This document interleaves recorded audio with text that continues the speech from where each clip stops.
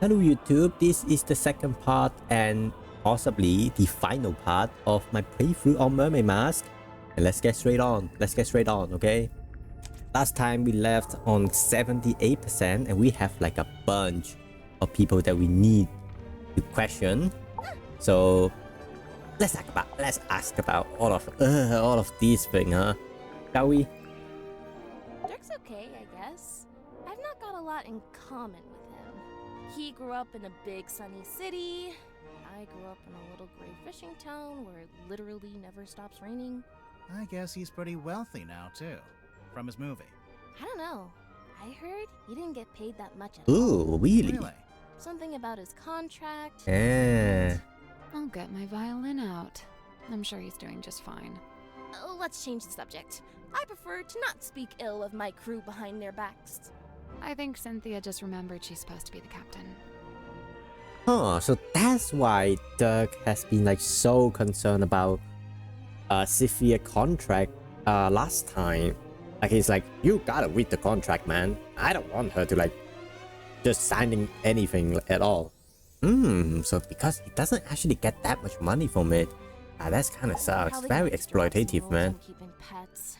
It's not that I want to ban them, but you know, maybe a rule about not keeping them secret.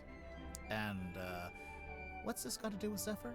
Oh, I'm pretty sure he's keeping an animal What in the there, hell? in his dream Where? chamber. But you've not actually seen it. No, I heard him talking to it though, a few times. What kind of pet do you think it is? It could be anything. Dr. Zephyr's into some pretty weird stuff, and he's got like black market connections. Sim was telling me about it. Black market? Oh, wait, she told me not to tell anyone else. Forget I said that. Sure thing. I can see you writing it down. Yeah, this guy, Dr. Zephyr, doesn't look like a good guy at all. He might have a little bit creepy about him. We did also see that he might have the mermaid mask, or not the mermaid mask, the mermaid tongue inside the drawer, right?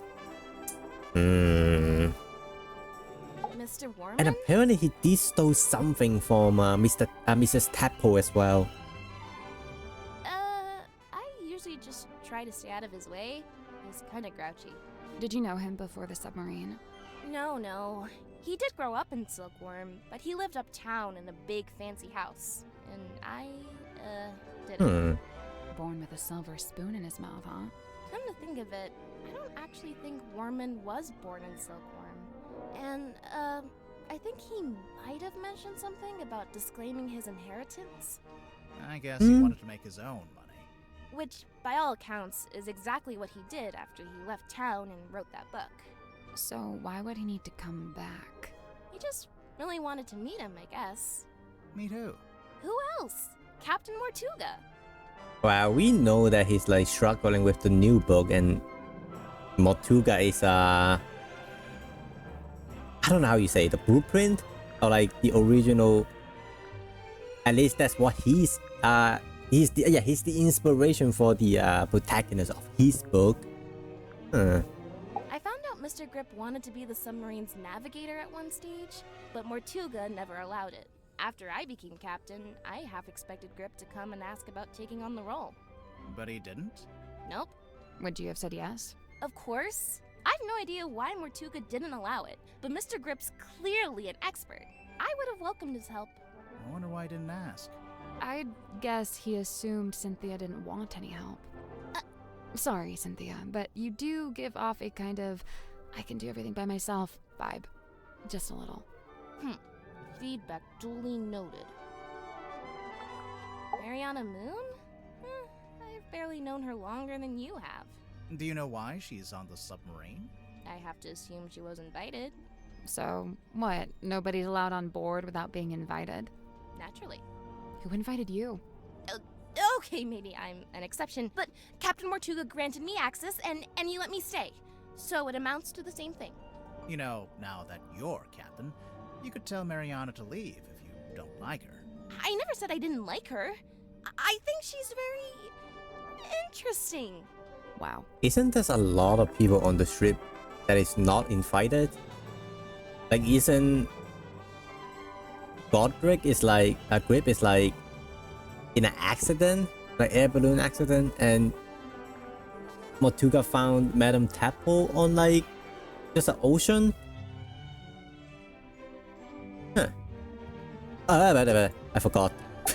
I forgot the clues. 10 billion clues. You found it, huh? We did Yep. indeed. Indeed. We did indeed. Yep, we got it. Good joke.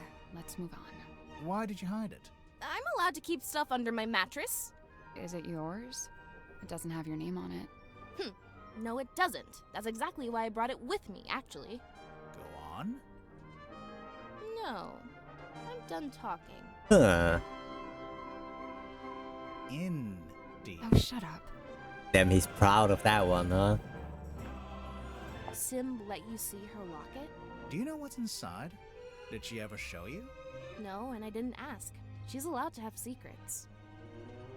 Wait, you didn't open it, did you?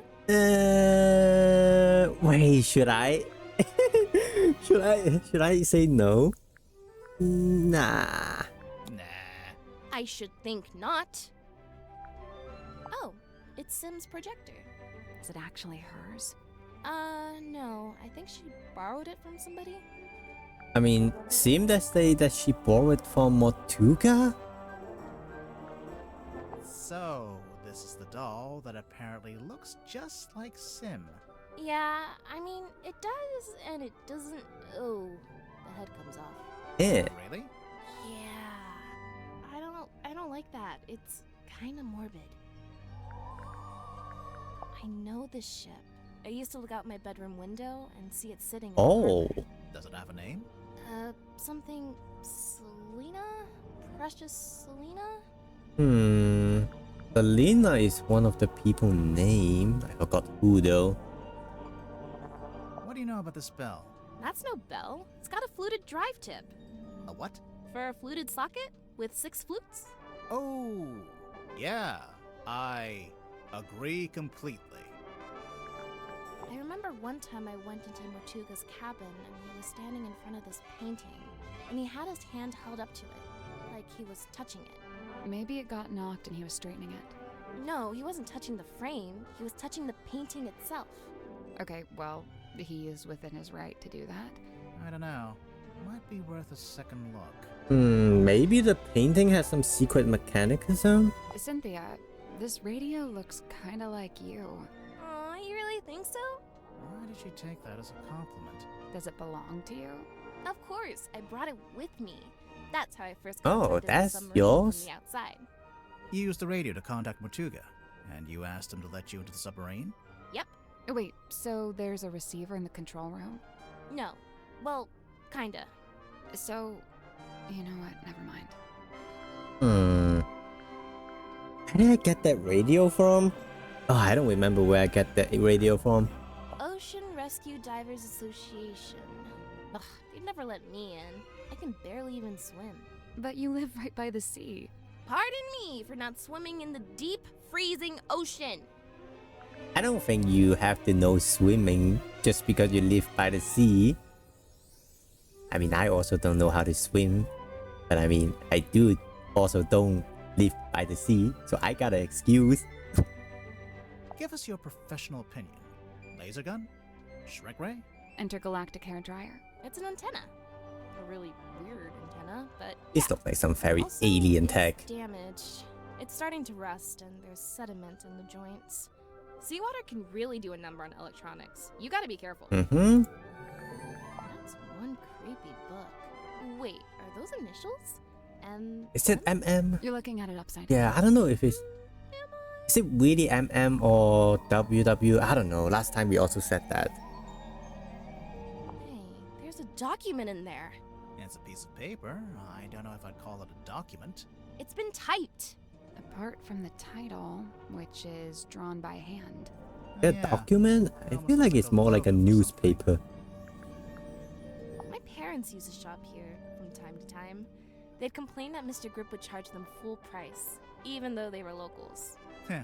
Grip's not one to give out discounts, huh? Yet he hold the price grip. Ah, This is the ship's compass. I'm not good at that. Here in the control room. Mm-hmm. Looks like Mr. Grip's already working on fixing it. Good! That's good. Why so many needles? The original needle was broken.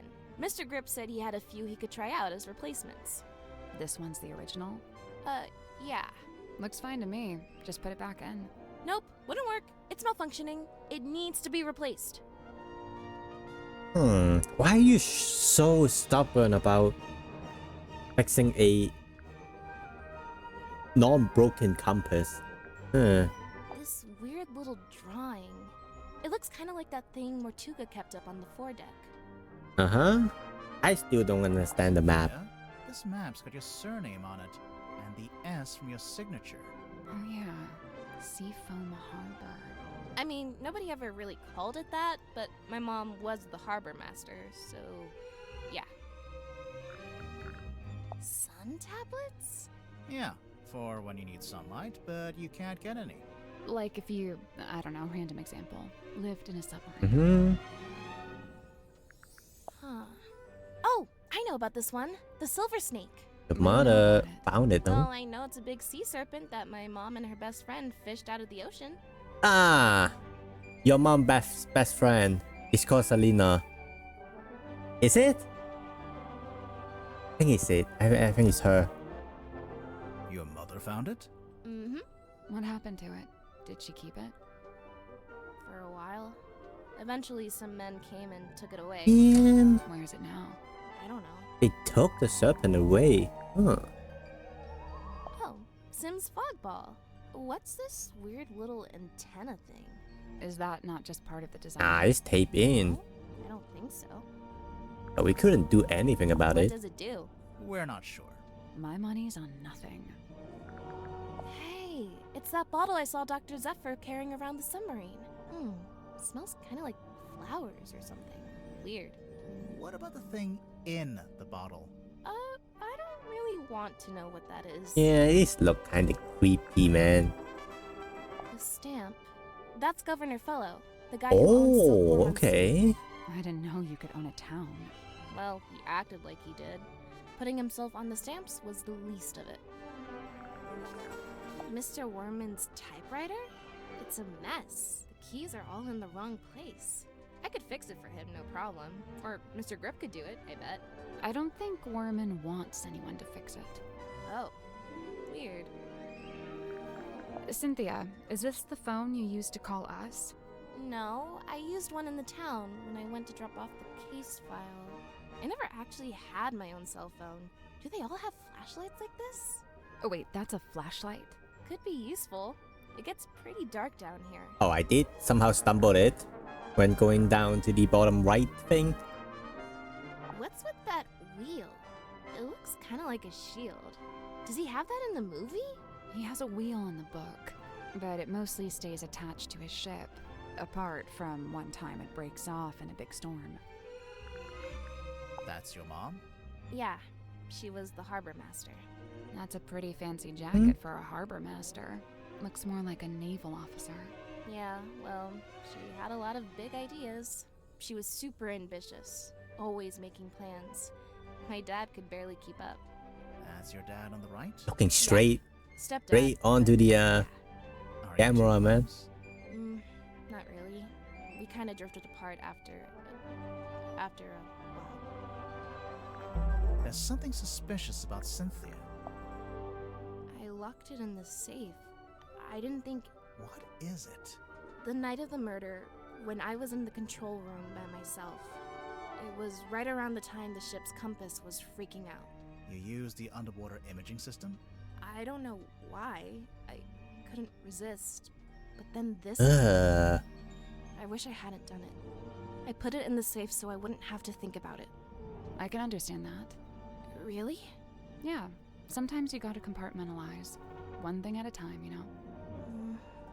That's true. You know, this article's kind of unfair to Dirk. It barely mentions him. Probably because it was written before the movie came out, so he wasn't famous yet. Oh yeah, true. The movie was a hit, right? So Dirk's famous now? I guess he must be. He told me he's getting all kinds of offers from other studios. Lucky him. He must be thrilled. Not really, huh? He's got... Let's go look at that painting again. Oh, I'm just going straight to that? Okay. Maybe we...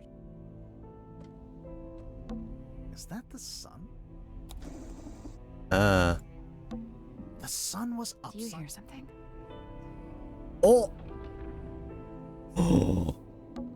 That's it? What? It's just going to hang in the middle of the room? You can reach it, can't you? Yeah, but Then I don't see the problem. Climb the ladder, man. What's inside? Eee! Captain quarter. Okay. Chest. An empty box. what is It's a model Model town. town is the one inside the thing. I guess the one outside. We got someone. I don't know who that is. 2 people. 1 guy. This probably Cynthia, mom. Hey, there's a panel at the front. I guess that's the ocean. You can put the little model boats on. Huh. Oh! Swap the position of the cell. Tap on the boat to rotate them.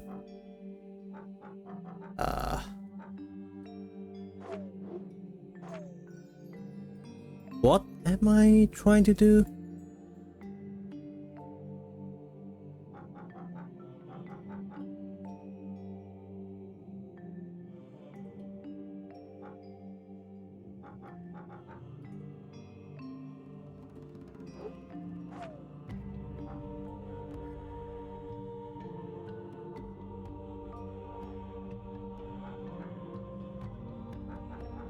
I'm not sure about the numbers though. Now it hit the X. So like this,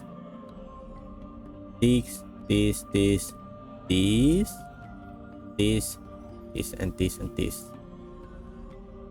But I don't understand the number. Due to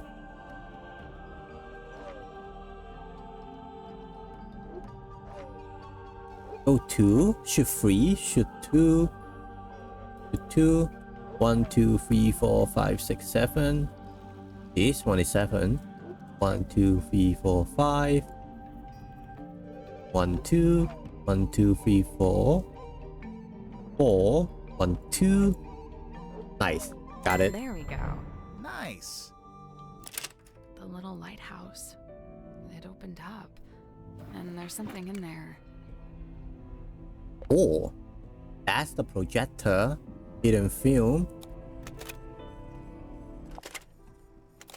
Hello. You really want to turn back after you got the map sussed out and everything? There's no wind. It's an ill omen. Oh my god, Magnus, you're so dramatic. All I need you to do is steer, all right? I'll handle the scary stuff. Felicia, You can't change my mind. Sorry. I spent too long planning this. Anyway, we'll be there in a few hours. beware. Exactly. Right. I didn't really explain it yet, huh? Wait, Passed someone several behind the times. thing. You always wriggle out of it. Well, I've got nowhere to wriggle now, do I? Who's the hell behind the fucking... What's that on the bed? Some kind of box. Can you get it open?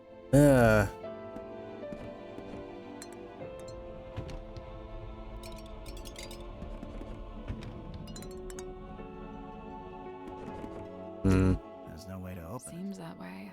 it. Well, Yeah. I definitely can fit something in it. I'm not sure what it is yet. Oh! I get to chapter 2 now? The box that would not open? Yo, we're in chapter 2 now? Somehow? a wine bottle. The wine is long gone. There's an old curtain hanging up here. Want to take a look behind it? A lantern. It's been a while since it was lit. A wine bottle. The wine is long gone. A little window. Hmm. Most of this door is made of thick metal. That's the outside. I can see an Yeah, I bet. caution. I mean, that's a good thing, Yeah. right? The submarine must be pressurized on the inside to offset the And external. what would happen if it had the wrong pressure? The door would burst open. Well, I imagine the glass would break at least. Most of this door is made of thick metal. There's an old. Wanna take a look behind it? Why can't I Most leave? of this door Why is can't I made of thick replace the metal. curtain? So this Technically, And that seems like a pretty useless thing to do. Like, why do I need to do that? Do I need to question everyone? I'll question you again. You got the suspicions, right? Guess I can also do these. Wow, there they are. That's my mom standing Mhm. in the harbor. And Oh, that's my your dad? standing under the lighthouse. cute. Hey, the lighthouse opens up, and there's a film reel in there. That is not accurate. We did not have a giant film reel in our attic. Well, I'm pretty sure no one expected there's a issue. I don't like it. You don't want to know what's inside? I do, and I don't. What if it's bad? Bad like how? Like, what if it's something we didn't want to see? I think I'd still rather know. Huh. Okay, I can do suspicious on you now. Oh, start. Cynthia, you became captain after Mortuga died? Yep, it's just the way it's meant to be. Just the way it's meant to be, right? Mhm. We got it. But, there was something you used to claim the captaincy? A document? This one. Correct. Okay, but you have to admit, the wording on this thing is kind of vague.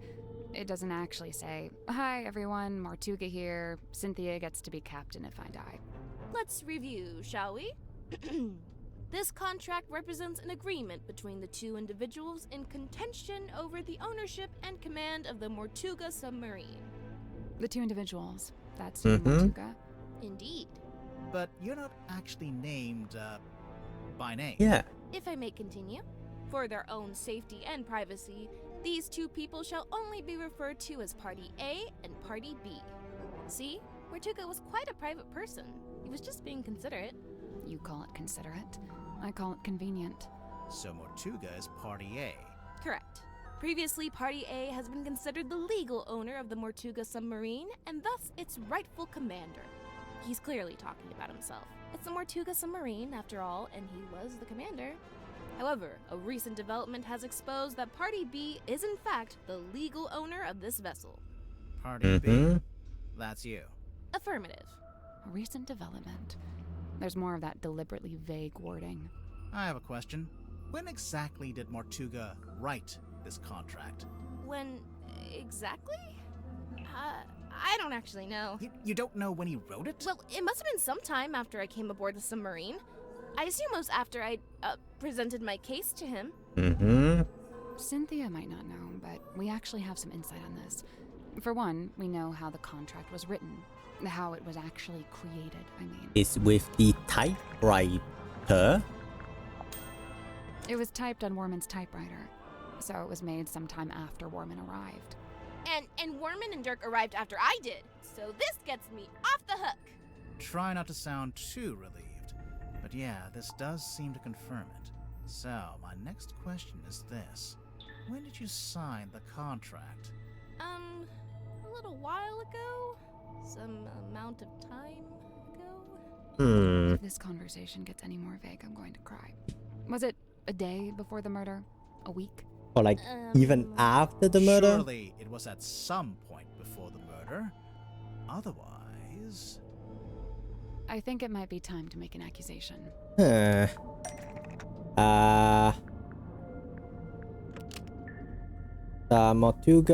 Mortuga birthday. You signed the contract after Mortuga murders and forged Mortuga signatures. Yeah. Cynthia Seafoam signed the contract after Mortuga's murder and forged Mortuga's signature. Such a rude accusation! So rude! I assure you that is Mortuga's exact signature. Do you have any evidence that it's been Yes, we do, because we have anecdotal evidence. What the fuck does that mean? I have no idea what that word mean. What?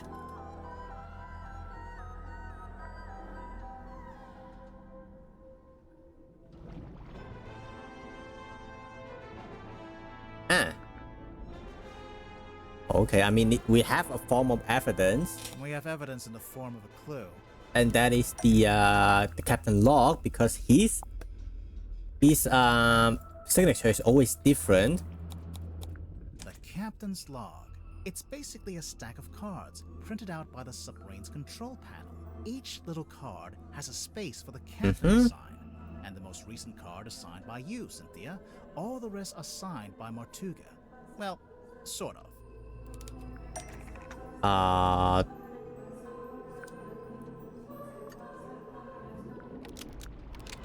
It's fairly similar to the Mortuga and his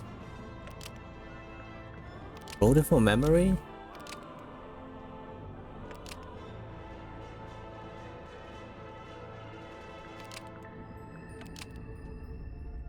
Because roaming from memory, maybe this one.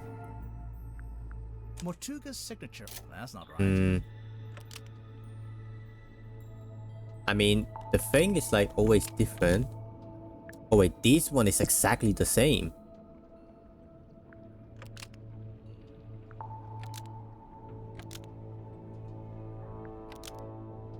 Mortuga almost. Could be one of these. Ah, Mortuga's signature on the contract is an exact match of Mortuga's signature on this card, but it doesn't match any of the other so you just cards. copied this one exactly. Yeah, it's a perfect match. What's the problem? The perfect match is the problem. You were too accurate.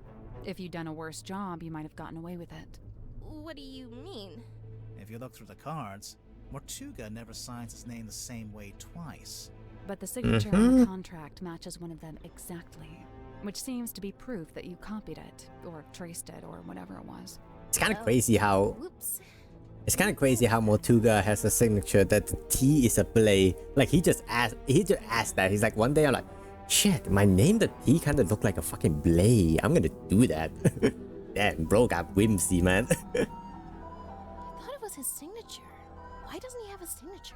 So, if Cynthia forged the signature, that means Mortuga had the contract typed up, but then never signed it? Right after Mortuga was killed, I went looking to see if he'd written a will. That's when I found it, laying inside the little hatch So in the he control did panel. get I it. grabbed it and hurried back to my room to read it. After reading it, I could come to only one conclusion, that he wrote it about me, but never got a chance to show it to me. Remind me Yeah, why you were so why is it sure has was to be written about you?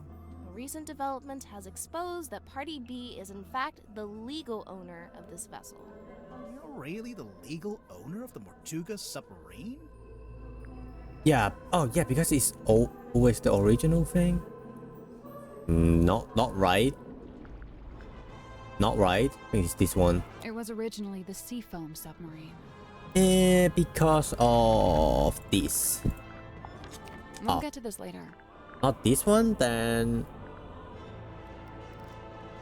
the D. That's Wait, it's not it. that one? Huh. Are there anything that could also say that is the thing? I thought it's this one. Maybe it's the jacket? Well, that's not right. I thought it's this one. Nope. But you got... Do I need to open it? We'll get to that. in a No. minute. What the hell? Case file? No, the case file doesn't do That's not anything. it.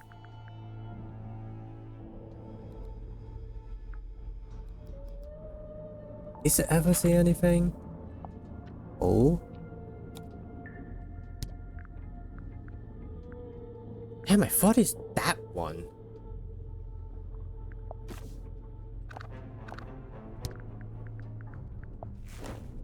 The map? Because of the harbor? Nope. Nope. Ocean map? Nah, it's not the ocean map. Are there another thing that could also talk about a map thing?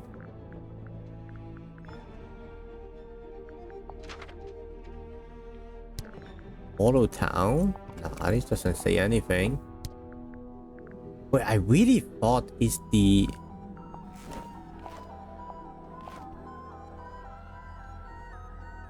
I really thought it's the blueprint, like this one. And it's not? I mean, the wheel is after it added to it. Yeah, so I mean, no. I get it, but Newspaper page? No, this one never say anything about it. I think. Ah, the photos? Ah. Fucking hell, I forgot the photos. We're constructing the submarine which was known of the seafoam submarine. This was back when it was still being built. The seafoam submarine was never completed. We got close, and then we stopped. It lay rusting in the shipyard for some time. Mortuga would eventually purchase it from my father. At which point it was altered, completed, and renamed the Mortuga submarine. altered. This one? Yeah, now this one. Yeah, the blueprints from my mother's original design. But as I said, that version was never completed. I've been trying to update it to show how the submarine looks now. The design changed a bit after Mortuga bought it. Wait, if Mortuga bought it, then he did own it. It wasn't a legitimate purchase. It wasn't my father's to sell.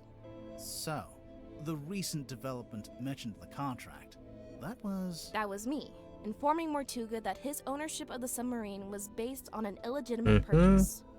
My intention was to refund his payment and undo the transaction, placing the submarine back into my ownership. Wow, I bet he loved that. refund the payment. You tried to give him his money back? Not money. Something else.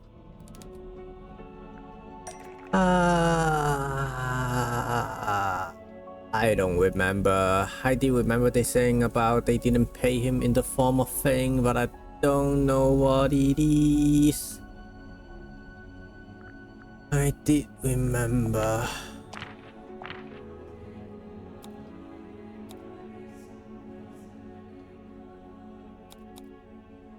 The deeds to the Stonetop Inn, originally owned by the Stonetop family until it was passed into the ownership of Magnus Mortuga.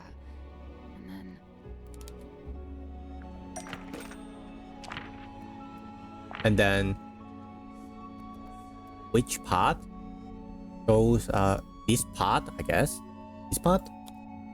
The deeds passed from Mortuga to Donovan Drummond, Cynthia's stepfather. So that's how Mortuga paid for the submarine. He sold his house. I came aboard with the intention of giving the Stonetop Inn back to Mortuga in exchange for my mother's submarine. And that's exactly what I did. But did Mortuga actually accept your offer? When I first made the proposal, he didn't give me an answer either way. He looked at the inn deeds very closely, read the whole thing, front and back, then he handed them back and told me he'd need some time. Before I heard anything else about it, he was killed. Obviously, I thought I'd never find out what his decision was, but then I found the command contract. It seemed like he decided to accept my proposal after all, and just not had a chance to tell me.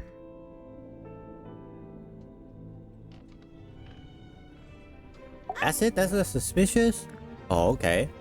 Sure.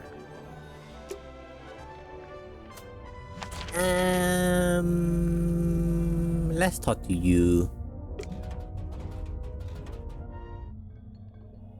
I don't know if I want to look inside that at all.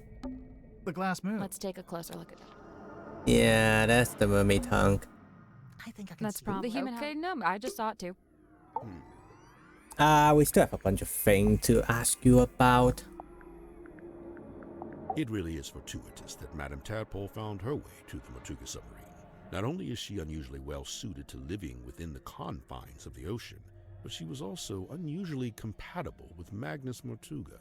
As far as I know, the two formed a sincere friendship. I wonder if she knows any of his secrets. She may just. I'm to believe Tadpole had taken it upon herself to discover the source of Mortuga's internal anguish. In her words, she wished to understand him so that she could help him. It was in the course of this endeavor that she began scouring the ship for information. On one occasion, I entered the captain's cabin to speak with Magnus, but instead I discovered Tadpole quite alone, trawling through his bookshelf. I asked her what she was looking for. She said she didn't know. You didn't know what she's looking for? He joined us about a week or so after we first left port. He caused problems almost immediately. How come? Godric made some kind of official request, but Magnus had denied The it. navigator? Their disagreement was something to do with navigation. For my own sake, I stayed. Yeah, he's so desperate trying to be the navigator. It is hypothesized that Miss Moon was embroiled in some form of deal with Magnus Mortuga. What kind of deal? What would she give him? Money? His heart beat not for money and things. I need to ask so much more thing about her as well. What did it beat for? People. Kinship. So, Mariana gave him a person. Maybe information about a person, or how to find a person. Oh. A letter? Oh. I don't know why I forgot to ask you about the clues as well. I am unfamiliar with this. Where was it located? It was in the captain's quarters. Ah, then it is no mystery, for I have never set foot in that room. Magnus built this himself, from the scant materials we happened to have on board. So he made it while he was living on the submarine? Yes, but I believe it's a vignette of a particular time in his past, back when he was living in Silkworm. But you knew Mortuga back then, didn't you? How come there's not a model of you in there? It's specific to the town and its history. As an outsider, I would have no place in it. I stayed at the Stone Top Inn myself. Back then, it was under the care of a woman named Felicia, but it seems to have passed on to Magnus sometime later. I find this strange, for he was not a member of the Stone Top family. I mean, because they both in love, right? Now this is a talisman, surely. On the surface, it appears so. However, in this instance, I think the concept has been inverted. A reverse talisman. Wait, what? Now this is On the surface, it appears so. However, in this instance, I think the concept has been inverted. a reverse talisman. Huh. I don't actually understand. An apparition of death. Intriguing. But it's a woman. Wow. Death could be a woman. You don't know. An effigy of Miss Silkmoth. It's a doll she used to use in her magic tricks. I'm still not quite sure why she brought it onto the submarine, though. It's possible that it's bound to her, and thus leaving it behind was not possible. Bound? Through magic. Once bound, an effigy shares its fate with the person in question. Permanently? Not necessarily. If a rupture were to form between the two, they may become separated once more. Okay. Did Mortuga make this himself? Of course, much like his model town, it is specific to his life and his memories. So he made the model ship and the model town at around the same time. I believe so. Interesting. Magnus and I installed this in the captain's cabin shortly after we left port for the first Ah. time. It is exceptionally heavy. Did Mortuga tell you why he wanted a big iron bell hanging over his desk? He merely said it was an object of great importance and that he'd like to keep it close by. Do you have any idea what it is? He referred to it as a bell, detective. Yeah, just going by the shape. But it doesn't ring, so we're not sure. You may be more correct than you know. Personally, I believe it is a bell. Not in the musical sense, but rather a diving bell. Oh. Which is to say it's designed to be lowered to the ocean floor. With a person inside? I doubt it. It's not really big enough. You unlock something. I believe this is a painting of Magnus's old boss and landlord. Is that who she is? Felicia, her name was. Yeah, I would imagine I so. laid eyes on her briefly when I first visited Silkworm. What happened to her? I couldn't say. Mortuga never told you? No. Maybe he didn't know either. Fascinating. Some unseen entity is attempting to speak with us through the radio. I think it's just broken. Of course it's broken. That's precisely what opens it up to ethereal transmission. I think you're just speaking shit, man. An epitaph to human desperation. A totem of yearning for a time long past. If you say so. So why did Madame Tadpole like rip it open, like rip it in half, and then tape it as well? A shrink ray, I assume. It actually does look like a shrink ray. All right, Grimoire, I'll be the guinea pig. Zap me. Of course, it could be an enlightenment ray. Perhaps you ought to zap me instead. No one's getting zapped. It seems I'm not the only curiosity collector on board. This book, if it is indeed a book, has clearly got a story to tell. We still don't. It's an incantation sealed in a glass bottle. We still don't know about the password on the book. Traditionally, you might bury such a thing under the floorboards of your house to protect from black magic. What about if you threw it into the ocean? Would that do anything? Likely it would have no effect. The ocean is simply too large to be held to account in this way. I remember the first time I laid eyes on Godric Grip. He was dragging this through the parlor. Man and basket both soaked to the core, having just been pulled from the ocean. This is after he crashed his hot air balloon. Apparently It has so. to be, right? I wonder why he bothered to bring the basket into the submarine. Yeah, maybe he wanted to fix up his balloon and try flying it again. If that was his intention, he showed no signs of acting upon it. The ship's compass. I witnessed Cynthia carrying this from the control room the night Magnus was murdered.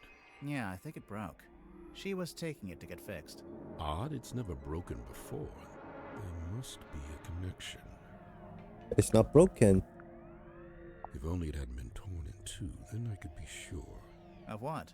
The branch of red coral at the base of the map. I'm wondering if that's the treasure you'd find if you traveled to the X marked in the center. Somebody's been trying to piece together Silkworm's history by the looks of it. We noticed Mortuga's on there, but his name's not connected to anyone else. Did he ever talk about his family? Or where he came from? He never spoke of his heritage, no. Bottled sunlight. It appears somebody's looking to protect themselves from vampires. There's no vampire on board, is there? Of course not. What about Mortuga? I'll admit, it was a rumor for a time. Really? Tortuga was rumored to be a I mean, he does like a fucking vampire, man. What is this, anyway? It is what it says it is, a quarterly journal of listings and inquiries. Now to think of it, a pirate vampire seems kind of fucking dope.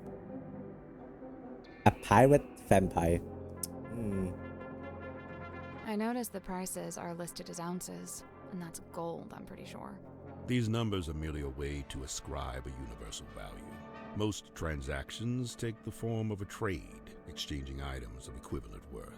Oh wait, so are these things that people have and they want to sell? Or is it stuff people want to buy? Both. What about that last one? The mermaid's tongue. Likely the most contentious item ever to be listed in the journal. Desperately coveted by those who believe, and disdained by those who don't. Those who believe what? That such a thing could even exist. Bro, we saw that you have it, man. That shit behind the cabin, that's gotta be it, man. One you day get we're gonna this take from? that out. It is on loan from Miss Silkmoth. So it's for some kind of magic trick. I thought it was a crystal ball, like a fortune teller would use. Indeed, it is a divining orb of a sort. However, I am not using it to see into the future, for such a pursuit is not but folly and nonsense. Right, but I'm sure whatever you're using it for is totally rational and sensible. Do not question the orb. I'm always telling him that. How come the goggles are blacked out? It is a weighted sleeping mask. To induce REM sleep? Correct. What's REM sleep? That's the kind of sleep where you dream. Aha. So what's the big funnel on top? It is an energy filter. So it filters the dreams as they come out of your head? The opposite. It filters the dreams on their way into your head? Correct. Oh yeah, dreams are transmissions from another dimension. I forgot. But what's the point of filtering them? What does it do? To study the transmission, it is first necessary to change the format of the energy signature. Oh, like when you change a WAV to an MP3. This Huh. is a syntax with which I am not familiar. Okay. Okay, I'll bite. What's a hex bottle? It is a glass container with a hex inside. A hex like a magic spell? I've been forthcoming thus far, unusually so for a man of my nature. However, certain things I shall be keeping to myself, especially if it has no bearing on your investigation. What if we can prove it's got something to do with the murder or the crime scene? Ah, well then you'd have forced my hand, wouldn't you? Okay. I don't think I have anything to click on you, right? Click on this room, I think. We haven't talked to you guys in a while, so...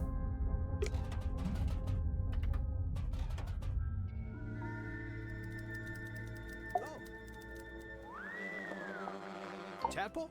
Oh, she's awesome. Got all kinds of stories. Takes some work to get them out of her, but it's totally worth it. Like, get this. I found out she used to be a rescue diver, but they banned her for being too good. How can you be too good at that? I don't know, she'd go too deep, stay under too long, break all the guidelines, you know? Huh. I gotta say, no disrespect to Cynthia, but I'm disappointed Tadpole didn't become the new captain. What, did Tadpole say she wanted to be captain? No, I just think she'd be really good at it. I mean, she's smart, brave, plus she knows all about the ocean. I mean, come on. Kinda true. Dr. Z. Oh man, I love this guy. You love hey, did he him? show you his curiosity collection? I don't think Dude so. has some seriously rad stuff in there. Plus, like, it's all real, you know? Worth a lot of money, you think? Oh, totally. The guy's sitting on a gold mine. There was this one thing. It was behind glass, like this spooky mask. I wish I could remember what it was called. Anyway, Dr. Z said it was priceless. So, obviously, I asked what that meant, and get this. It means it's worth a lot of money. Worman's my good buddy. Yeah, he's like the cranky older brother I never had. How did you become friends? Oh, it was mandated by the film studio. What? Well, I played the lead in the movie version of Worman's book, so the studio figured we needed to be friends. And now he's writing his next book, a sequel. Yeah, dude, Hex of the Helmsman 2, The Revenge Unleashed. Or whatever, I don't think he actually has a title for it yet, or a story outline, or actually anything. I kind of feel bad for him, honestly. It's a lot of pressure, you know? Dirk, your work and Worman's work, they're kinda intertwined, aren't they? How do you mean? You can't make your next movie until Worman's written his next book. Oh, sure. I mean, that's true, I guess. Interesting. Do you know why Grip's running a shop down in the engine room? I don't know, he's just doing what he's good at. Which is what? Selling? You know, fixing compasses and stuff. It's kind of a niche skill set. You say that, but I heard he ran a pretty successful business back in the town. Yeah, we saw it on our way here. It's boarded up now, like everything else. Dirk, did he ever mention why he closed it down? From what I gather, it was making him money, but it wasn't making him happy. You know, he wanted to put all those navigation skills to use and actually head out on an adventure. Yeah, now to think of it, the town is actually kind of like dead. Mariana? Huh, man, she's really living out the escapist fantasy. I gotta say, I'm impressed. That's if you believe what she says. I think she might be making some of it up. Hey, you know, it's funny you say that. I did notice something the other day. Oh? Well, she's supposed to be all like old-timey and stuff, right? But she was really curious about my cell phone. Curious how? Well, she was asking what make it was, what model number, you know, like really specific stuff. Huh. Okay. Your cell phone? This is yours, Dirk? We literally found it in the pocket of your tuxedo. How'd you know for sure it's my tuxedo? Dirk, show me one other living soul on the submarine that could even conceivably own a tuxedo. Yeah. Wormo's typewriter. He lugged it all the way here. I tried to tell him about modern alternatives, but he wouldn't hear it. Why do you think he insists on using it? Other than the fact that he's a big old poser? I mean, probably because it used to belong to his dad. Oh, hey, you found Worman's letter. Have you read it? No.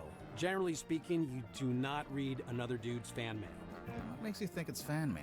Worman read that thing 100 times over on the journey down here. I just figured it must be something nice, you know? Damn, you're stupid.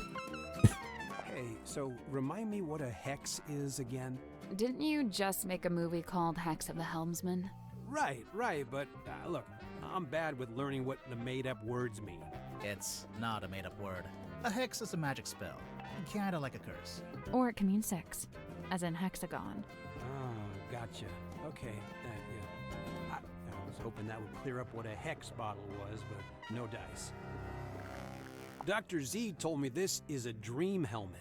Have you tried it out? Nope, I don't dream. What? Yes, you do. No time, bro. Gotta optimize that sleep cycle, you know? If you're dreaming, you're not resting. You're insane. A little bit. Damn, he's the fucking hustling bro, man. Is that a crystal ball? Yeah, I think it's made of glass. Right, but a crystal ball in the sense that it's a magic ball you look into and you see your future or whatever. Oh, yeah, I guess. Why don't you look into it? You'll see yourself solving the murder and then you'll know who did it. It's genius. Kinda is. Where does Zephyr find this stuff? I'm pretty sure they don't sell this magazine at my local news But station. also, you don't just know the answer, okay? The part of fun of doing a detective mystery is the journey and figure it out. If you just know the answer, it's not fun at all. Maybe on mail order. I think it's more of a black market thing. Huh. Some of the listings in here, the prices are in ounces, and there's a symbol. It's the alchemical symbol for gold. For real? Man, is Zephyr like secretly super rich? Oh, you found my tablets. What are they? Vitamin D, all 3 types. That's the one you get from sunlight. Yeah, I gotta take it while I'm down here, since I'm not getting natural light, you know? How come you left them in the mess hall? I figured the others might benefit from them. Not sure I had any takers, though. It's a map of Silkworm? I don't know much about the town. You'd be better off asking someone else. Yeah, the pills doesn't seem that important right now, but it did hidden inside the tube somehow.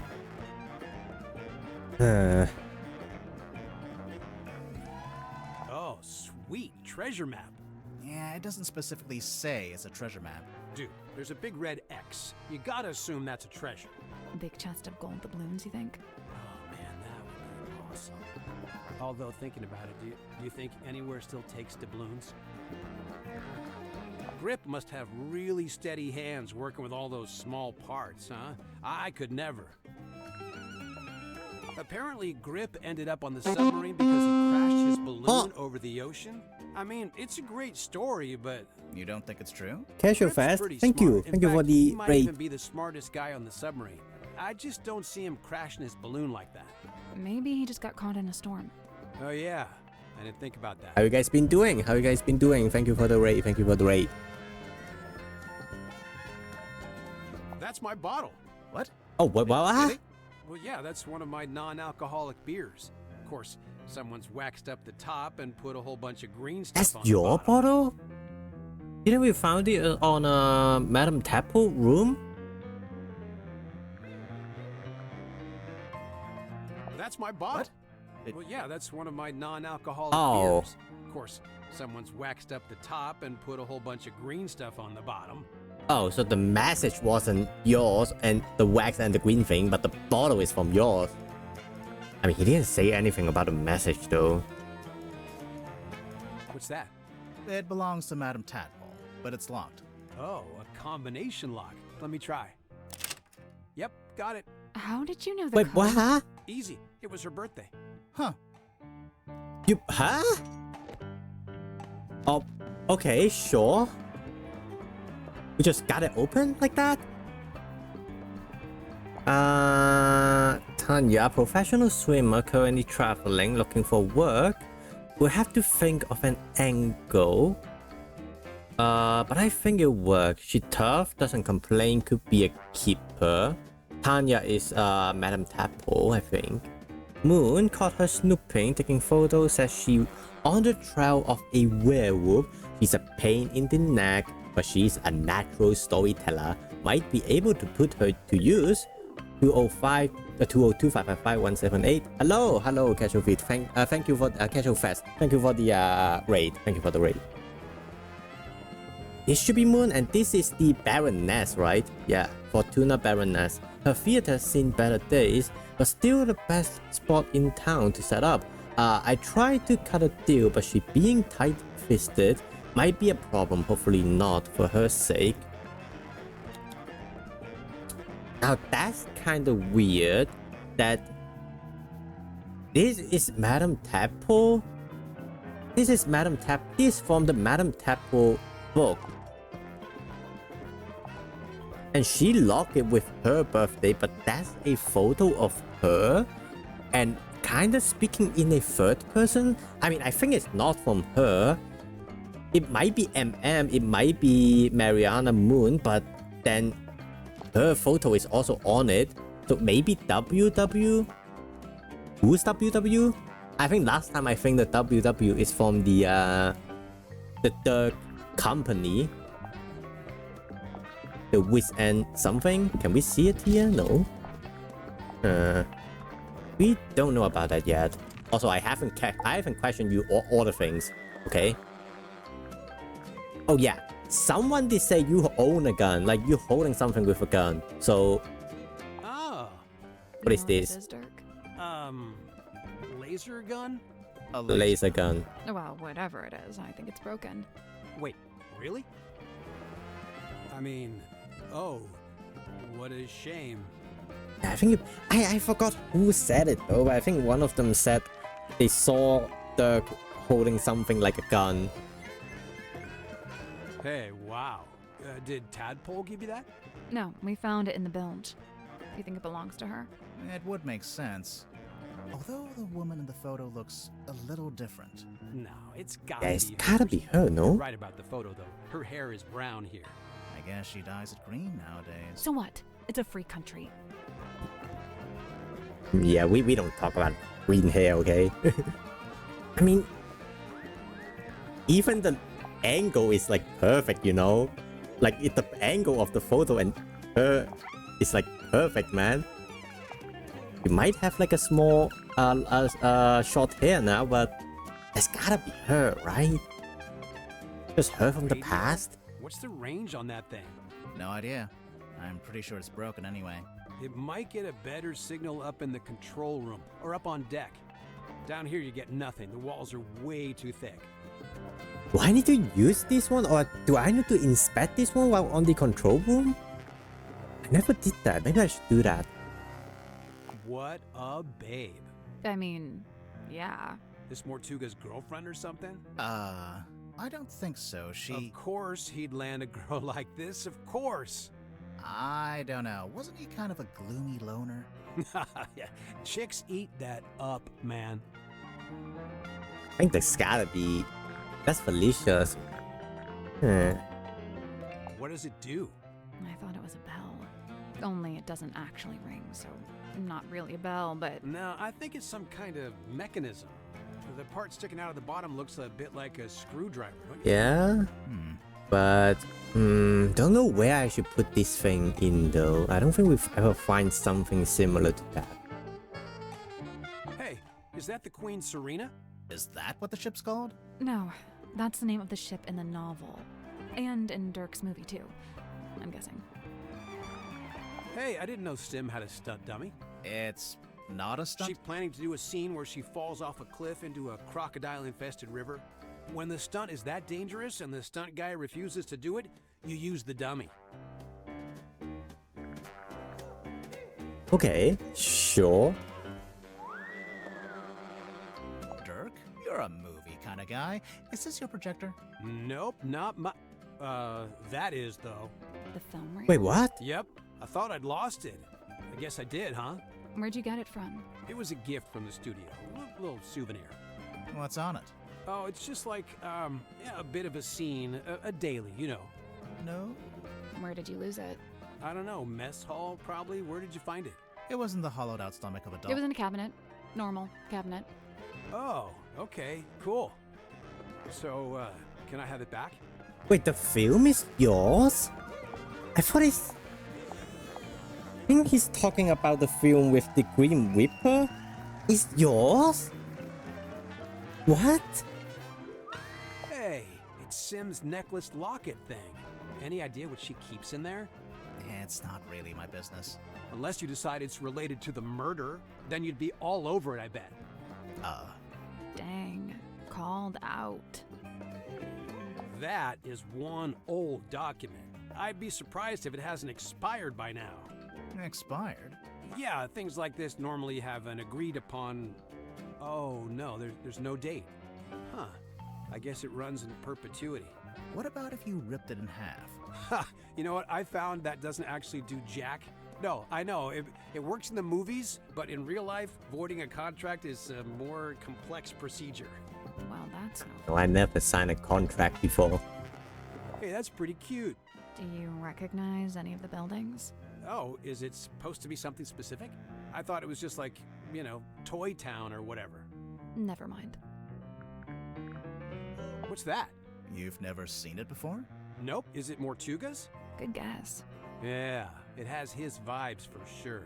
Oh, let me guess. It's locked and you can't work out how to open it. Right again. Ha! Classic. Okay, but for real, you gotta let me know when you get it open, because now I'm super curious. Never find. I need to talk to you. Got so much more thing to talk about. We never find this diamond shape. I really open it? I don't think I can open it at all. And isn't it broken? Yeah, so maybe I need to get it fixed. I don't know how though. Maybe I do need to talk about to Madam Tadpole. Grip. Simultaneously the most laid back and most terrifying individual I've ever met. Terrifying? You don't feel it? To me, she gives off this indisputable, I will destroy you if I see fit to do so kind of energy. Maybe if you get on her bad side. Oh, I wouldn't dare. She'd crush me like a twig. She does look pretty tough. Who would you say is stronger? Ooh, Casual Fast, Madam thank you for the Tadpole follow or as Dirk well. Hansen? Dirk's in good shape, but a lot of it's just for show. He's just gotta look good for camera. Meanwhile, swimming works out every muscle group. Did you know that? I did know that. Every muscle group. I don't think Tadpole's about to fight anyone. She's so chilled out. For now. I worry about what'll happen if you two name a culprit. You think she might, retaliate? If she does, I'm not gonna be the one to stand in her way. Yeah, you just sitting in your room like typing thing. You do look like just a steak, man. And she's buff as hell. I don't understand what he's doing this, but I already have a headache, so I'm just not gonna worry about it. What did he say he was? A dream doctor? Great. Good for him. He's researching spirit energy, I think. Lovely. More power to him. And he was the first person to join Mortuga's submarine, because they knew each other from before. Wonderful. I don't... Wait, really? You don't know that? Zephyr's not from Silkworm, though, is he? I don't think so. Interesting. Well, thanks a lot. Now I have yet another thing to think about. Have fun. You met Godric. What did you think? Personally, I like him. I found him a little irritating, the way he kept waving that cane around. He gave you the old welcome to Mr. Grip's Emporium treatment, eh? That's just what he's like at first. He'll settle down. Why does he do it? So, I have two theories on this. One, he's an introvert who falls back on his rehearsed persona when he gets nervous. Like when meeting someone for the first time. Right, exactly. What's your other theory? He assumes people will find the real him boring, not worth knowing. I don't think your two theories are mutually exclusive. They might both be right. Isn't? Yeah, So what that sounds is like the both real be him right. like, once you get to know him? I don't know. He's kind of like one of those savants, kind of odd, but seriously gifted. In his case with cartography, I guess, navigation. Moon's your lead suspect, I presume. No, really? No? Why would she be? Well, the timeline. She shows up, and bang, Mortuga murdered. Maybe it's just a coincidence. I'm just saying, nobody even knows why she's here. I'm not sure we know why you're here. I already told you, didn't I? Genuinely, I can't remember. They say you're here to write a book, isn't it? I also don't remember. Oh, a locked box. What is inside? Oh, I must find out at once. You're not impressed? Half the time, with things like this, the writer hasn't even worked out what's inside. They just want the reader to speculate. Keeps them invested. Okay, but this is real. It's not somebody's fiction. How can you be sure? Maybe someone planted the box to distract you, knowing you'd get all curious. I bet there's nothing inside. Look, I'll shake it. There's something in there. Multiple things, sounds like. But we can't open that thing, man. This is supposed to be silkworm, is it? Is it not accurate? Far from it. I don't think it's trying to be accurate. It's more about Mortuga's specific... Hang on. Is that my father? Which one? Oh. He's got the right look, and he's standing outside the building that would be the town hall if it wasn't just a wooden cube. Huh. I'll make a note of it. What was your father's name? Damien. Damien Warman. You mean Dusk? No, Damien Dusk. The Stone Top Inn's been in the town a long time. Did you ever go in? It was a little bawdry for my tastes, but that's sailors for you. My father was a frequent patron, though. He had a thing for the innkeeper. Did you ever see Mortuga in there? It's possible, but I don't remember it. He probably looked different back then, anyway. The deeds seem to say that Don Drummond was the most recent owner. I noticed. It's hard to imagine the Stone Top selling the inn. It's been their family home for generations. Well, I don't think there are any stone tops left. We were in the inn earlier today. It's been abandoned. Yeah. Just like everything else. Symmetry's locket. A mystical heirloom from her tragically departed mother, no doubt. Did she tell you that? Oh no, complete guess. But that's just how these things go, isn't it? Where did you find that? We got so much clues to Cabinet, check. hidden off to the side. Oh, of course there's a hidden cabinet. Oh, it's just too good. I don't know if it has anything to do with the murder, though. Details. Also, the other film about it, we did see someone behind the doors. And I think I saw that eye on something as well. I kind of don't remember it. But I think we did saw the eye from somewhere else. Huh. I didn't know she was still using it. Sim? Yeah, I figured she would have gotten rid of it by now. What did she used to use it for? This is the Lady of the Looking Glass herself. It's a body double. Kind of like having a twin, but you don't have to pay it anything. Ah, so that's how she doing the thing. The illusion. Is it based on a real ship? I'd assume so. Mortuga did work as a sailor of sorts back before the submarine. He had his own ship? Oh no, it was a stone top ship he worked on. The same people that owned the inn. It looks like the little Mortuga standing by the wheel. So that'd make him the helmsman. Was supposed to be Yeah, that's Mortuga? right. That guy was supposed to be Mortuga? I genuinely cannot tell. I want to know what this is. It's gotta be something. We're not sure either. Did you see the carvings around the outside? It's a little story in 4 parts. There's an egg, then it hatches, then there's a baby, then it goes into the water. Into the ocean, I think. I'm not sure it's a baby either. Could be a man. I couldn't believe it when I saw this in Mortuga's cabin. Had you seen it before? Yeah, this painting used to be in my Oh, house. what? What? In my father's study. It hung there for at least a year. Why? Where'd he get it from? I believe he bought it from the town's governor, a man named Fellow. So how'd Mortuga end up with it? I couldn't say. Ah, that's cool. It's broken. Or possessed by an evil spirit. One of the two. Huh. Weird. Have you seen this before? No, never. And yet I feel like I recognize the handwriting. Handwriting.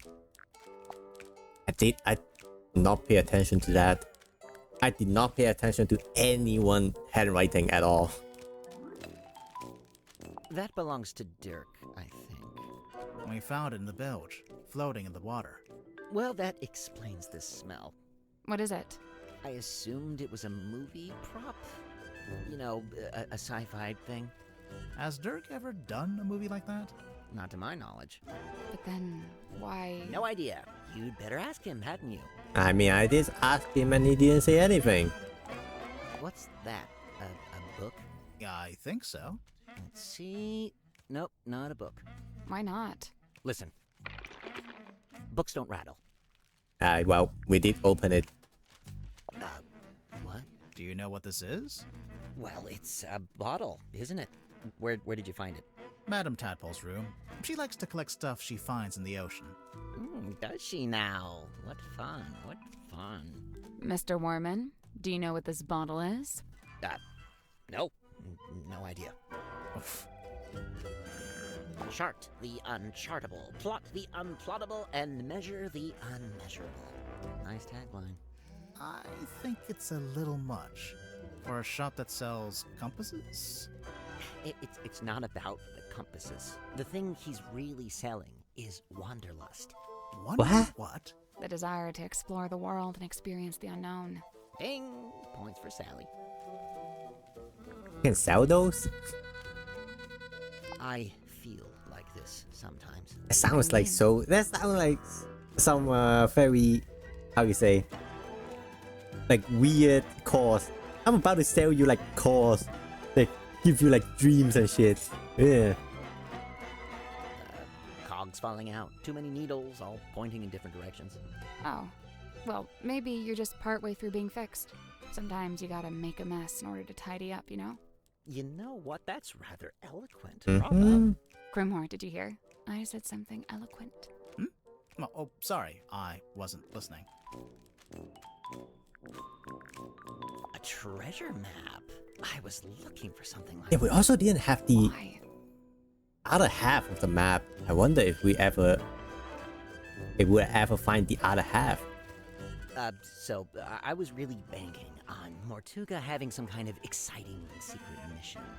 Something that justified the whole submarine thing, you know? But he didn't? No. In fact, he was weirdly aimless. Like he didn't even want to be here. Okay, let's see. The symbol on the top left, next to Governor's Manor, that's the photo emblem. Oh, you knew that already? Kinda, but keep going. Oh, that's my father's emblem on the top right, the one next to Town Hall. D for Dusk. Mayor Dusk. Your dad was the mayor and you grew up in the town hall? Must have been nice. Yeah, sure. Hang on. Your dad is listed on the back here, on the family tree. And there's a line between him and Felicia Stonetop, see? It's a stretch to call this a family tree. More like a tree of speculative conjecture. Fascinating. I missed the thing. This. Do you recognize any of the objects? Yeah, the golden hand. I've seen it, and so have you. What? Where? It's attached to Oh, Dr. Zephyr's that's the one. Zephyr's prosthetic hand is solid gold? Not quite. It says here it's made of 90% an gold. unknown material, 90% similar to gold. Now, it also says it's able to touch ghosts, so best take it with a grain of salt. I mean, the 90% gold, isn't it a reference to the last game? The Golden Beetle? How I wish I'd remembered. And I thought we released the beetle. Did they find the beetle and somehow make it? And popularize it? Are any of these painkillers? Unfortunately, no. They're just supplements. And nice, harmless, organic ones, too. They wouldn't even take the edge off a headache. Are the pills just like useless? Like, all we know is that it's from Dirk and it's just vitamin D. Huh. What's this dime store trinket? It's called a fog ball. Is it now? And was in Zephyr's lab. It could be a priceless curiosity. Oh, yeah? A priceless curiosity that takes AA Yeah. batteries.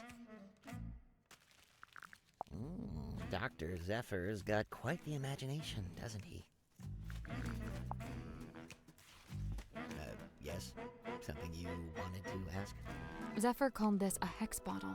We thought you might know what it is since, you know. I wrote a book called Hex of the Helmsman. Well, Yeah. Wow. Yeah, no, I've got nothing. Done. Next. I still It's mine, as you are well aware, seeing as how you just fished it out of the back of my typewriter. That's right, I was watching. I don't disappear when you stop talking to me, you know. The envelope's addressed to you, but it says, Dear James at the top of the letter. Congratulations, you've sussed out what the J in my name stands for. If that's the height of your investigative prowess, we're all in trouble. It's signed by someone named T.W. Yeah, we don't know who that is. Another astute observation. You know, of all the detectives I've met, you two really are the most recent. Grimoire, he's being mean to us. I noticed. How come the keys are all messed up on your typewriter? It's old, sometimes they fall off. I guess I don't always put them back in the right place. And, what have you typed on that page? I'm taking another swing at a story outline for my next book. I can't make it out. It's some kind of weird grid. Cross-writing. Look it up. People used to do it all the time. What about these brass panels on the back? This one's my father's emblem, near dusk. That's why it looks like a D. And this is the governor's emblem, Governor Fellow. So that one's an F. There's something suspicious. Also, it's kind of crazy that he can like all the thing is wrong, all the button is wrong, but the fact that he can still type it like perfectly. I guess he's been using this thing for a long time. Also, we can do a suspicion on him now. That's our second suspicious after Sophia. Worman, you're from Silkworm-on-Sea, is that right? So technically no. My father and I moved there when I was very young. But for all intents and purposes, let's say yes. Why not? And you first worked as a newspaper journalist, but then moved away to be an author? I literally left my small town to go make it in the big city. It's so banal. I'm not a man, I'm a walking cliche. But then, right as your writing career was peaking, you came back. And now you're here on Mortuga's submarine. Remind me why you're here again. 2 words. Writing retreat. I've been trying to write this accursed book, but I couldn't focus with my publisher breathing down my neck. That kind of pressure is not conducive to one's creative process. Surely there is something specific that made you come back to the town and seek out the submarine. Something specific?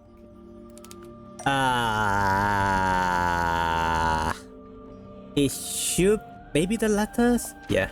So you got this letter from someone called T.W. Ibis, who says... Ibis? Never heard of him. Oh, it's a him. Oh. Woman book publisher? Old box? Real fathers? I don't... Is it his book publisher? Do we ever know that?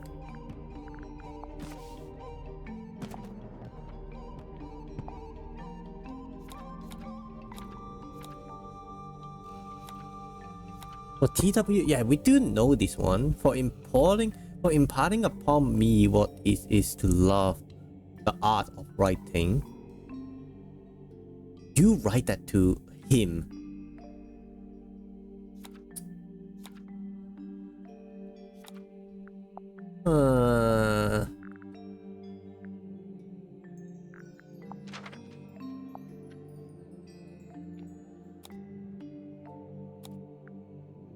And you come back for a reason. I think it's Moduga because you want the inspiration. At least that's what I think it is.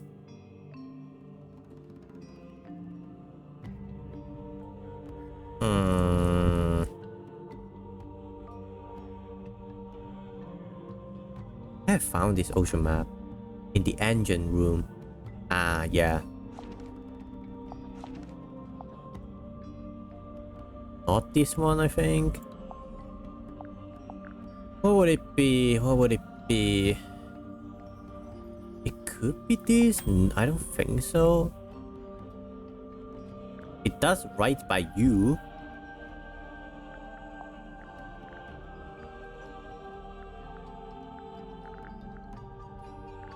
Is it just this? Maybe your book? Can I like... I don't think it's your father. I don't think it's... Maybe old boss? Maybe your real, maybe it's your father, maybe. But is it though?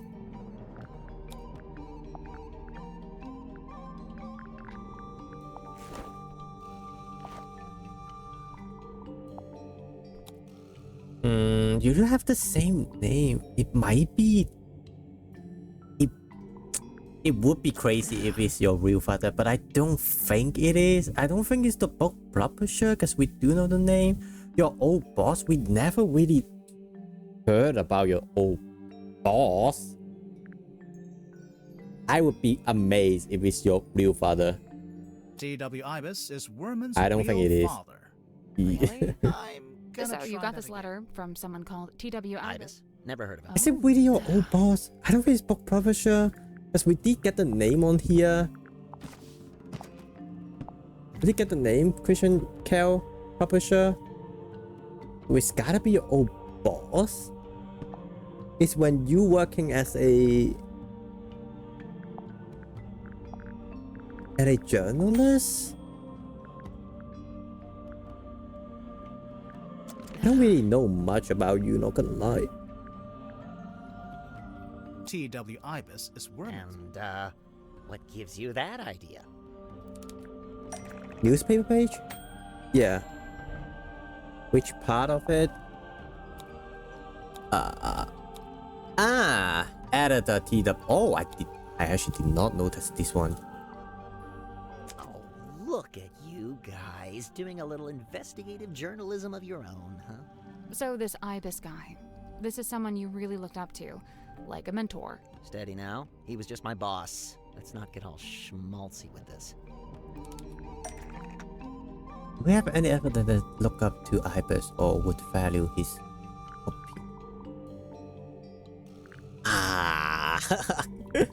I don't know. I don't know. Are there anything from you, Ibis? I don't think it's this one. It's not gonna be this one.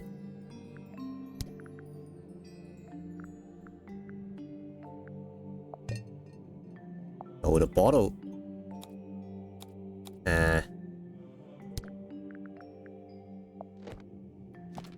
Not the book. I don't think it's the book.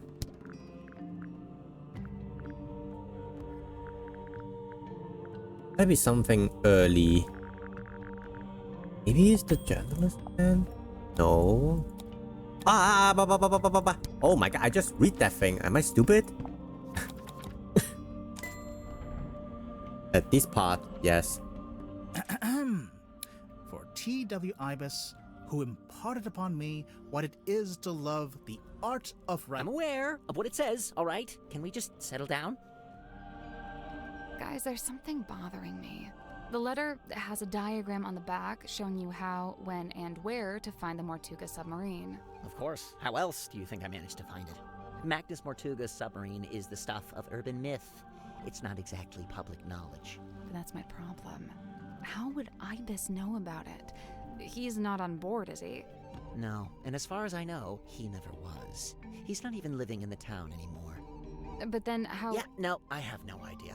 FYI, I've officially decided not to worry about it. Looking at the actual letter, he first insults your integrity as an author, and then presents a solution. Basically offering you the chance to get onto the submarine and find Mortuga yourself. A chance to meet Mortuga. So that's what convinced you to come back here. One of the with you needed to kill originally created, needed to steal. To use an evidence in court case or newspaper article. I think it's this one. Wanted to reveal. Oh, wait. I think it may be this one.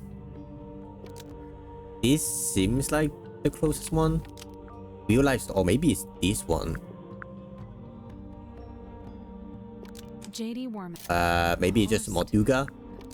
J.D. Worman. Maybe it's That's the not love right. interest. J.D. Worman. What? That's not right either. Really? J.D. Worman wanted to reveal Mortuga's real life story. Maybe it's not the book. Oh, are you really going for the movie instead of the book? Not right either.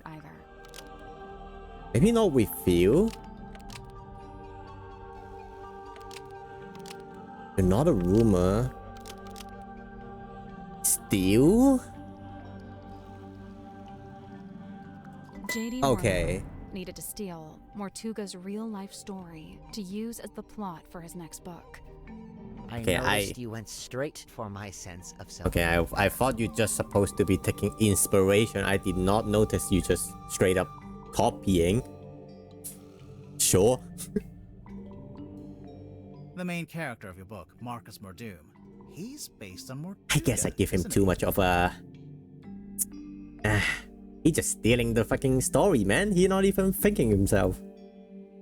Loosely inspired by. That's an important legal distinction. And you're currently in the process of writing a sequel. I've said as much. And how's that going? Look, I don't plan on stealing Mortuga's real-life story any more than I have already.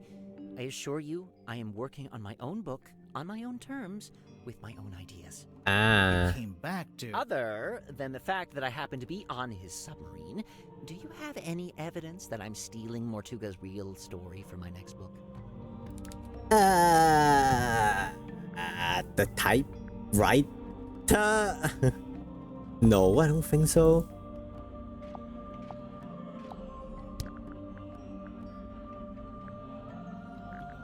I don't think it's the letter. Yeah, the letter is not gonna...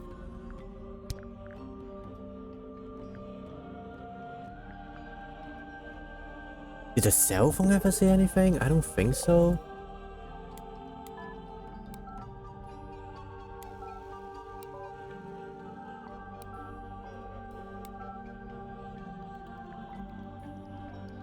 Not Nope. cell phone. They have anything about... Is it really just the typewriter? I don't think so. That's not it. Do I have anything? I don't remember any evidence about you. You're like the the fourth person I've ever talked to. But that's like a long time ago. And you also wasn't really that important to the plot.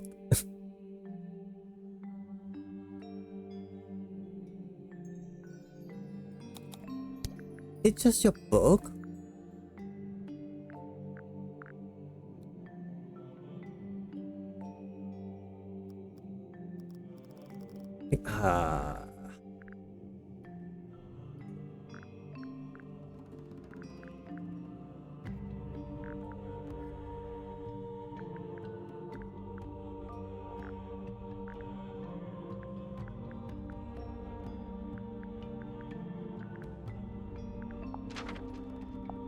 I don't think it's the letter.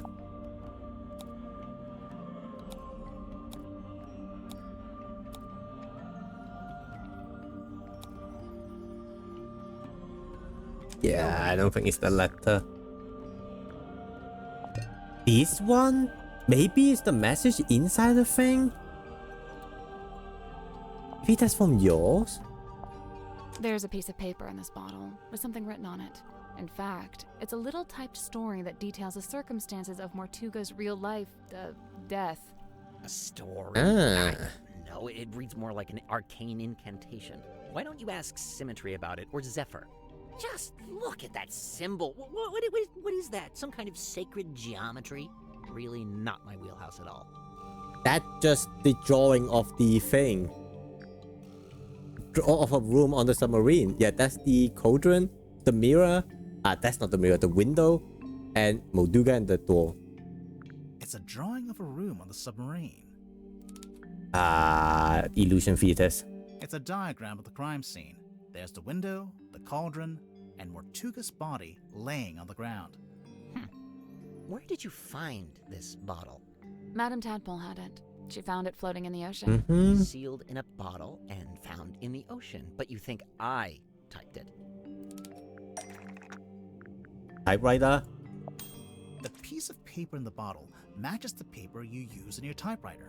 which also matches the sheets from the command contract, and we know these were typed on your typewriter because you told us. Well, you've really done your homework, kids. I'm impressed. You admit you typed the story? It's not a story, it's just record keeping. Not gonna lie, when I first got the fucking bottle, I thought it's some weird time travel prophecy shit. I did not even come across that it would be him writing the story. After Mortuga died, I thought someone should write an account of what happened. Nice try. But just looking at it, I can tell it's supposed to be a plan for your next novel. We need a clue to compare with the message in the bottle. Something to prove it's a story outline for Werman's next novel.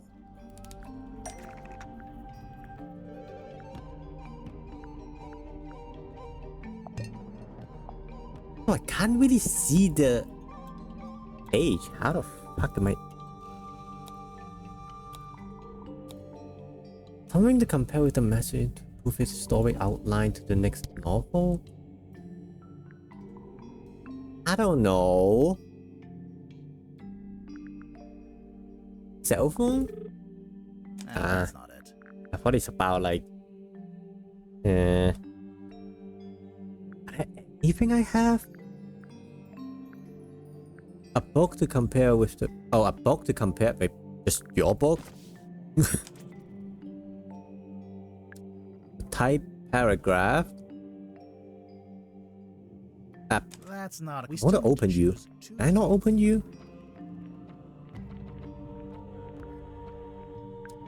I don't think it's the wax.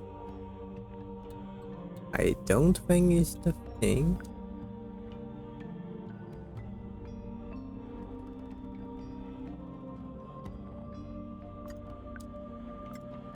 Is there a curse here?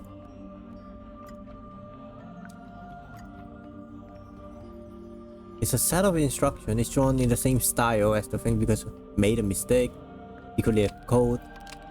Matches the movie logo. The plan for the next book. Yeah. The Curse in the Cauldron title is drawn in the same style as the Hex of the Helmsman title because it's a plan for the next book. Oh, now you're using graphic design against me, a little below the belt, don't you think? It really does seem like you took the events of Mortuga's death and turned them into a story outline for your book. Yeah, all right, don't lecture me. I'm not exactly proud of it. I'm fully aware that this is, you know, murky moral ground. Also, Why why do you throw it? Do you actually think it's gonna float somehow? The people outside could get it? As soon as I Or you just typed it, you just regretted it. Stealing Mortuga's story all over again? For what? Just some book? I wanted to destroy it, but I couldn't bring myself to do it. So instead, I sealed it in a bottle and threw it into the ocean. It goes without saying that I never expected it to make its way back onto the submarine. So what are you going to do now? You know what I'd like to do? Give up. Call my publisher, tell her I tried, but I quit. I'm not going to write the book. Damn, okay. Why don't you? It's just not that simple. There's a lot of money riding on this, people's jobs. Throwing in the towel now would be pretty selfish. And you already tried coming up with your own ideas for the story? Tried and failed. Repeatedly. I've come to the conclusion that I must have just got lucky the first time and that I'm not actually any good at this. It's funny, you know. I'd already decided that Mordoom was going to be killed off. That was the one idea I'd actually had. But I couldn't think of an interesting way for him to go. What's the hook? What's the setup? And then Magnus Mortuga is killed. Tragic, obviously, but at the same time, it was perfect. The locked room, the empty cauldron. I couldn't resist it. Wait, Mormon, I had a question. Another one? You'd not met Mortuga before you arrived here in the submarine, is that right? Yeah, never met him. That's why the offer in the letter was so tempting. Right. But then, where'd you get the information about him to inspire your first book? The first one? Oh, I just asked my father. Your father knew Mortuga? You never mentioned that. He didn't, but they had a mutual friend. Oh, and who's that? Okay. I guess that cleared the things out. I don't know. Okay, we still have 3 people to talk about.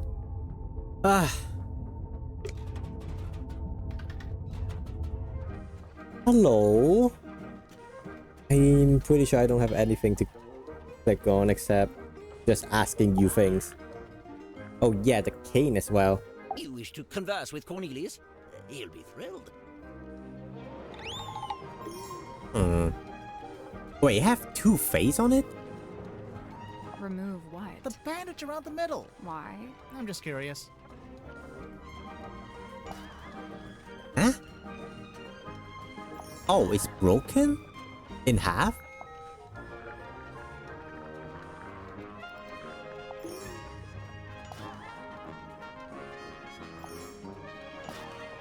That's it? It's broken in half? Okay, sure.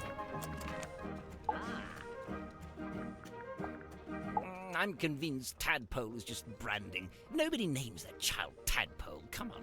Why would she need branding? You're serious? She's all branding. The name, the look, the identity as a half mermaid, it's all theatrics.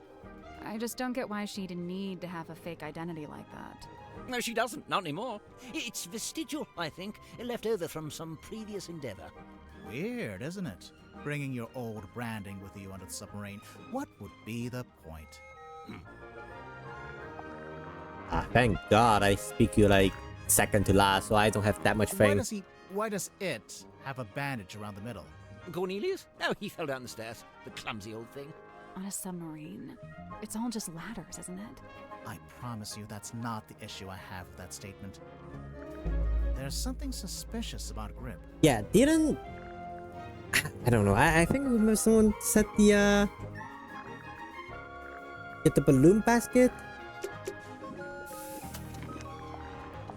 Like, yeah, you look different. The cane looked different. Did you open it? Not yet. We don't know how. Have you tried pushing the diamond thingy? That was the first thing we tried. It was Perhaps you supposed need to a key. pushing? Okay. Personally, I think we just need a crowbar. A quaint little pretense of silkworm on sea, as beheld in the mind's eye of one Magnus Mortuga. Did you know Mortuga had made this? I'd seen it once or twice when he was first working on it, but I always got the impression it was something he wished to keep to himself. Grip, what do you know about this document? Ah, yes. I believe it belongs to Cynthia, and she gave it to Mortuga shortly after she first arrived. I still find it crazy that this time they have like all character saying something about all the items. Because like last time there always be some item in a set that they're just gonna say like, why are you showing these? I don't know about these. They just repeat the voice line, but now they actually have an actual one-liner for everything. Bingo! Lillian's locket in the flesh! And Lillian is... who? By all accounts, some kind of sorceress. How come you know about this? Well, it's a brass trinket, and thus it's often placed within the jurisdiction of my expertise. Close your eyes, my love, and be still, for this is the end and the beginning. That phrase. I heard that phrase spoken aloud when I was in the bilge with Marion Moon. And this was around the time of the murder. Oh. I'd wager it was. Miss Sithmoth's a talented seamstress, and she carved and painted the head too. Oh yes, Mortuga's little model ship. He always kept it on his desk. Although I'd wager it's more than just a paperweight. Is it based on a real ship? It's likely Mortuga did have a ship, or rather he worked on board one. I very much doubt he was the owner. Do you know what this is? Oh, I'm not sure. Maybe something left over from when it was painted? I actually don't know, but the liquid does look kind of similar to the moon files. I'm guessing you never dealt with anything like this in your shop. No, it's too big for one, and it's not exactly navigation related. What's wrong? I don't suppose you know what this Yeah. is. this little part. I did sticking notice there. that, but I don't know. I barely noticed it, to be honest. Yeah, I did notice it, but we can't really do anything about it. Undeniably forlorn, isn't it? What do you think, haunted? It's probably haunted, right? If it was haunted, then it was only because Mortuga himself was its ghost. He seemed drawn to it, entranced, always held within its orbit, unable to drift away. Could this be Cynthia's attempt to get our submarine up to code and finally install a radio? Why doesn't the ship have a radio? 1, Mortuga didn't like to use technology if he could avoid it. And 2, he didn't like to communicate with the outside world if he could avoid it. I'm not sure I agree with that second one. There's no way all these people showed up on the submarine if Mortuga wasn't contacting the outside It's like, world. You know, there may be something to that. it's like, isn't Cynthia also used this radio to contact Mortuga? If the I don't know, it's still weird. Like if the ship doesn't have anything to get the signal, then Tonya Tapdell. Ah, there you go. Sorry. Oh, I don't know. She probably did it to reduce drag, you know, like an aerodynamics thing. Hydrodynamics, I guess, if that's a thing. He'll just have an entire conversation by himself, huh? Do you know what this does? Doesn't appear to do anything, does it? Perhaps it's broken. Could you fix it? I only deal with the mechanical, the clockwork, and, at a push, the hydraulic. oh yeah, I asked you about the radio, but you also don't try to fix it. Who does this belong to? Wilfred Winterbottom? Who's that? I just made him up. Oh, then no. What do you make of this? A message in a bottle? There's a little drawing, too. Some kind of symbol? To me, it looks like a diagram. Where did this bottle come from?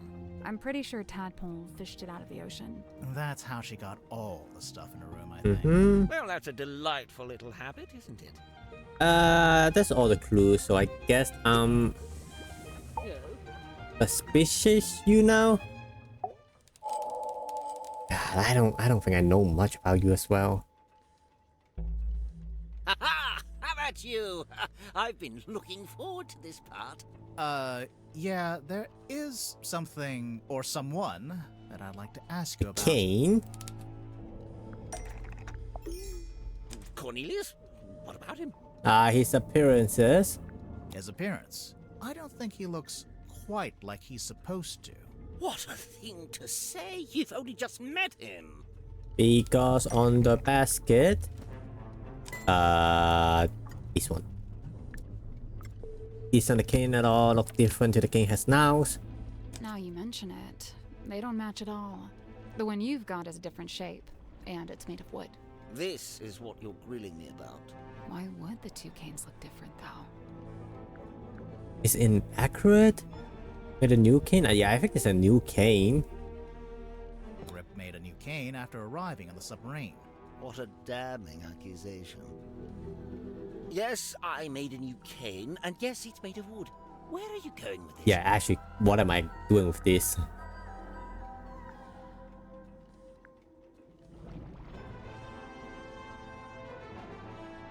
Why do you want a cane in the first place? Mr. Grips always had Cornelius Kane as his sidekick. It's an integral part of the branding for Mr. Grips Emporium. Where are you going with this?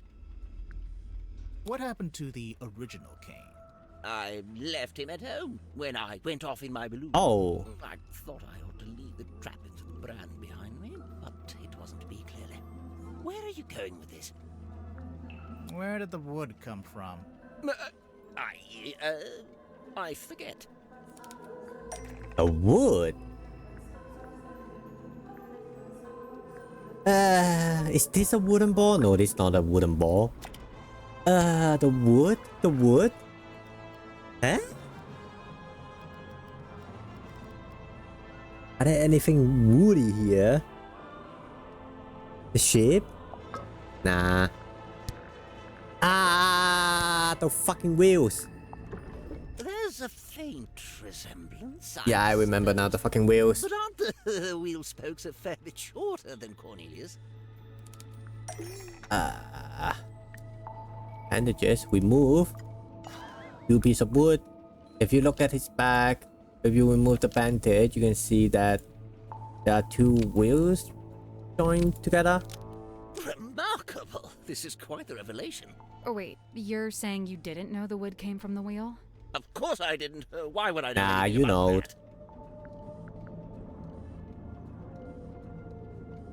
that? Yeah, you also got the rest of the thing Because you've also got the rest of the broken wheel pieces. in the basket of this. I remember this a long time ago. So, Grip, I have to ask, do you know anything about how the ship's wheel was broken? Yes, I was there when the wheel was broken. In fact, Mortuga and I, we broke it. Broke it. I was trying to take control of the wheel, and Mortuga forcibly wrenched it out of my grip. He was very strong, you see.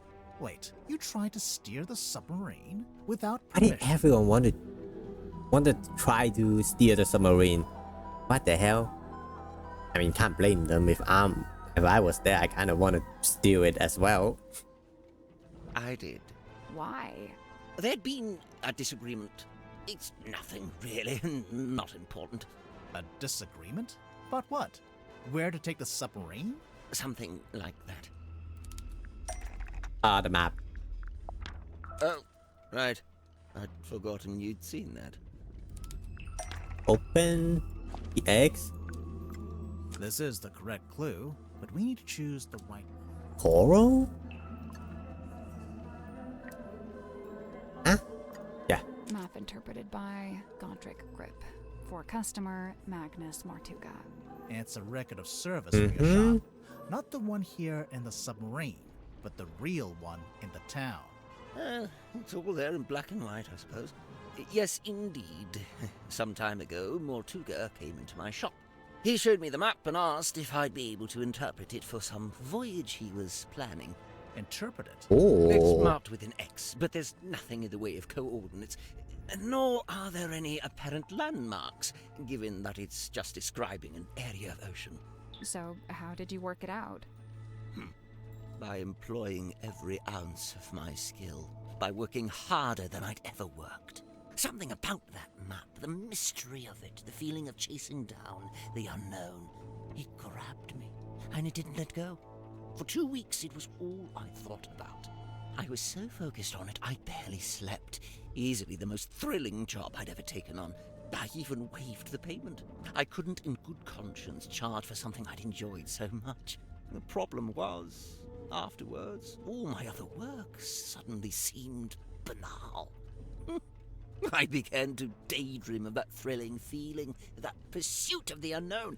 It led me to eventually close up shop and head out in my balloon, on a voyage of my own, which, as you know, ended rather abruptly.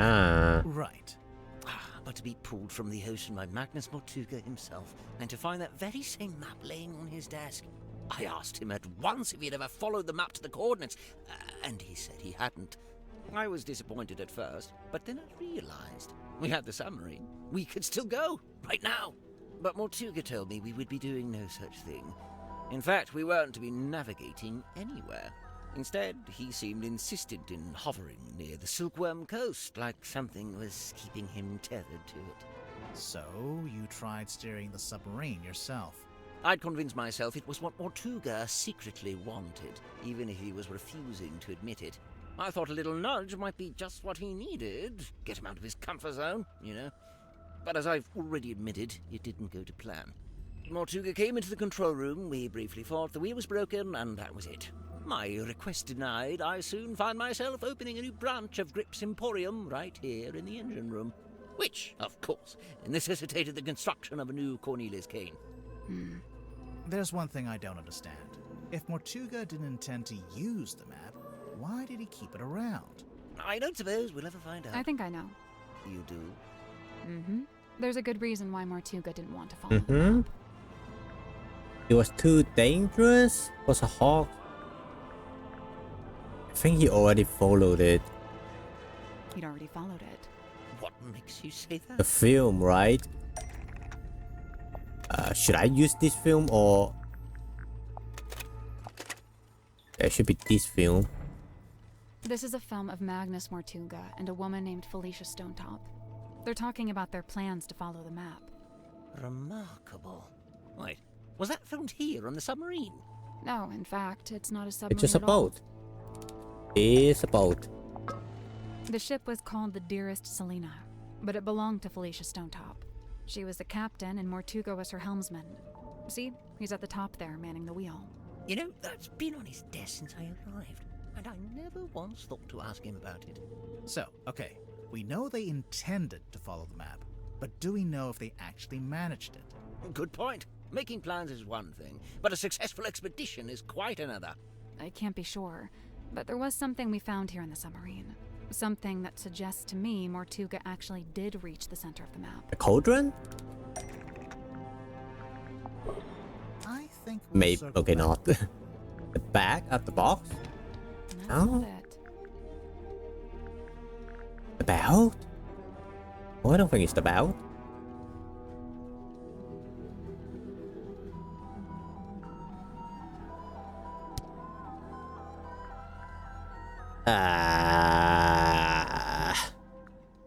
I think it's... Is that the painting?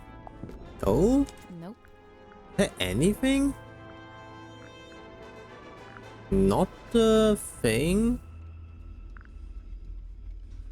We have an object found that suggests he successfully reached the center of the map. I'm pretty sure we'll circle around it. I don't think it's the hex bottle. That wasn't his.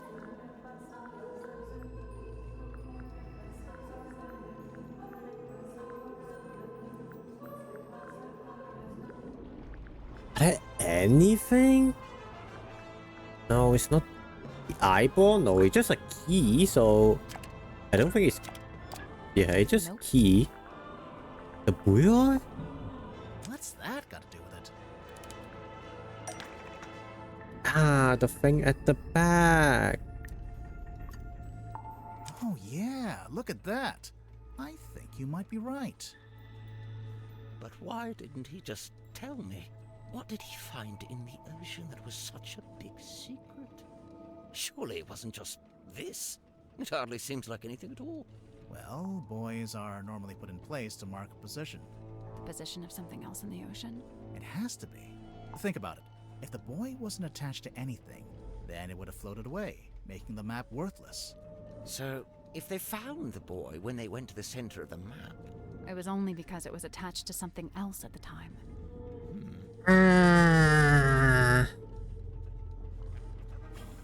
Wait, that's it?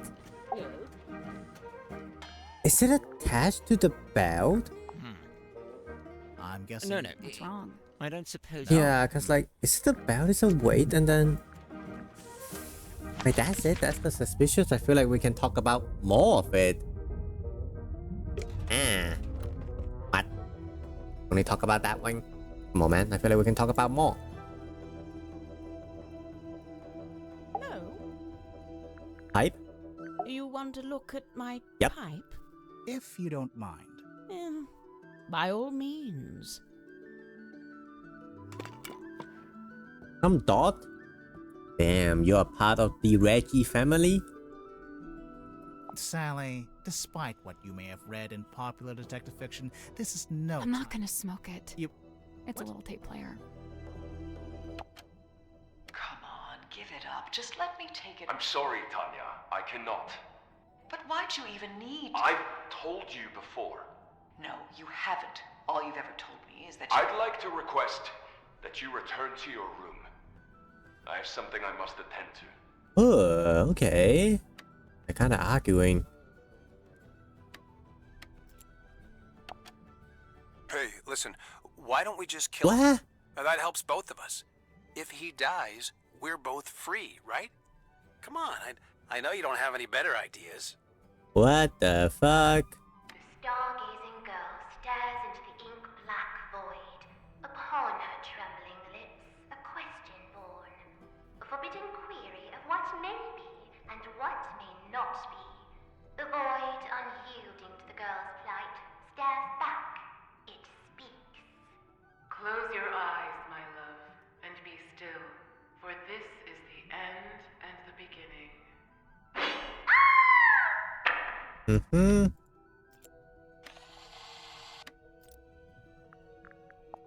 Okay. There's something suspicious about Dirk. Let's go talk. Later. There's something suspicious about. There's something suspicious about. Let's go talk to her. There's something. Holy shit, we got talk to him. suspicion for everyone. What the hell? I first met Tadpole when she was on the road, travelling with a group of performers. She had longer hair back then, of course. Did you see her perform? I got to see a rehearsal, but that was it. After that, I joined their camp for the night. Tadpole and I shared some stories, you know. I told her how I'd just been on a research trip to a town on the coast called Silkworm-on-Sea. She told me how their group went around performing in local theatres and town halls and whatnot. I mentioned that Silkworm actually had a little theatre that might be a good fit. How come you didn't stay with them longer? Their leader was a real bad apple. I was rather keen to be shot of him. Mm-hmm. So, Mariana, what do you make of him? Godric, I mean. I will say, for someone with such a novel outfit, he's ever so quiet. Quiet? You disagree? I thought his whole thing was to be deliberately obnoxious. He wasn't like that with you? Not at all. Whilst showing me around the submarine, he was mostly subdued. Didn't say an awful lot. Maybe you make him nervous. Maybe you make him nervous. Now, I'd have to assume this is the Stonetop family ship, the dearest Selena. How do you know it's that ship? Is there a photo of it? It's evident by the selection of little wooden people on board. The dearest Selena was captained by Felicia Stonetop, that's her there, and one Magnus Mortuga. I really can't was her see how helmsman. that's Mortuga. What did they use Mortuga. Oh, I don't know. Fishing? Tourism? General gallivanter? What about the woman tied in the front? Well, that's a representation of the ship's figurehead. Also, do we have all the... Oh, we have one more clues. Then we have all the thing. What do you think of the pipe? Fine craftsmanship, wouldn't you say? It's not a pipe at all. It's a secret dictaphone. That's not a secret. You're clearly recording people without their permission. So? So it's immoral. Well, if you're going to kick up a fuss, I'll just take it back, shall I? No, hang on. It might be useful. Aha! I knew it. Tut at me all you like, but you can't deny the value of hard evidence. The bandages in the center smell of fearful sweat. The wood itself, it's mahogany, but it smells of salty ocean air. And the little hat smells like a dress worn by a doll. Oh, what? Dress worn by a doll. Lovely. Oh, okay. That's some new things. Any idea what this is? No. Really? You're not even gonna tell us what it smells like? Old moss and jealousy-ridden oak or something? It's not oak, it's cedar. Aha! She still didn't actually tell us anything. I retract that aha from the record. Do you recognize any of the little wooden people? I believe this is supposed to be Silkworm's governor, a man named Faustus. That's the fellow? Interesting. He was a wealthy landowner who bought the town in order to bring it under his control. He bought the whole town? Why? I couldn't say. Where on earth did you find this? Cynthia had it. I don't know. You two have all the luck. I spent a year researching Silkworm and never found anything this good. What's so good about it? It's penned by Solomon Stonetop himself. Ooh, okay. They say he built the Stonetop Inn with his own hands, and in doing so, he founded the town of Silkworm-on-Sea. Okay, that's it? Looks like gold to me. No way. Real gold. Why not? I thought Symmetry was supposed to be an impoverished orphan. Well, it's not worth anything unless she's willing to sell it. Close your eyes, my love, and be still, for this is the end and the beginning. That voice. Well, that's the voice I heard when I was down in the bilge. At least I think it is. Sounds a little different without all the echo. So does everyone on this submarine keep a life-size doll of themselves, or...? I'm pretty sure it's just Sim. I swear, if we find a room somewhere with dolls of everyone else, I'm going to freak out. I'm just gonna pretend it's just a joke and not actually a foreshadowing. Because I also don't want to see a room with dolls of everyone. I don't think I want to see It that. has the smell and feel of something that's been in the ocean for quite some time. Only there's no evidence of it on the surface. No barnacles, no algae. Maybe it's a type of metal that resists that kind of stuff. Or maybe someone just cleaned it. You know, if and when I make a mysterious observation, I'm not necessarily looking for immediate logical explanations. Sorry. Sorry. This here, that's the stone top. Oh. Oh yeah, we saw it on the sign outside the Stone Top Inn. Do you remember, Sally? No, but I was basically still asleep at that point. What are those letters above it? Initials. SS. Stone Top C? Home? Secret stone? Selena Oh. Stonetop. The owner of the painting? The painter herself. Oh, the painter herself as well. Okay.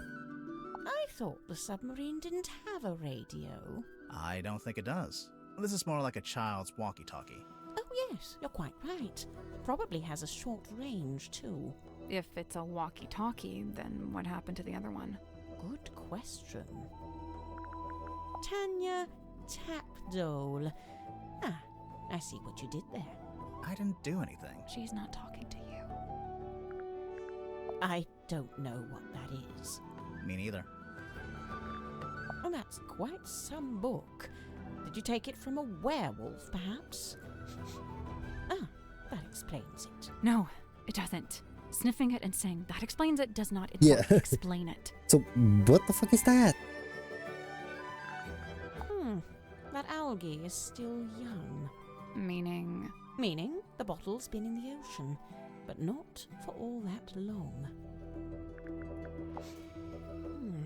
I'm getting mahogany embedded with sea salt. Maybe from when Grip crashed his balloon into the ocean? No, the basket is made from wicker and carbon fiber. The wood inside the basket. That. Yeah, we already know that. I never needed a compass. I prefer old-fashioned methods of navigation. I'm pretty sure compass is the old-fashioned method. Not as old as the sun and stars, and unlike this compass, they never break and need repairing. I'm not sure it is broken, actually. Also, I mean, actually, it is kind of crazy that she could just see the sun and star and know the direction. I feel like that's a niche skill that probably doesn't need to be used right now, but it's a pretty cool skill. I do kind of wanna learn that myself. As much as I love an old map, I wouldn't know where to start with this. I prefer maps that show some sort of land. Or, you know, some sort of anything. Okay, let's do the suspicious on you. Mariana, you arrived in the submarine shortly before Mortuga was killed. Correct. And yet, you still haven't told us how or why you're here. I find that pretty suspicious. Oh, it's most suspicious. I quite agree. Okay, and you're gonna explain it? She's not talking. Somebody asked you to come onto the submarine. You found the submarine in... Nah, somebody asked you. Somebody asked you to come onto the submarine. And how, may I ask, would somebody do such a thing? They visit your house, they send you a letter, they call your phone. When they call your phone? They called your phone. A phone, you say? Well, not me. Oh, no. I'm no good with technology. Huh. I'm not sure that's entirely true, is it? I think we'll soon. Yeah, the pipe, no? It didn't escape our notice that your pipe is a fairly sophisticated dictaphone. I'm pretty sure that counts as technology. A dictaphone, yes, but not a telephone. But you do have a phone. Or at least you did at one point. Cell phone? No, yeah, it's not this one. Later.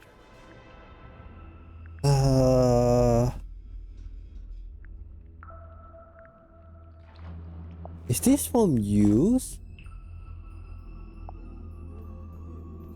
I don't think this one do anything right now. Yeah, this one doesn't do anything right now.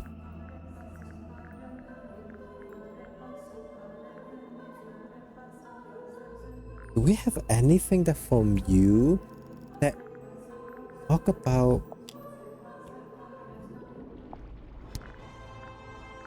the book maybe? Yeah, the book.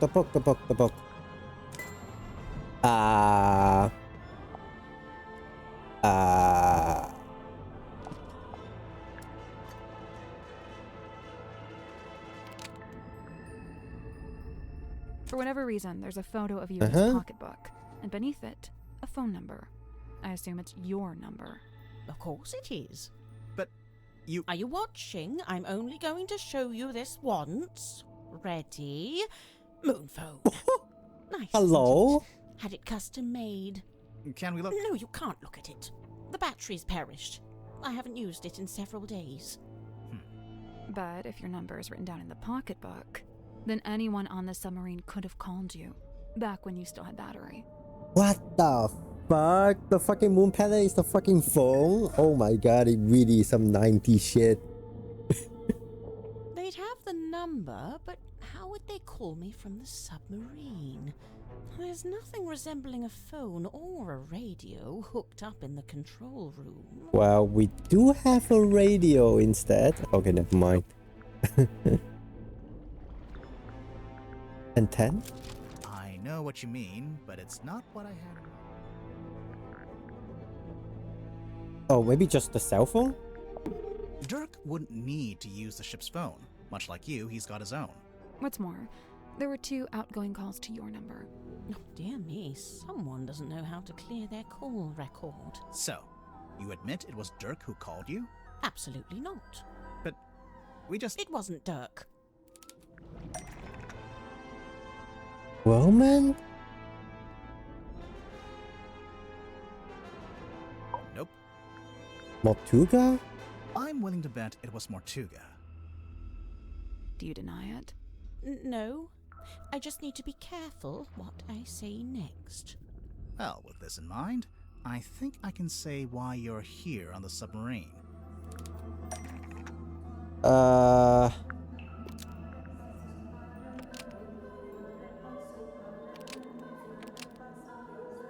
Took somebody away from...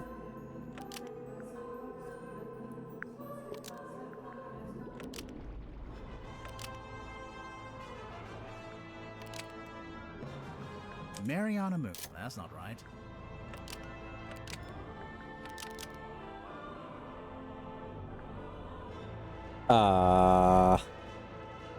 From the submarine? Mariana Moon.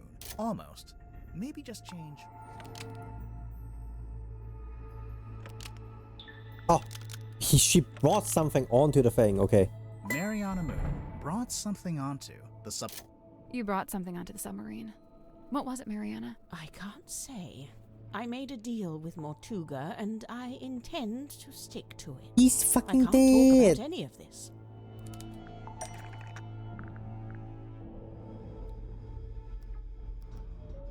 The box, maybe?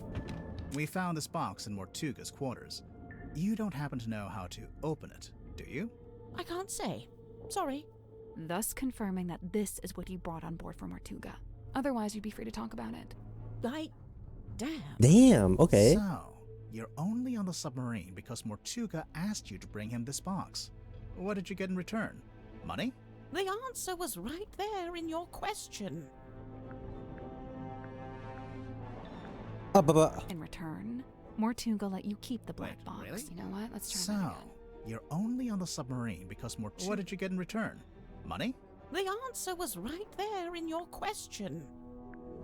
Let's do some... just money? In return, Wait. Mortuga... So, Try that again. what did you get in return? The answer was right there in Oh, your question. did you return to the submarine? In return, Mortuga gave you access to the submarine. Couldn't believe my luck. I'd been looking for the Mortuga submarine for some time. Unsuccessfully, of course. Why? For a lifelong purveyor of local legends and urban folklore, this place is the Holy Grail. So, I'm guessing you won't tell us what's in the box? Correct. I shan't be doing that. Or where it came from. Or that. No. So don't even ask. Actually, just by looking at it, I think we could work out where the box came from. We need a clue to compare with the black box. Something we can use to work out where it came from. Should be the symbol on it, which is the fellow.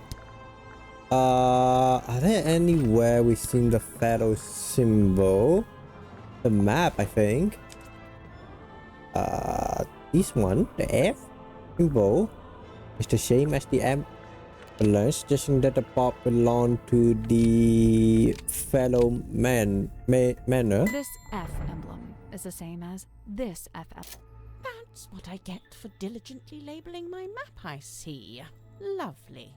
Wait, so Mortuga called you up and asked you to get this box from Fellow Manor. What did he... No, he didn't mention the box. Then what? He did ask me to go to Fellow Manor, but what he wanted was information. Oh wait, why couldn't he go himself? An excellent question. I'm still pondering that one myself.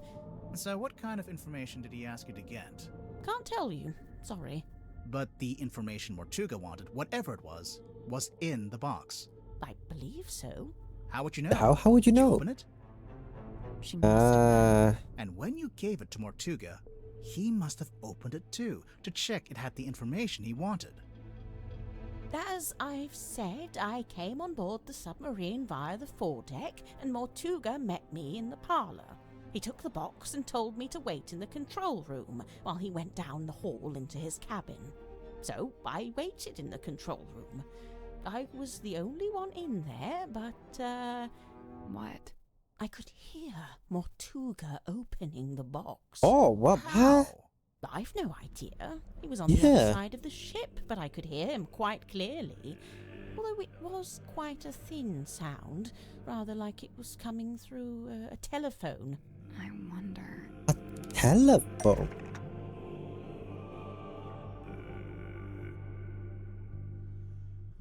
Radio? No. We found this radio hidden. It in is the Mortuga's radio. cabin. It's kind of busted. Seems to be turning on and off by itself. So the radio was picking up the audio of Mortuga opening the box and transmitting it to the control room? When I heard the sound, I did initially think it was coming from the control panel, but as I mentioned, it doesn't have any kind of radio. So it's still a mystery. Did you record the sound on your little pipe dictaphone? Of course. You did? But we listened through all the tracks on the tape and didn't hear anything like that. Oh, really? I'm quite sure I made a recording of it. Hang on. What kind of sound are we even talking about? The sound of someone opening a box? Mariana, how would you even know what you were hearing? Oh, that's simple. It's because he was talking to someone while he opened Oh. it. What? Oh. I don't know. I could only hear Mortuga's voice. But he was definitely having a conversation. Was he talking to himself? I suppose it's possible. What was he saying? He's talking to Madame I don't Tadpole? really remember. Ugh. Thanks a lot. This has been frustrating from start to finish. My pleasure. He's been talking to Madame Tadpole because, like, the first... Map. It's like the first track is... Come on, give it up. Just let me take it. I'm sorry, Tanya. Yeah. I cannot. But why'd you even need... I've told you before. No, you haven't. All you've ever told me is that you... I'd like to request that you return to your room. I have something I must attend to. Yeah, that's gotta be the track that she's get. Especially is the first one.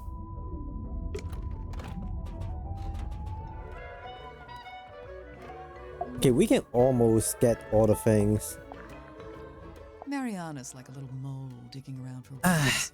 Except the worms are other people's secrets. Oh, I can't imagine what you'd get on me. I don't have any secrets. What about your first name? What about your second name? Let's change the subject. If you watch him closely, Grip holds this tighter whenever he gets sad or nervous, Mm-hmm. and only lets go of it when he's totally at ease. Sounds like you've really been staring at him. Yeah, well, you can learn a lot watching someone's involuntary movements. Okay, do me. You're tired, achy. You only got an hour of sleep on a hard surface. Wow, I feel so seen. Do you know what's inside?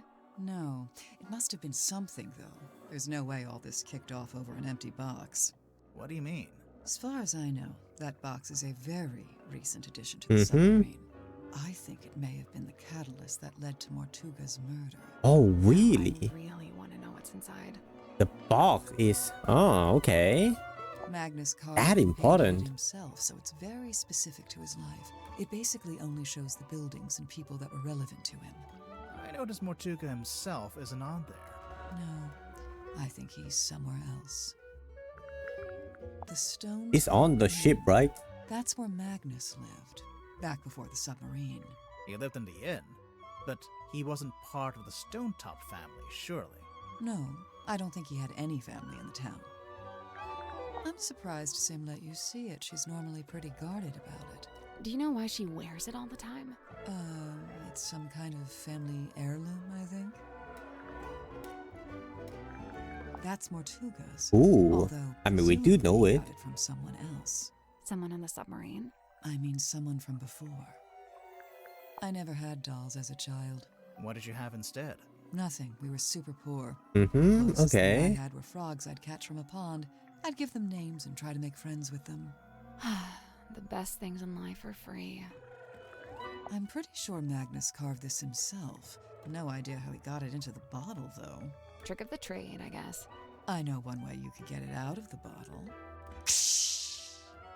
That's a Eh. Oh, this thing weighs a ton. Reckon you could pick it up? You're pretty strong, right? I could maybe get my arms around it, just about. What about Mortuga? Probably, but he had real big arms, like me. But for anyone else, it'd be a two-person job. Yeah, I think so. Okay. You know, I think this painting is the answer. To what? Everything. Magnus Mortuga, what he was doing, what he was thinking, even maybe how and why he died. I swear, there's always a painting with a secret in it. Yeah, last time we also do have a painting, and it's the center of everything as well. It's a radio, dressed up like a little doll. Do you know who it's supposed to be? Is it not Cynthia? I don't think so. Hey, where did you, Does this belong to you? We found it in the bilge. You dropped it, maybe? Ocean Rescue Divers Association.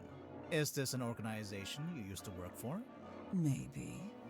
Is that really that such of a thing? Looks broken. Does it? How can you tell? I just assumed it was waterlogged from the bilge water. How did you know we found it in the bilge? Because it smells, and it's still wet. Oh yeah. Ew. Sally, you take it. I don't want it. Ugh, you keep it. Oh, you still don't have the thing? You still don't have, like... It's a ladder. I imagine it's for lowering into the hole so you can climb down. Or, you know, you could use it to display your collection. Sally, how do you feel Nope, about... not happening. Yeah, we still can't get to this one. It's the airlock hole. One day we'll get to it. Okay, now let's do suspicious. We can suspicious everyone now. Well, except for Madame Tadpole, of course.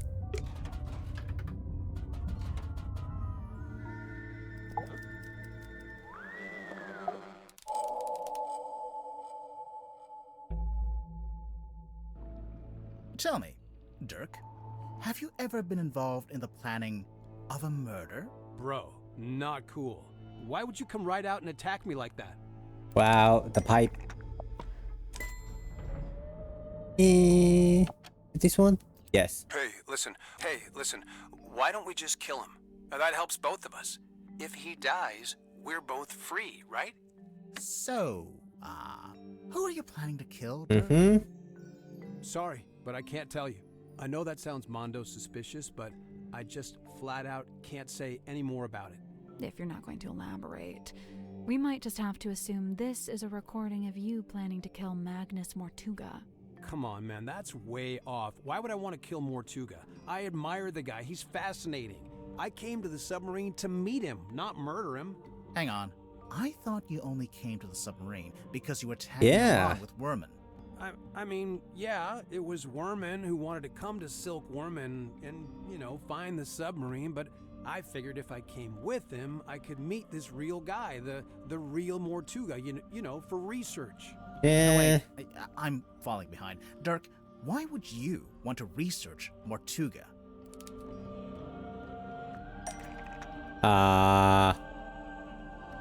Shit, we actually got his look again. As an inspiration for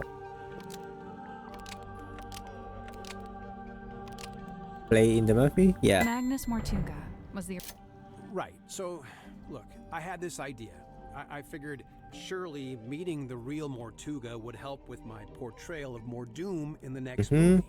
Like I said, research. You hear about actors doing that kind of thing, don't you? So, that was your idea? Your own personal plan? To come with Worman to the submarine? Yeah, but I don't like the way you phrased that. It sounds like you're leading up to something, or... Yeah, I don't believe that's why you came I don't here, think so. Worman.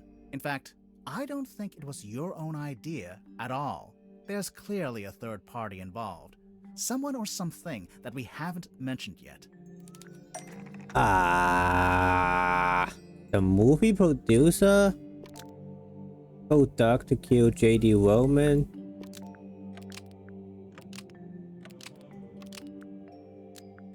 And we pause back? The movie almost. Maybe just change. Dirk to spy on? Yeah. The movie producer asked Dirk to spy. It seems like you're basically here as an informant for the Wit and Whimsy production company. You know, those guys who pay your salary. Spy on Worman? No way, you got it all wrong. Besides, how am I supposed to report back to Wit and Whimsy? They're hundreds of miles away, and we're floating out here in the middle of the fucking ocean. phone? This is your cell phone, right? Yeah, but it doesn't get any signal out here, not even standing on deck. It's quickly running out of battery, too. No battery and no signal. What if I said you had a way around both of those problems?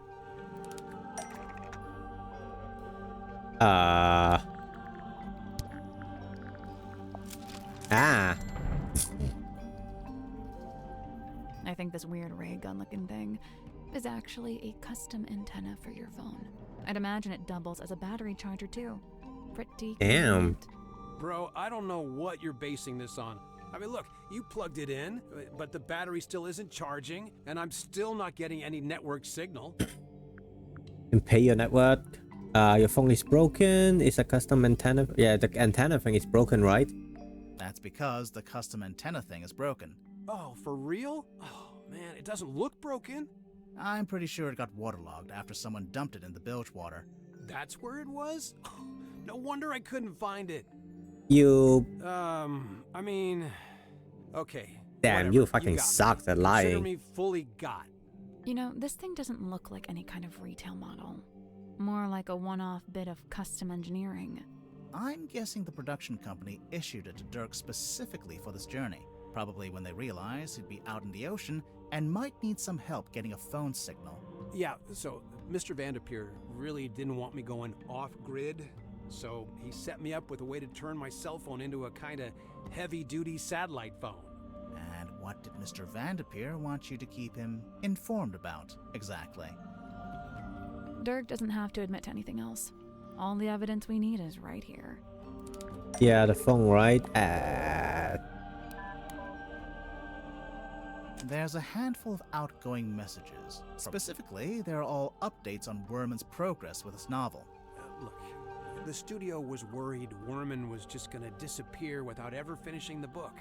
So they sent me to keep an eye on him. Maybe even steer him in the right direction a little bit. The right direction, in terms of the story. Yeah, so the movie studio has this grand plan. They want to make 3 more Marcus Moore. 3 more? And so they really need Worman to have his books play out to support that plan. 3 more movies, huh? Sounds like quite a commitment. Yeah, I mean, yeah, it is. It would take years. Interesting. I think we may have finally looped back around to the question at hand. Let's listen to this again. Yeah, so why the fuck? Hey, listen, why don't we just kill him? That helps both of us. If he dies, we're both free, right? Come on, I know you don't have any better ideas. Dirk, I think I finally worked out who you wanted to kill. J.D. Werman, the author. Really? Wait, no? Hey, listen, that helps both if he dies. Oh, Dirk, they were trying to kill the Vincent van der Peer. Oh, he was talking. Oh yeah, he was talking to him instead of the phone. Sure about that? Hey, listen, that helps. Really? We're killing the fucking thing? Are you fucking kidding me? That was it? The fictional character? Are you fucking kidding me? Marcus Mordoom, the fictional character. The person you're talking to in the recording must be Werman.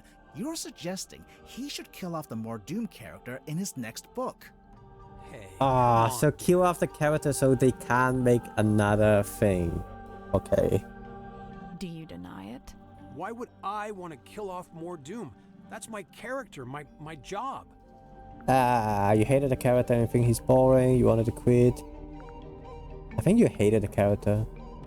You hate the character and think he's boring? Maybe not? I want to kill off more Doom. I don't think you want to That's take... my character, my job. You want to become a writer? I don't think you want to become a writer.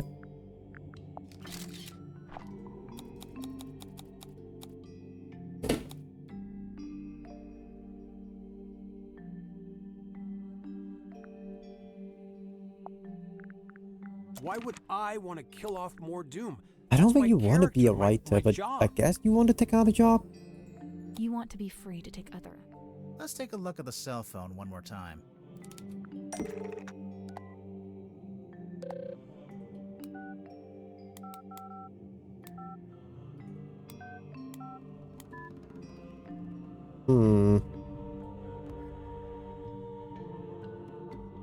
There's an email in here offering you a big role in an upcoming movie. And another email from your agent reminding you that you're not free to take it. For several years. From what I gather, you signed a pretty lousy contract with Wit and Whimsy, and now you... Okay, hang on, sorry, but how would you know anything about my contract? Well, I don't know the fine details, but I did get a general sense of it. Your contract magazine? It seems to me like your co-star soaked up most of the budget for the movie, and you ended up with a bad deal. Possibly because you were too keen to sign whatever contract they gave you. Possibly just because you didn't have much negotiating power, since you weren't famous yet. You know, a little from column A, a little from column B. You said yourself, the studio wanted to make at least 3 more Marcus Mordoom movies. So you're stuck in that lousy contract for several years. Unless you can somehow ensure the next movie is the last one. So, if Werman kills off the character in the books, that would stop the studio making more movies? I'm not convinced that would actually work, but okay. The point is, now that I'm a known actor, I could be making more money with a different studio. A lot more. But I can't let it get out that I wanted the more Doom character to be killed off. Everyone's gonna take it the wrong way. They'll call me greedy and ungrateful. Look, you gotta understand, killing off more Doom isn't just about me. I was also trying to help Werman. He's been looking for a way out too. A way out? He's not enjoying writing the books anymore. The whole thing became just this awful burden. I'm sure he'd be happier if he could just be done with it.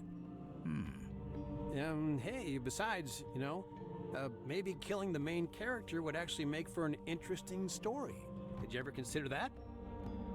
I don't really give a damn about the storyline with these two, not gonna lie. I wanna more focus on the murder itself instead of your movie production thing.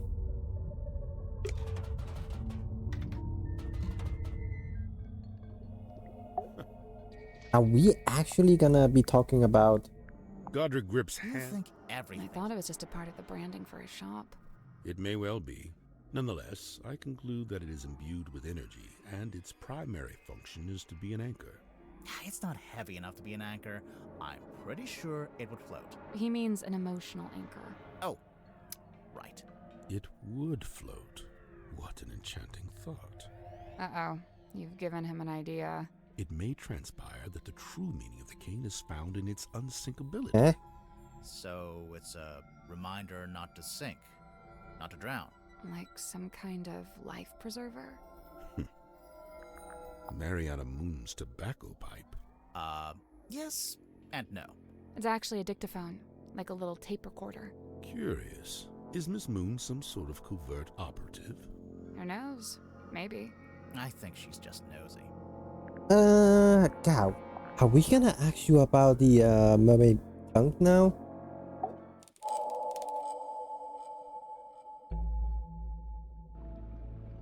Zephyr, can you tell us more about the work you do as a dream doctor? I'm looking for specifics here. I've told you all I think you could understand. To be blunt, it's not a line of inquiry that should concern you. That is to say, my experiments have no connection with the murder. You say that, but we found something at the crime scene that we think belongs to you. Specifically, something we think is related to your little dream experiments.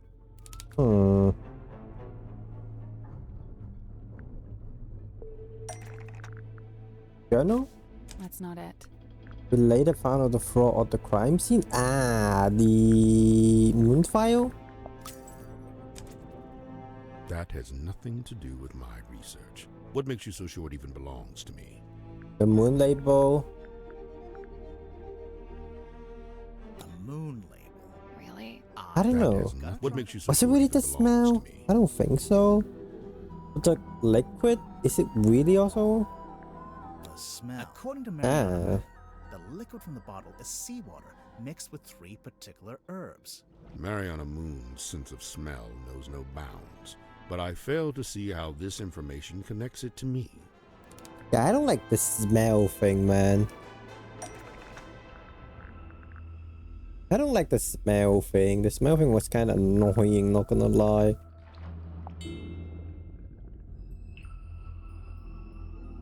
We'll get to that later. Hex bottle? The liquid in your hex bottle has the exact same 4 ingredients. Irrelevant.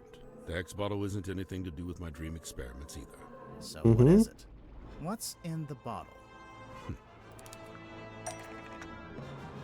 The hex bottle is related to the moon file. But is that? The moon vial. That's not right. No.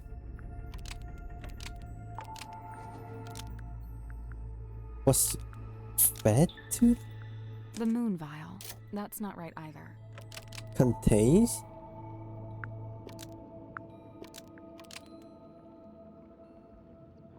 A sea creature? But it dead? The hex bottle. Almost. But Maybe related? the hex. That's not right either. Maybe it's... And it's asleep? Or it can talk? The hex. Asleep? Almost. Okay, it's the hex asleep. bottle contains a sea creature, and it's A sea creature? A hexapus? Because it's a hex bottle, right? a hexapus. It's not called a hex bottle because there's a magic spell inside. It's called a hex bottle because there's a sleeping hexapus inside. His name is Hex. I've had him since I was a young boy. Not to be rude, but that must have been quite some time ago. A normal octopus would live only a couple years, wouldn't it? Hex is a singular specimen with a number of special properties. Do you ever let him out of that little bottle? Of course I do. Hex swims freely in the ocean at night, and during the day he returns to me and sleeps in the bottle. Really? So Okay. he's asleep right now. I knew he was related to your dream experiments. Who said anything about dreams? Nobody. But just looking at him, I think I know one of Hex's special properties, and it would explain why you'd be interested in the first place.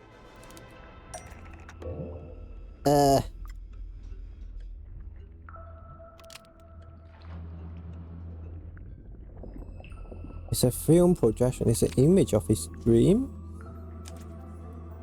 Pure subconscious projection, unmarred by the insecurities of the waking mind. That's pretty cool. I can see why you became a dream scientist. So the hex bottle was the original, and then you made the dream helmet more recently. They are two distinct objects. There is no such connection. No. This thing, the front, no. It's the same shape, same size, same shape. Right. The dream helmet's clearly just a scaled up version of the hex bottle, specifically scaled up to human size. We heard Martuga was experiencing a particular recurring dream. I think he was your test subject. So, Mortuga wears the dream helmet and lays on your weird chair thing. And then you give him some of the moon potion to help him sleep. And as he dreams, the dream helmet collects the spirit energy and sends it to...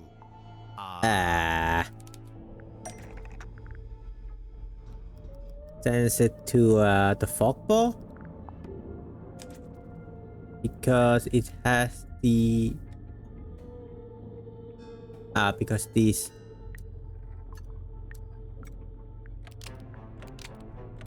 wirelessly transmitted to this Diana and the transmitter dream battery. This antenna almost, maybe just Vibrate when it get near. Point in the direction? No. That's not right. Oh, receive, not transmit. Okay. This antenna wirelessly transmits to... Do not think I cannot hear your mocking tone. It may surprise you to learn that I have indeed had some success in this area. I did once successfully filter something into the fog ball, and I witnessed a face inside the glass, however briefly. A face? No doubt the visage of someone from beyond the veil. Unfortunately, I have been unable to consistently replicate it. Did you make a record of it? I thought I did, but I can't remember where. Make a record of the face? Underwater photo? I don't think so, yeah. That's not it. You make a face on somewhere? On somewhere? You make a face?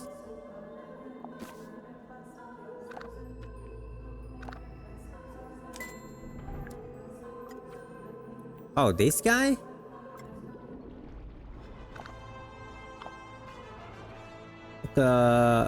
Made a drawing of this face that he's seen in the fog ball. There it is, irrefutable evidence. Sorry to burst your bubble, Zephyr, but what is that thing?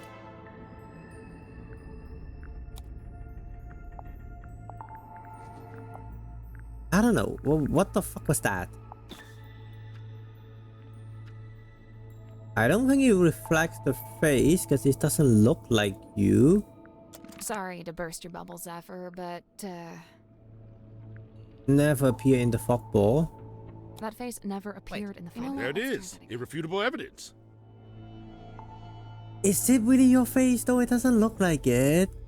Look like someone with a beard and a hair and you're fucking bald. Sorry to burst your bubble, Zephyr, but was designed to show the face was symmetry uncle. the fog ball was designed. What do you mean? How can I show that is her uncle? This one.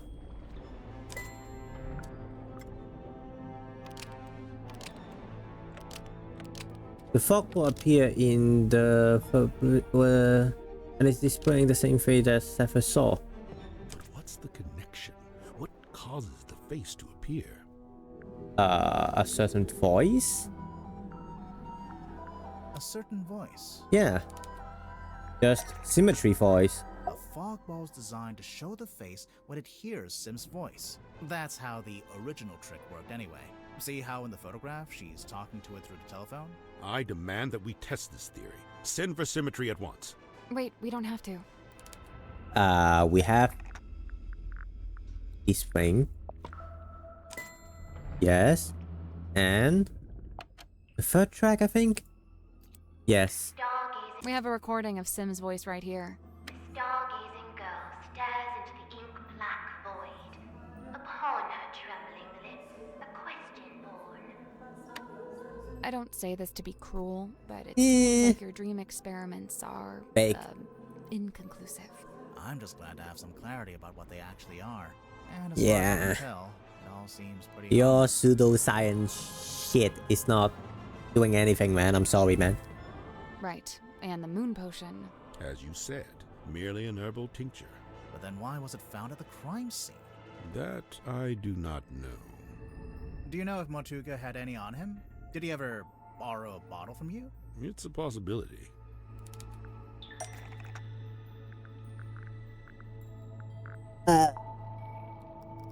We do? Hoping it's this one. Do we?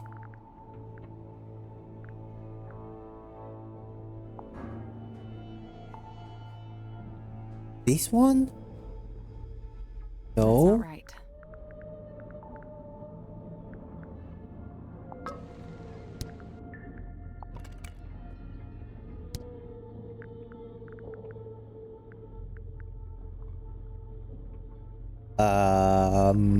Boxes? A model ship? Nah. That's not right. Do we really have it? Just a model ship? Ah, I talk about how this look like the thing. If Mortuga had the dropper, I'm assuming he had the rest of the moon vial somewhere nearby. Curious. Where exactly did you find this? It was on his desk, in the captain's cabin. And yet, the moon vial was discovered at the scene of the crime, 1 floor below. Wait, we're not asking you about the mermaid tongue? So, Hex actually shows his thoughts on his skin? Yeah, it's incredible. Hey, what if we got him to think about something else? Maybe we can He's get... nocturnal. I guess we just ask about you then. The last person that we need to question about. Tobacco pipe? Yeah, sure. No, it's not. Oh, I know this game. One always tells the truth and the other always lies. No, that's not what's happening. Yes, it is. That little dapper hat he wears, I sewed myself from cotton cloth, and now he truly looks the part, mirrored to his master's garb. The cane didn't always have a hat? Nay, was not but wood be carved, a simple stick with face adorned. And you thought he should have a hat just because Grip wears one? No, I saw a picture of it. At least I think I did. Dusky box of dark allure. I cannot turn mine eyes. What lies within? We're Yeah, still we don't know trying to yet. work it out. Any guesses? Surely some solemn secret, dark and dreadful. Oh, it better be after all this. A teeny tiny town of toys? Or fossil formed of... Oh, that's my house. Right there. Your house? Yeah, the theatre where I lived. Cute. 'Twas Cynthia who had it when first she came aboard. Something in it holds great weight. For her, at least, it seems. But you don't know what exactly? Also, we still haven't found the last clues yet. We still have the last clue. We don't actually find that one yet.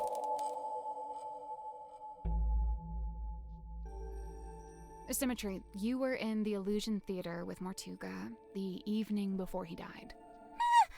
I concede! I concede! I am laid bare! Anyway, there was some talk of Mortuga being killed by God, it's gotta be annoying to try to decipher her saying. You wouldn't know anything about that. Especially when I'm, it's gonna be annoying that she's talking like this and I, Grimoire. What? She's the resident curse expert. It is entirely possible that the captain was set upon by a curse. See? I knew she'd know about this. Let's just stick to the facts, shall we?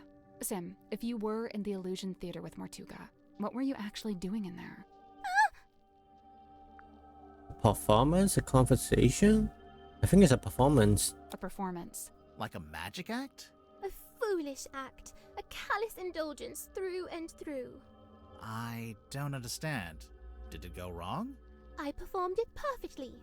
Then what's the problem? It's so perfect that She's gone quiet. it kills. Okay, we don't need to force it out of her.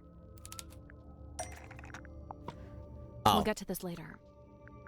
Then it should be this one then. It's a poster for a magic act. Or a rough layout for a poster, anyway. Oh, we found something else too. Hidden, that should be the life side though. Sweet sister inanimate, I implore you, leave her be. Her hands are clean. The doll was left behind by the murderer. Was a gift from Mortuga. It's a prop used in magic trick. I think this one is the right one. The doll is a prop used in magic tricks. What kind of magic trick would need a life-size It's a doll? projection. Any trick where you need a double, obviously. Use a doll to double the page. Not this one. Anything there with your... I don't think it's this one. It's not this one. I mean, I get it. Need a double. Need a double, need a double, need a double. Do I have it? Do I have it somewhere? This one? Oh yeah, it's still just the poster, this one. Just a doll. Your magic act, Lady of the Looking Glass. I don't claim to know exactly how it works, but as far as I can tell, you put the doll behind some kind of special mirror, and it acts as an identical double. Lady of the Looking Glass is a thing of the past. I am no longer able to perform it. Because you don't have the special mirror. You misunderstand. I shall never again perform this trick. But why not? Oh. And I'm using it, you know, one of the other prop. Yeah, no longer identical, right? You grow and the doll is... Because Sim and her doll are no longer identical. Sweet sister stays ever a fresh-faced child. No such fate is writ for me. So you can't use the doll at all anymore? Could still fit inside, could be balanced on top, could be permanently replaced. Just the doll could still work as a double for if the audience.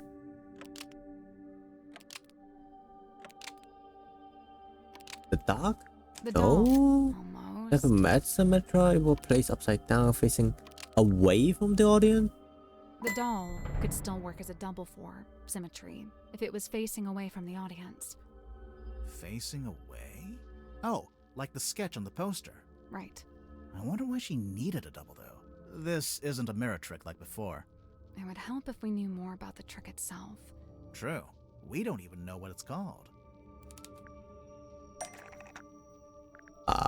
Yes, we do. The projection. That's not it. The sailcloth. The name, the stargazing girl. What you painted the title? The stargazing girl. Says it right there. Besmirched by my own penmanship. Truly the folly of man. Why would the title be written on the sailcloth? I'm pretty sure she used it during the magic act. She draped it onto the cauldron, I think. As a curtain? It might be the curtain for the thing. I mean, this shit. Maybe just a cloak? I'm pretty sure she used it. Yeah, she wore it as a cloak. She wore it as a cloak. Okay, never mind. Get it off, Wally. I'm pretty sure she used it during the magic act. Is it on the cauldron? I don't think it's on the cauldron. Is it a curtain? She hung it up to use as a curtain. Okay, I'm not. pretty sure she used it during the magic. She draped it over the cauldron. It's not like that in the original sketch. See, in the drawing, the cauldron's uncovered. Sentimental value to her? Like the look of the cauldron? To keep the cauldron cover up. Mortuga asked her to keep the cauldron covered up. Before the captain assented to me using that room, he'd been using it for storage. When I was first let inside, the sailcloth was indeed draped over the cauldron. I hadn't realized he did not wish me to remove it. When he saw my design for the poster, he had but one request. Symmetry. All I ask is that you keep the sailcloth on the cauldron. And given that you had to keep it, you made use of it as a kind of banner. So what's the stargazing girl about? What happens in it? I do not wish to speak on it. No? Well, we actually know quite a bit about it already. The film projector? I think we'll circle back around Really? to What this. the fuck? Oh, audio. Really? We had the audio? Not the other thing? Stargazing girl stares into the ink-black void. Upon her trembling lips, a question born. A forbidden query of what may be and what may not be. The void, unyielding to the girl's plight, stares back. It speaks. Close your eyes, my love, and be still, for this is the end and the beginning. Oh! How can this be? Mariana Moon was in the vault at the time. I guess the sound traveled down through the open vent. Her pipe is a dictaphone. Dang. So the first voice belongs to Sim, and then there's a second voice, a woman's voice. How much you putting on a voice? You one of the other suspect is someone else entirely. It's someone else entirely. Is the film projector? This film matches up to the audio from the pipe recording. And see how in the poster there's a little Grim Reaper guy? That's the person from the film. I am undone. Hang on. Why does Sim have a film of a Grim Reaper character? Where'd it come from? Theme from Dark movie? I think it is. If you're a part of a It's a scene from Dirk's movie. because of the action figures. Because at the back there is someone devil of the deep. Oh yeah, good catch. Okay, so Sim put the projector into the doll, and it projected onto the circular window at the back of the room. If the doll was sitting on the cauldron, where was the real Sim? Behind the thing? Nothing.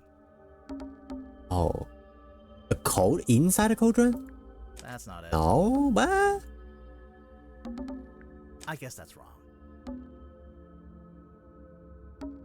Nothing. I thought it's outside the thing. The captain's inside? I don't get why she couldn't just sit in the cauldron herself. Listen to the end of the recording again. Close your eyes, my love, and be still, for this is the end and the beginning. Right at the end, it sounds like something falls onto the floor. Something solid. The doll head. The doll's head. The whole thing culminates with the cloaked figure swinging the scythe. Sim screams, pulls a string, and the doll is decapitated. Oh. Geez, that's kinda dark. I lay awake that night, eyes wide with regret, able to bear it no longer. The decision was made. So, you can fit inside a cabin? I did not click that because I didn't think you can fit inside that cabin. I would tear it all down, the whole misbegotten affair. So that's why you went back to the Illusion Theater. And that's when you found Mortuga. The image of his lifeless form. It filled me with a great thunderous guilt. But why? You think you might have actually caused Mortuga's death somehow? I know not the manner of Magnus Mortuga's death, but I do know this. The night of the stargazing girl, it was his last. So, even if his death was unrelated, you feel bad that your trick was one of the last things he ever saw. When we began, you implied that I laid a curse upon him, and I say this. Maybe I did.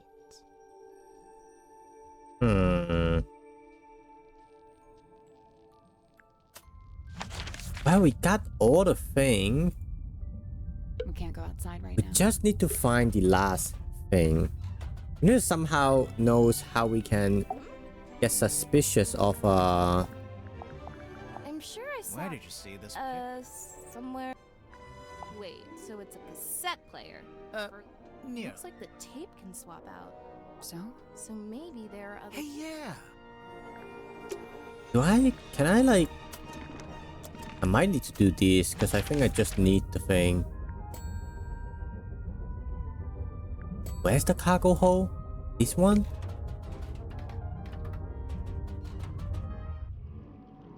This one is a bilge. Where is the cargo hole again?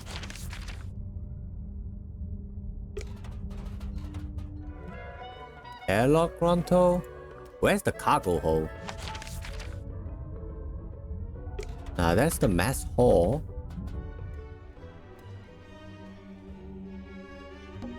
There's an old-fashioned speaker mounted. It's the kind of I music. hear it. But the vampires are all wearing masks. Sally. Hmm?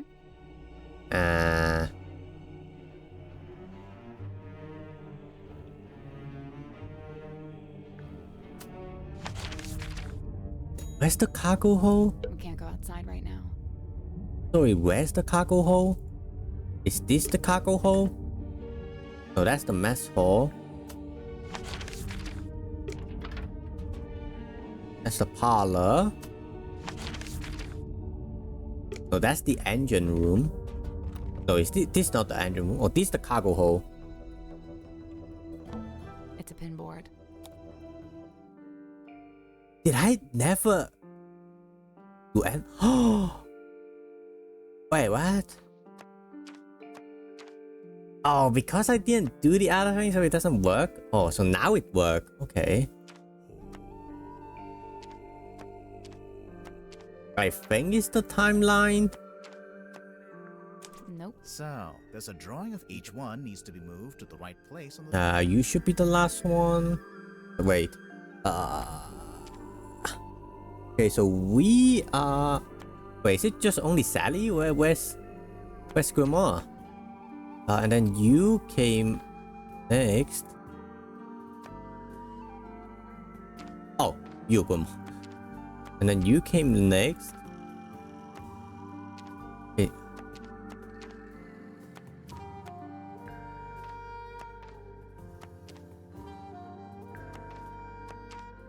I don't really understand how...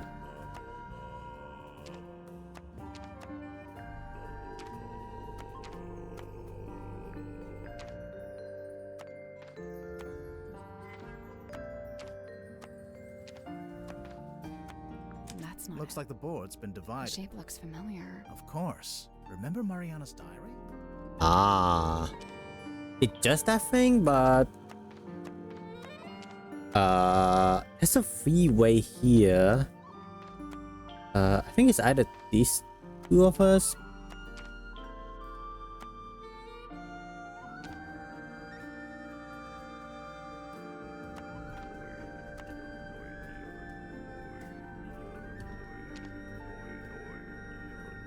But where do I start? And where do both of us standing? Nothing. I'd say and Mortuga probably shouldn't be in any of the segments. Nothing. I'd say me, you, and Mariana all need to be in the same segment. Oh, and Mortuga probably shouldn't. The same segment? Just these?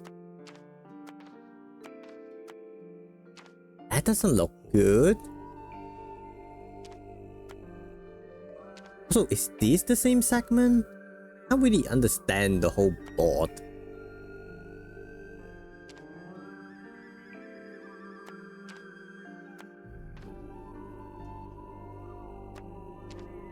You and you should be together. But you should also be linked to you as well, because you call her.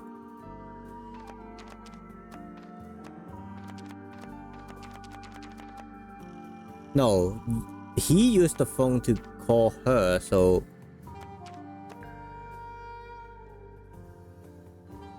Nothing. Oh, and Mortuga probably shouldn't. Nothing. Oh, and Mortuga probably shouldn't be in any of the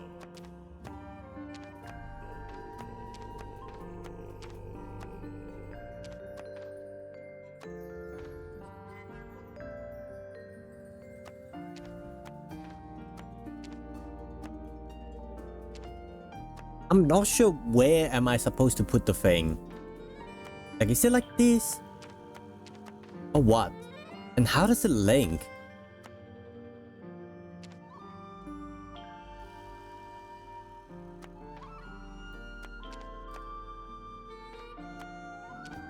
Yeah, and how does it link to anything else?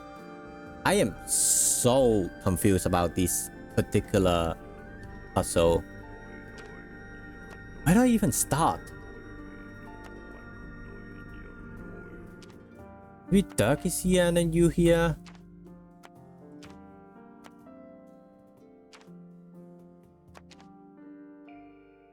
Then it's grab. This one wasn't pinned. This one is just a grabbing thing.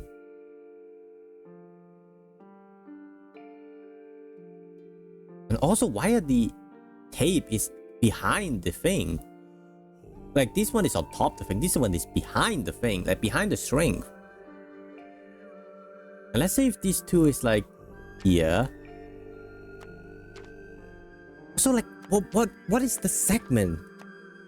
Is it like this? Like, what the fuck does that mean?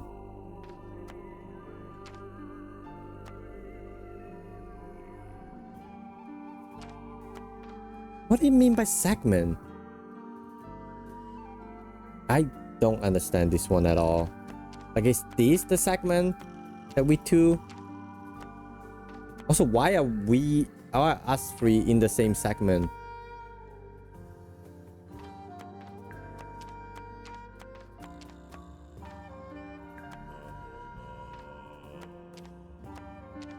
Is it just a room?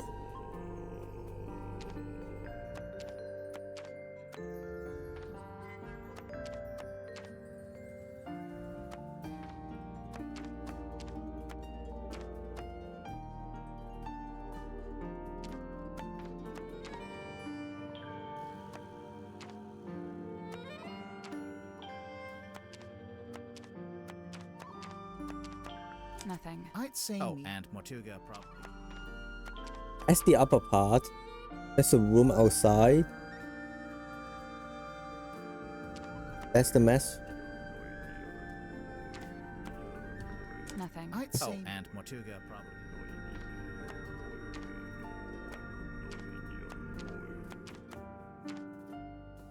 Nothing. I'd say and Mortuga probably. Nothing. I'd say and Mortuga probably shouldn't be in any. I thought it's about the room, but I guess you are right here. Now you're right here. Nothing. I'd say and Mortuga probably. Nothing. I'd say and Mortuga probably. I thought it's about the room, and we are all three in the same room. You are here. Maybe you're here instead? Oh. Got it. Nice work. Nothing happened. What were you... Normally, when we complete a puzzle... Yeah, we've been... If it's a clue, take a look on the back of the pinboard. What's this? Night of the full moon. Someone. And you look a mermaid. W.W. Wayland Wolf. We know the name. Wayland Wolf. There's something suspicious. Let's go talk to her. Wayland Wolf.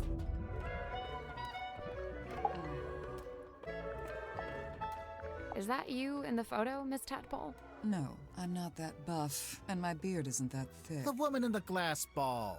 She looks just like you. Except she has long hair and a mermaid tail. It's a fake tail. I don't wear it anymore. It actually slowed me down. Not that I could really swim in that little ball anyway. So who's the guy? Just some guy. Not important. Is it though? We can finally do suspicious on you. Tadpole, what would you say your relationship with Mortuga? Also, it's insane how I never click on the board at all. I feel like I definitely did click it last time. Did I really not do that? Ah, that's crazy. I didn't click on that thing at all. Huh. We got on great. That's crazy, man. Did you ever disagree with him? Argue with him? Nope. Let's get to the point, Disagreement. That is the pipe. Come on, give it up. Just let me take it. I'm sorry, Tanya. I cannot. But why'd you even need? I've told you before. No, you haven't. All you've ever told me is that you. I'd like to request that you return to your room. I have something I must attend to. Someone sneaking around recording me with a dictaphone? Seems like it. It may have been recorded without permission, but it's still a record of a conversation you had with Mortuga. It sounds like you're trying to get something from him. Some kind of object he was keeping from you? An object? Nope. So then what were you talking about? I don't want to tell you. You'll take it the wrong way. It's just, you were seen rummaging through Mortuga's bookcase. The one in this cabin. Someone sneaking around watching me rummage through bookcases? I thought maybe you were looking for this. The box, I think? Oh, not the box. Oh. Book.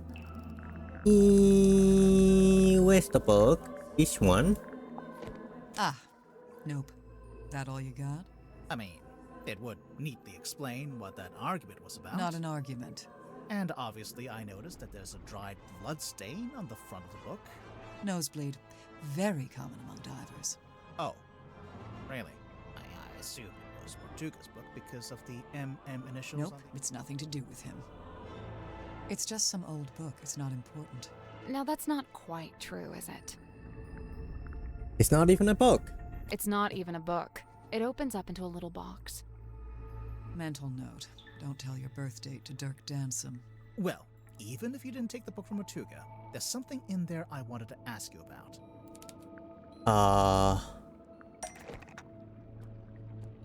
The emblem? This is the right clue. This is the right clue, but let's be specific.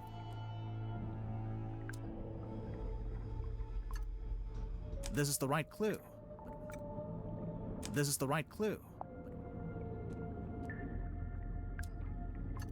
Do you know who this is? Sure, Tanya. Says it right there on the back.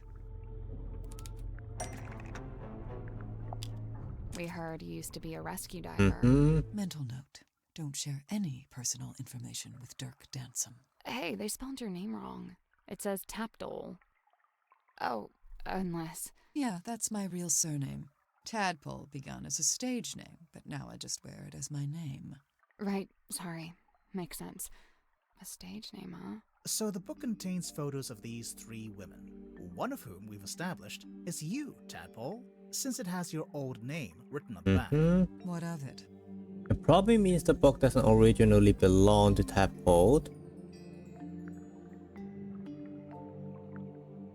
Doesn't originally belong to you? It probably means the book didn't Right. Why would you have a record of yourself? I told you, it's nothing to do with Mortuga. So who does it belong to? Nobody. We need a clue to compare with the pocketbook. Something to suggest who the original I think we owner do. was. With the new thing in the moon photo. Because the letter fresh on the book. The same as the thing. Sound effect is engraved of. It's an engrave of. I think it's engraved.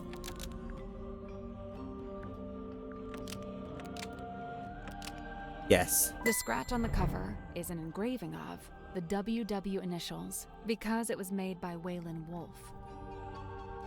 So the man in this photo, Waylon Wolf, we think was the head of some kind of traveling show. A group that you, Tadpole, used to be a member of. Hey, look at that. I'm actually impressed. Presumably the pocketbook is where he kept records of the various people he had dealings with. Tanya Tadpole, Mariana Moon, Baroness Fortuna. The first two we know about. But what about Fortuna? What does she have to do with Wolf?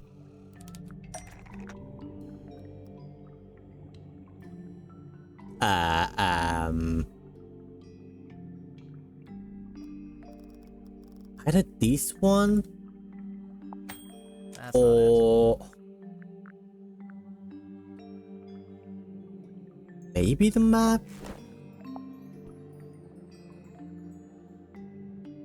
I don't think so. That almost works, but Maybe it's the model. No. That's not it. Branding from Fortune Hall Theaters. But it's not the map. The Fortune Hall.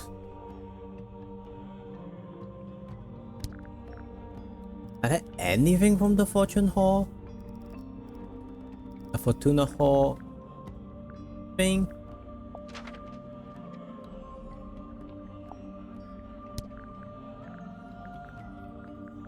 But it's not this one. Not the sailcloth.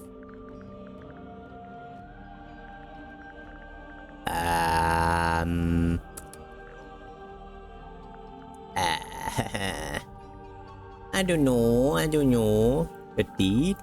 Ingety? No, I don't think they do anything. Golden locket? No.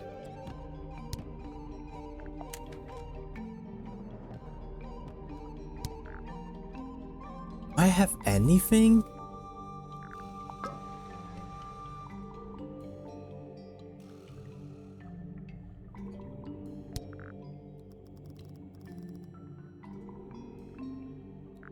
Context for Baroness Fortuna, perhaps some kinds of branding from the Fortuna Hall Theaters.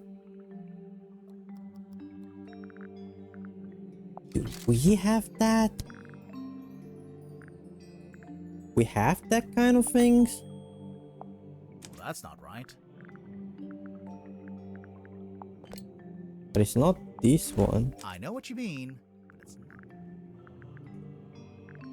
Do we really have that thing? It's not the black boss, because it's just from... Nope.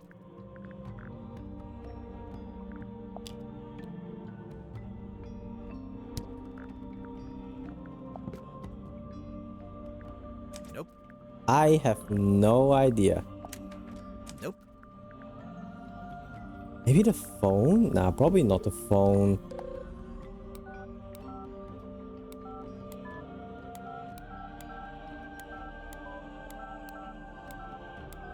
Yeah, it's not the phone. Ogball? Nah.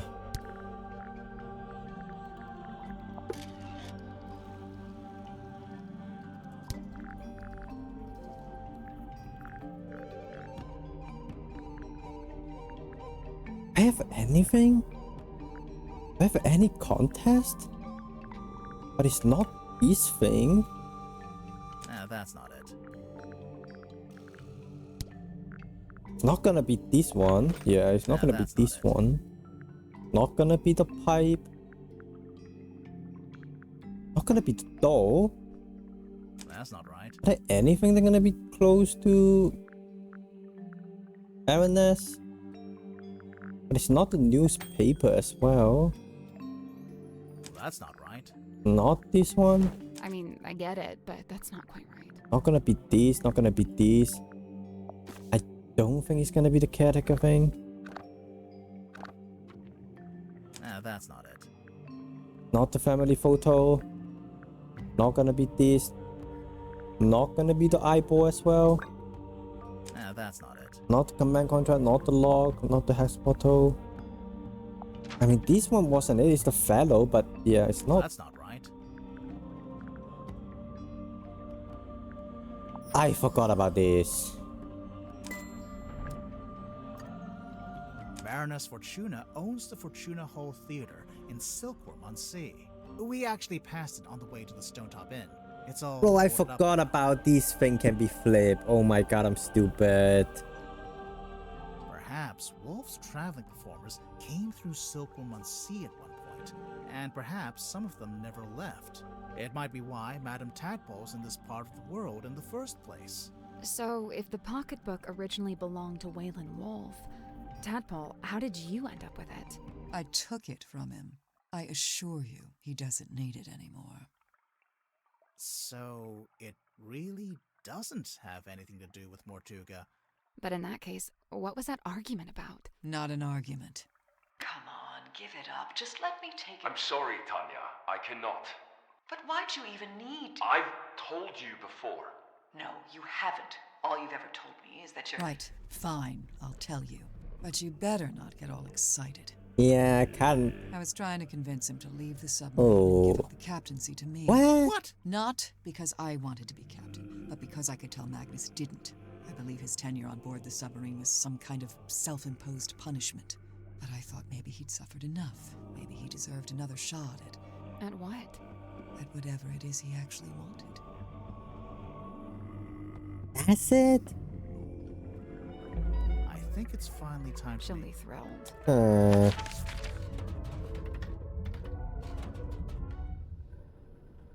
How much do we have right now? With 57%? We only got 10%? Oh, hell no. Hey, do you have a minute? We're, ready to make our report. What's wrong? I appreciate your hard work. Truly. However, I think it's time you left. What? We didn't even tell you what we found. People are starting to accuse each other. I don't like it. So you're giving up? You're not gonna see this through? Sorry, but I just think... maybe... What? That's just the way it's meant to be? I need to go. Everyone's gathering in the mess hall. I'll resurface the submarine, and you can leave via the foredeck. What? I guess we'd better... Nah, we only have 57%. We're not done yet, bro.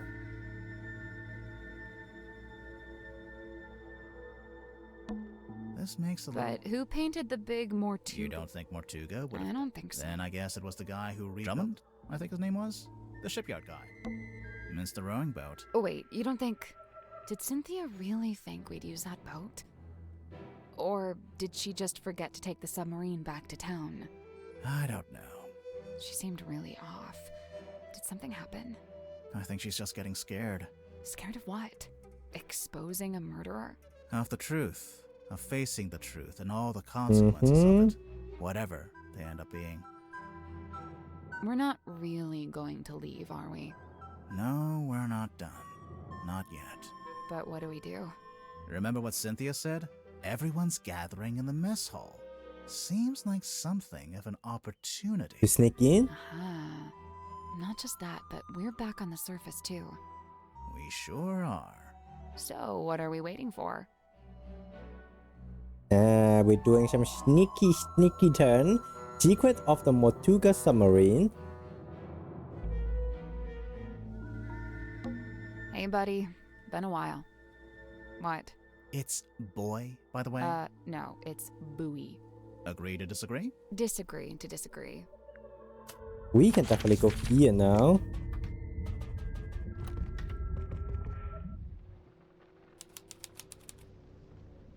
Ugh.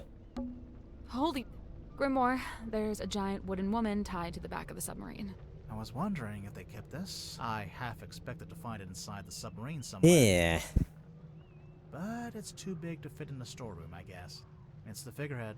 Yeah. Why would you even keep this shit, man? It's the mast. It's been snapped in half. And it's A leaning. bad storm, maybe? So it has a symbol on it. Or like a lot of... Are those... They can't be. Wouldn't they get washed away? It almost looks like they're burned. They're permanent. It's the door The leading... one part that actually looks like There's a big metal latch, but What? it just seems odd that you'd be able to latch the door from the outside. Huh. Huh? Or what? Or. It's the other or. From the rowing boat on the foredeck? What's it doing over here? Tadpole told us she threw it over here. And it got stuck in the wall. And hasn't moved since. Seems like I thought she hit the person with it. The railing's been destroyed here. Something crushed it. And they never repaired it. It's the aft deck. It doesn't look anything. Of course not. What's this? I don't know what it's called, but The ship's wheel? Yeah. It's the door leading back. The one part that actually looks like it belongs on a submarine. There's a big metal latch, but... What? It just seems odd that you'd be able to latch the door from the outside. What do you mean by latch the door from the outside? What? You just said something. No, I didn't. But never mind. What the hell?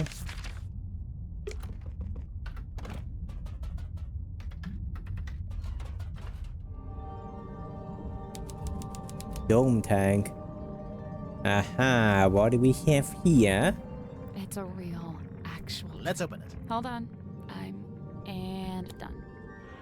Oh, okay.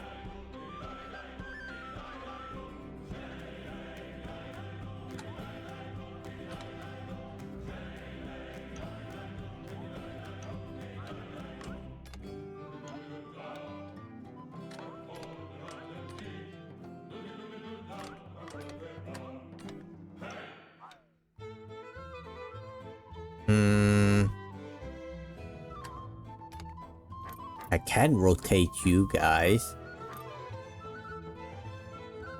Am I supposed to find the actual person as well?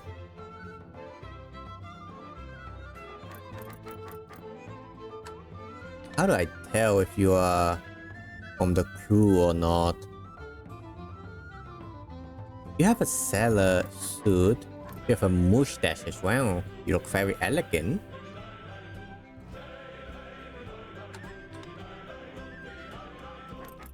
I only have one eye.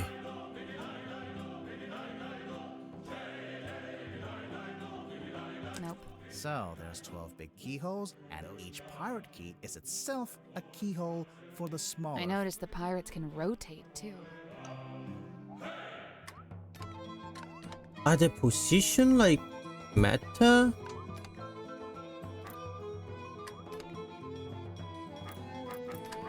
Also, which one represent which?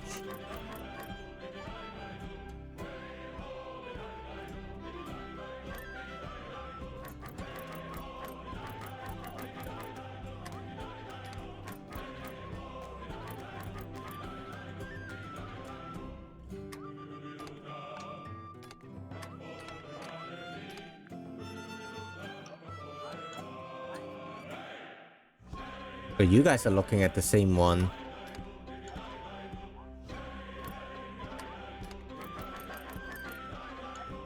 Okay, I just put the keyhole at the same as the thing and then I tried to find the place. And that worked. That worked. That worked wonderfully as well. Okay. Good job.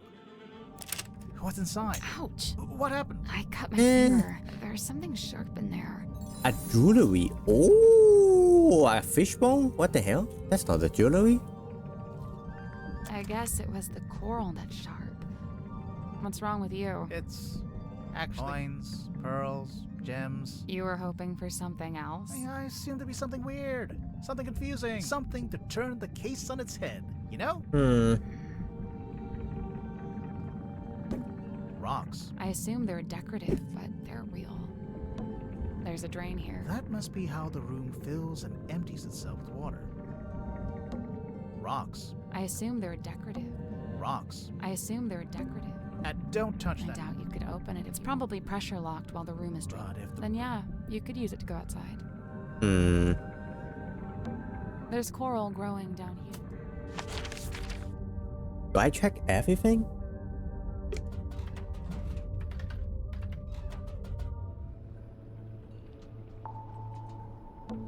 Down Periscope.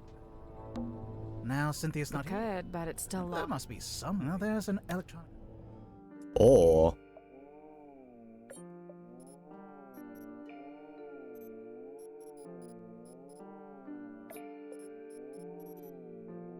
okay. Oh.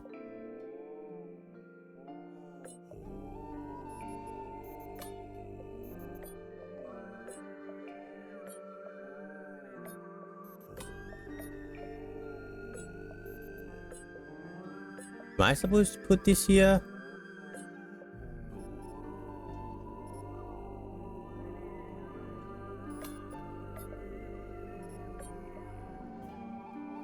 Huh.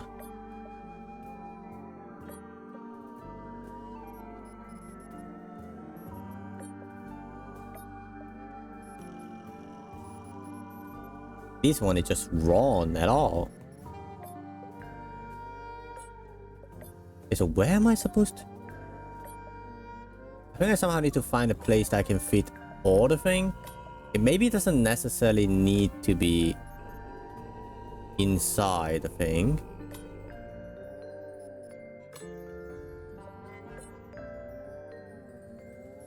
Could be this guy.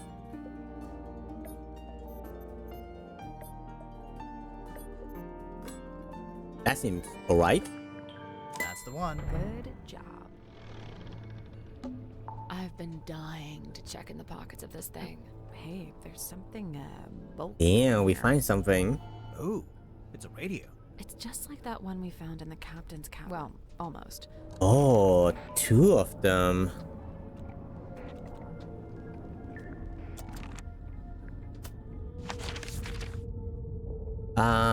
Maybe the Dream Kaplan?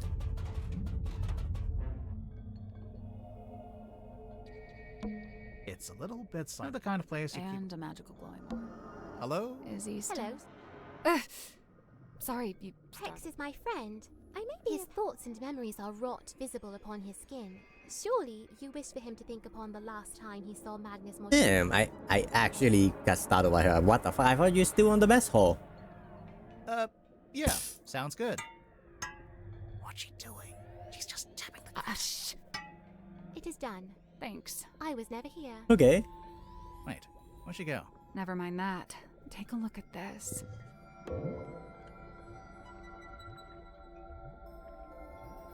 Ah. Oh, that's him? That's the belt.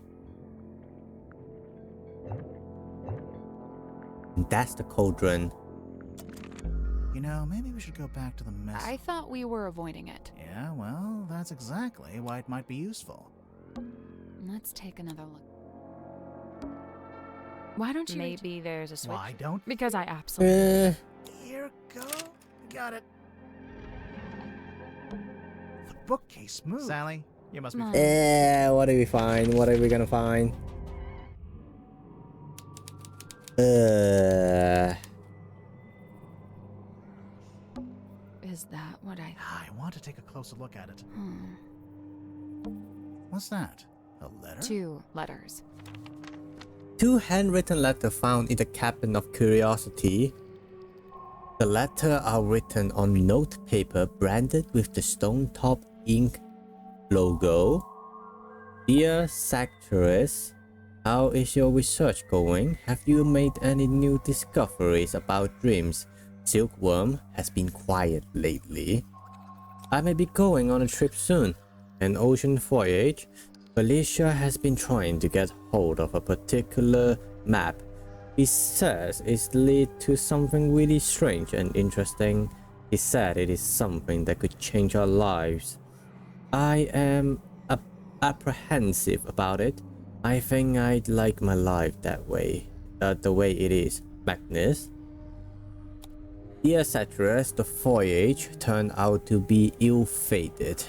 Since returning, I have been quite ill. I am recovering, but am now afflicted with a peculiar recurring dream. I have drawn a picture. Felicia sold the ship and left town. I believe she took the opportunity to do things while I was bed-bound, so I could not argue with her. I cannot fault her this strategy, for I would have demanded answers from her had I been able. In pursuit of the answer I seek, I have entered into a peculiar agreement, and soon I too will be leave town. In fact, I will be staying on board a submarine for a time. And now, the reason for this letter, I would like to request that you accompany me on this venture. You could bring your equipment and continue your study on board. There is plenty of space, and the voyage may even afford you your unique research opportunity. If you are willing, return to Silkworm as soon as possible. When you arrive, I shall already be housed on the submarine moor in the dock. Important, go to the Stone Top Ink and retrieve the large stone cauldron from the cellar. Conceal it amongst your supply and bring them all on board at the same time. I will meet you on board. You can set up in what is currently in infirmary, and I shall take the cauldron from you a little later on. I don't know what that I can't see. Sally, Hmm? you are getting hypnotized. Really? Oh, really? Cool. Oddities. Knickknacks. Doodads. Assorted anomalies. Nice. So, it's a... Slow down. A narwhal's horn. Oh, yeah. Unicorn it is. Yeah. Are there anything I want to check about? I want to check everything first. We kind of just walk past them, huh? I don't think there's anything in this room.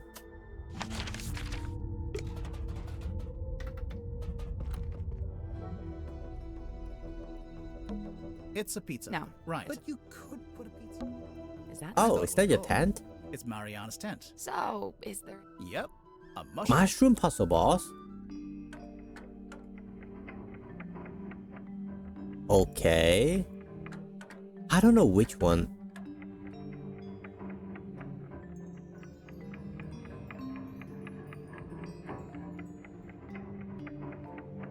Okay, Nevergleam is 1, 2, 3, 4, 5. Evergleam is 1, 2, 3. 1, 2, 3. No, only 2 that is Evergleam. Stay glued. If it's stay glued, there's only 5 of them that gloom. And minus the 2, so it's 3. And illuminated should be 1, 2, 3, 4. Nice. There we go. Nice. It opened. What's in there? It's a little. Oh, wait, I know what this is. It's a tape from Mariana's dictaphone. Oh, this one. Are there anything?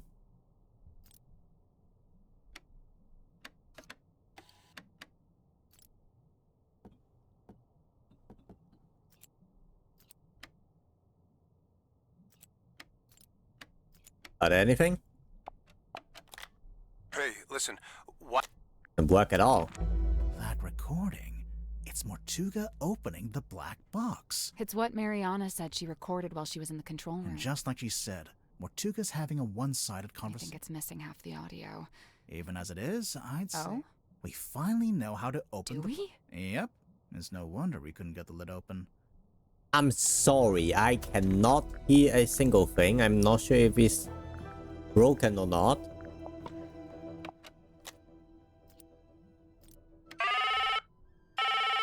That was loud. Hello, who's this? My name is Magnus Mortuga. Oh, yeah? Just happen to have my number, That was do loud. you? I think I'm gonna turn down a little bit for you guys. Lying to you. You and I share a mutual acquaintance, and she has informed me of your skill set. I wish to hire you, and I believe I have something I can offer in payment. I'm listening. What are you after? I'm in need of information. Information about a woman named Felicia Steele. Ah.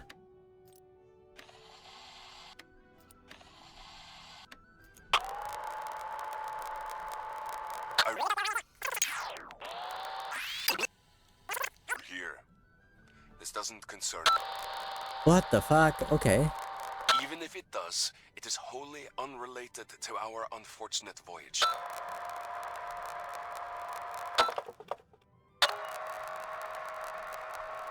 It doesn't open that way, it slides out at the side.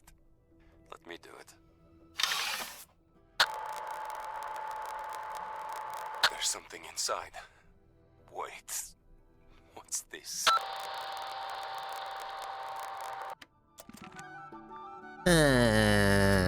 Do we really know how to open it? Because I certainly don't understand at all.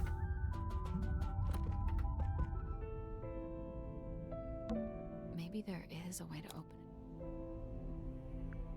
it. It slides out at the side. Oh, I have to do that. Chapter 4, the box that was actually really easy to open. It's a film reel. Oh. The rain is incessant, but it's oddly. Ah. Who are you? I feel like I've seen you before. Localized, like a local biome. Fluid. What I believe to be amniotic fluid is being diluted. I'm curious to see what happens. We believe it was born here long ago. How long, I cannot say. We found traces of its pilgrimage to the south. It's barren for some miles until, of course, you near the coast. Follow the line and you'd come to a small settlement known as Silkworm. It may be endangered, or it may hold a position of insight. I'm not sure. I'd like to suggest one of you travel there and find out. Faustus, I thought perhaps this might interest you in particular. Ask for a man named Solomon Stonetop. Okay. It's an envelope. A black-edged mourning envelope found in the black box. It's been ripped open at the side and is currently empty.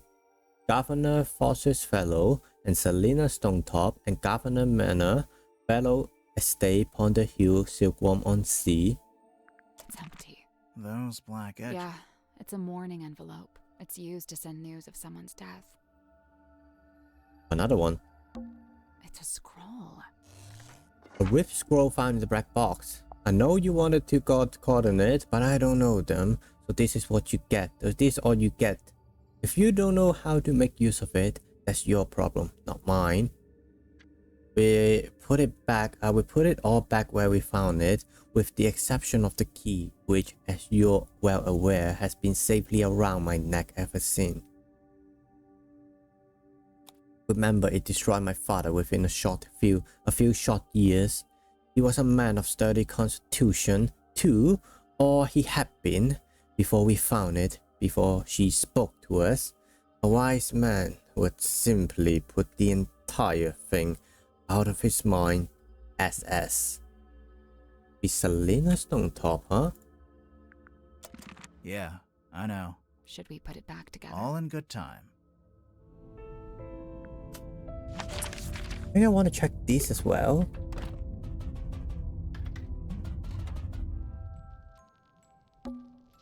I thought I can check behind the thing. It's a sea. Oh, I don't know. Yes. It's a magic that vanished. Are there anything I want? Except for bookcase? Why not check that at all? Not this place. Outside. But I thought I checked it already.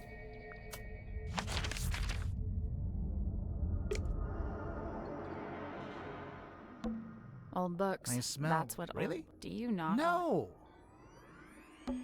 No, just take Watch a out look. for Yeah, I spiders. don't. We're on a submarine. I do seem to need constant. Big glass. If I had a penny for the book, Sally. My secret. I need to click. It's an armadillo. Usually this one. I don't. Hey, it's a crystal. On a ball. normal day. But I think we've already. Is it a I'm map? not sure. But if you laid it down flat. Is that what I want to take. There's a bunch of littles. That's the puzzle.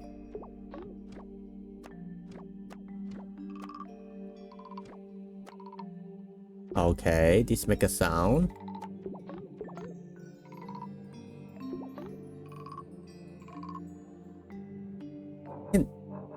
In them? Okay. I guess that's... Okay, there's only 3 of you. There's only 3 of the skull of these. So these with eyes. Eyes only have 3 as well? The moon symbol also have the thing. The 2 horns. I can spin them. Never mind. Oh, this got an eye. It's got 2 horns. 2 horns. This is the nose one.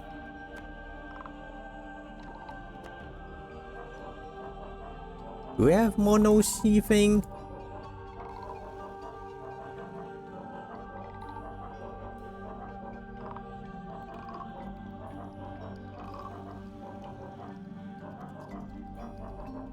You have the moon.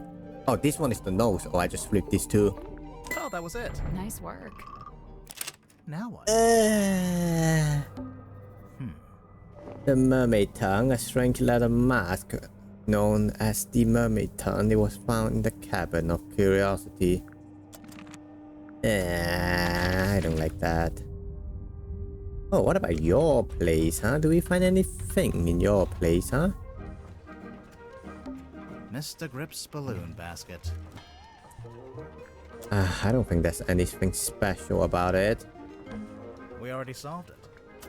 Maybe Apple has something? It's a ladder. I imagine, Oh. or, you know. Cushions. That's a big mirror. It's the kind You've of been on reflection. I don't think there's anything special. I don't think the room has anything special as well.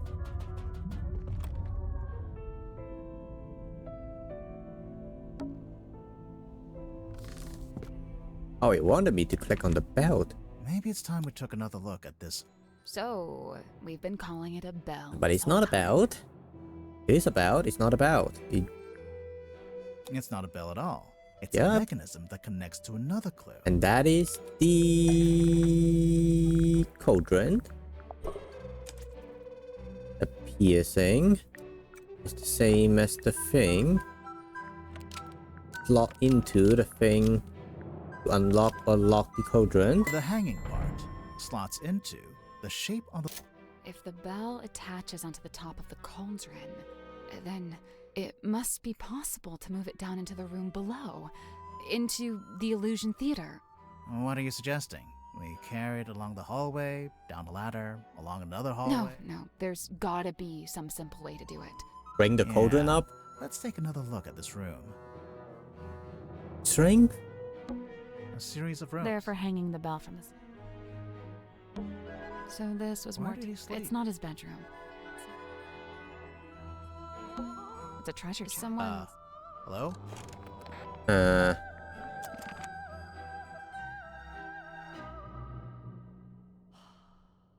Are there anything in the room that I could check about? Iron belt, airlock Gronto. Airlock Gronto? I don't think I need to check on this thing. Oh, this is the bottom one. I need to check on the top one. Something on the top thing that I need to check about? What is it? Helmet? We already solved it. This thing? Well, thus you're free Oh, to we start just ringing. break the thing. Okay, never mind.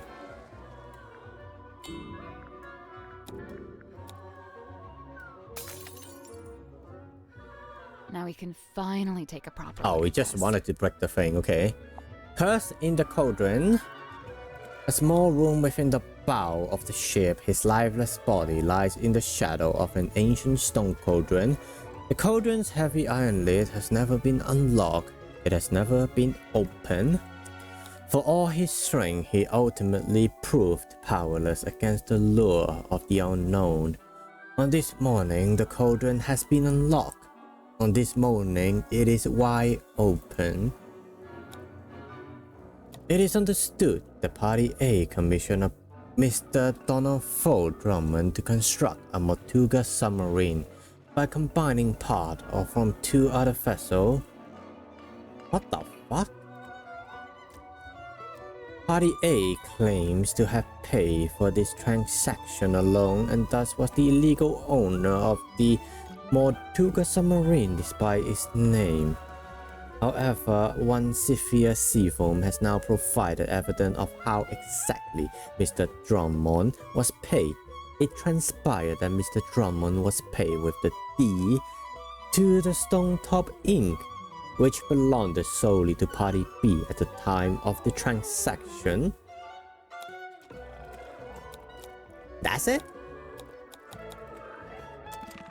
Well, It's a secret third page of the secret second page, technically.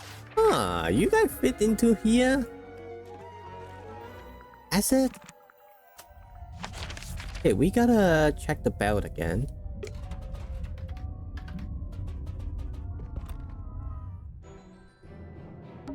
Should we move the table? I'll let you do that. Uppert? Should we move the rug? Me again, huh? Should we move the lid? I can take this one. Thanks. Oh my god. Thanks. It's open. Looks like it's exactly. So what? I guess we could. But it's probably easy. I That's because it's not in this room. Ah. Is that everything? Nearly. There's one more room we need. But are there a thing on top? Well, here we There are. must be some way to get the iron bell to lower onto the. There must be a way. I think we should probably shut. We'd better shut it. There must be a way to lower the. Let's leave it shut for now. There must be a way to lower the. There must be a way to lower. There must be a way to lower the. That post taped to a pipe on the pipe looks a little loose. Because it's upside down. Oh, do I really need to stop it myself? Oh. So it's a winch handle. That explains why the poster was upside down. down. I thought I need to stop it. Like, what do you know? So when the iron bell is placed over the cauldron, it can be. It could, if we can work out how to activate it.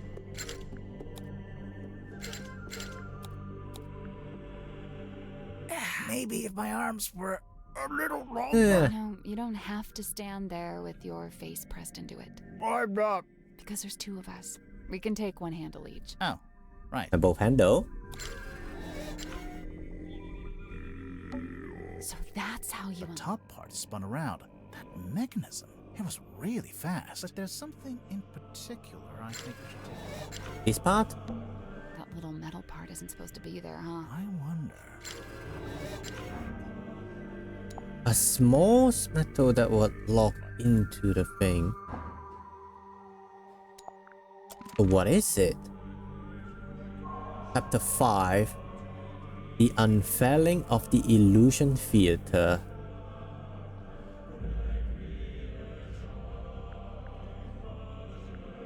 Let's put this together, shall we? Go ahead. So, Mortuga opened the cauldron in order to take something out of it. And that's when he was killed. Okay, but how was he killed? The thing inside the cauldron? The thing inside the cauldron. You sure? No, and that's when he was killed. Okay, by the iron bell? How was he killed? The iron bell.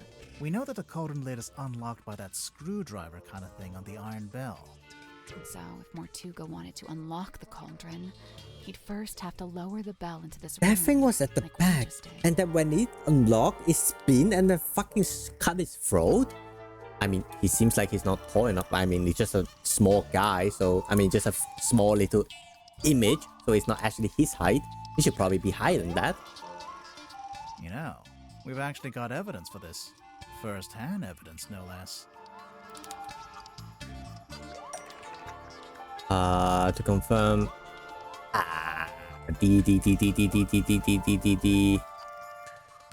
You. Hex had a memory of seeing Mortuga through the window of the Illusion Theater. Oh yeah, look at that. The dark shape that lowers down in front of Mortuga. That's the iron bell. Must be. But then to actually unlock the cauldron, you have to turn the handles on both sides of the bell. Yeah, well, we just did that too. It was easy. I mean, sure, if you've got two people taking one handle each, but how did Mortuga do it? He just did that by himself. His tadpole told only her and him can do it by himself. He did it by himself. You think? I'm pretty sure, yeah. There's even a record of him trying to do this once before. Is there? What kind of record? Felicia Stonetop's diary. From their time on the Oh, really? Selena. Magnus put his arms around it to turn the things. He can just about reach, but I told him not to do it like that. Might not be safe, since we don't know exactly what'll happen. So I said we could do it together, one each. So Mortuga could do it. We have the diary? But only just. Right, only just. In order to reach both sides, he had to place his body directly up against the bell, just like you were trying to do before I told you not to.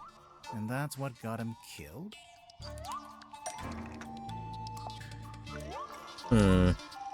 This might be a knife. Was wedged into or screw or to move or screw onto a knife to kill when it rotated around. A metal thing. That's not right. When it shot forward. I think it's this one. A knife was screwed onto the thing. A knife was glued onto. That's not right. Maybe not the right. Was wedged. A knife. Almost. Maybe just The metal thing? A metal thing was wedged into the iron bell to kill Mortuga when it rotated around. That metal thing doesn't... Mortuga was cut straight across the neck when the upper section of the bell swung around. We saw how fast it moves, and it's really heavy. It must have a whole load of force behind it. The little metal thing. It's not actually part of the iron bell. There's something. Someone must have put it there. Right, the culprit, presumably, knowing it would kill Mortuga if and when he tried to unlock the cauldron. Only it's, kind of small. Even if you did press up against the bell, I'm not sure it's long enough or sharp enough to cut you. It didn't actually... It was long. I think it's broken. It was longer, but it's been broken in half. The part sticking out of the bell isn't the complete murder weapon. It's a fragment left behind when it was broken, presumably when the culprit took it back out. A fragment of what? A knife? Something that belongs to the culprit? Belong to Mortuga? I don't think it's belong to the Mortuga. Can it be the mask?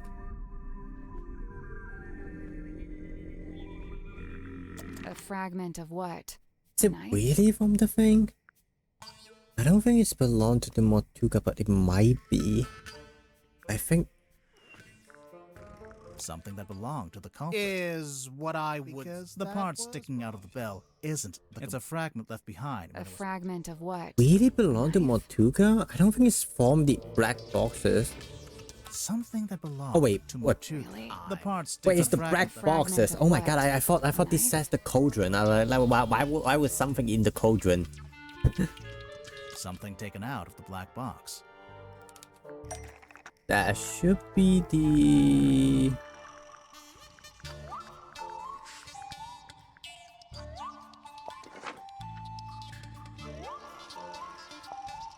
No, not this one.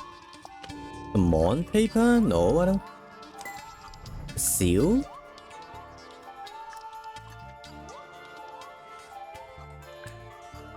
This is the right clue, but we won't. This is the right clue, but we won't. Oh, the scissor. Oh my god, I did not even see that. What? The envelope's empty now, but there's an imprint of what was in there when Mortuga first opened the box. It's pretty clear. You can see exactly what shape it is. Okay, but what is it? And why was it in that envelope? It's a scissor. A pair of scissors. Sure about really? that? The envelope's empty. It's pretty clear. That's not a scissor? That's a necklace? And why was Oh it in yeah, that it did say that it's on your neck and thing, right? Is it on this? No, not on this. But didn't they have like a note that say the thing? Did you?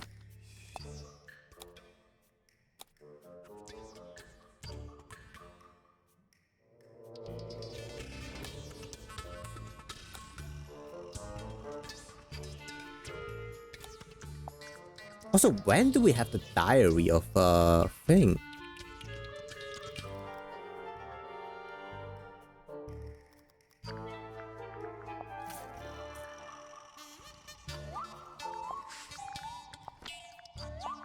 Okay, but what is it? And why was it in that necklace. Oh, I did not see that at all. We'll get to that later. No. A painting of someone wearing the necklace, then it's gotta be the painting.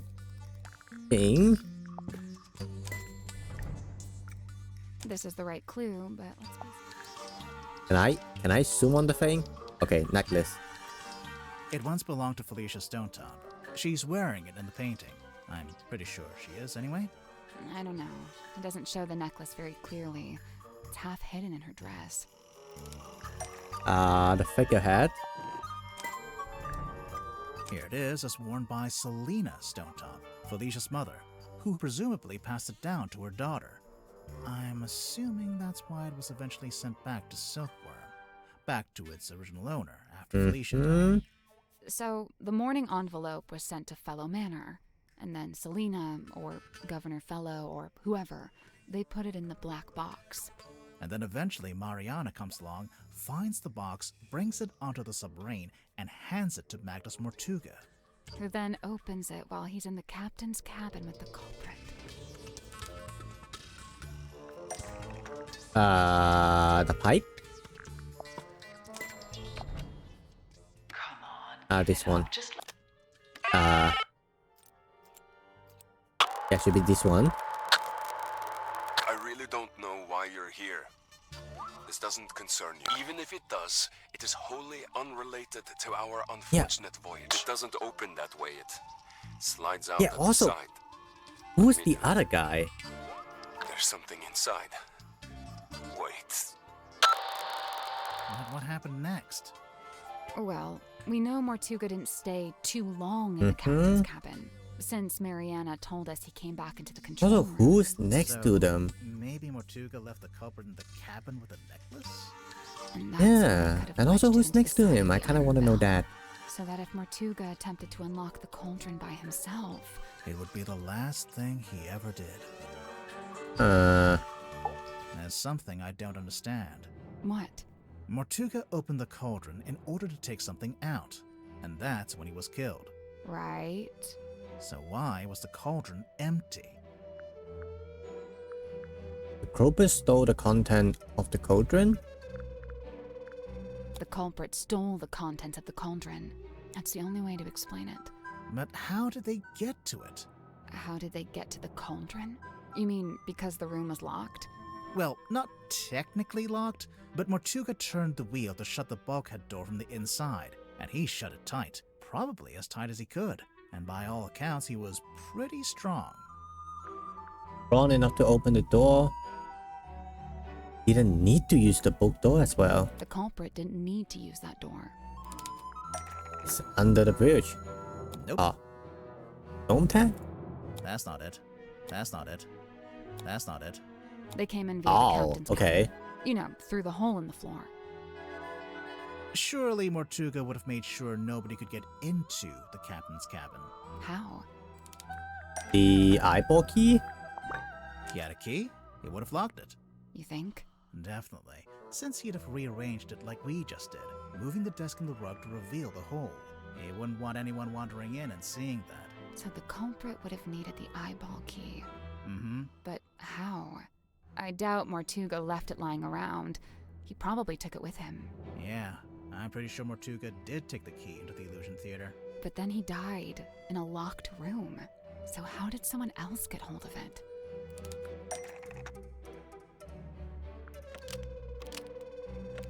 The eyeball key fell through the vent under the cauldron and landed on the bridge. The eyeball key.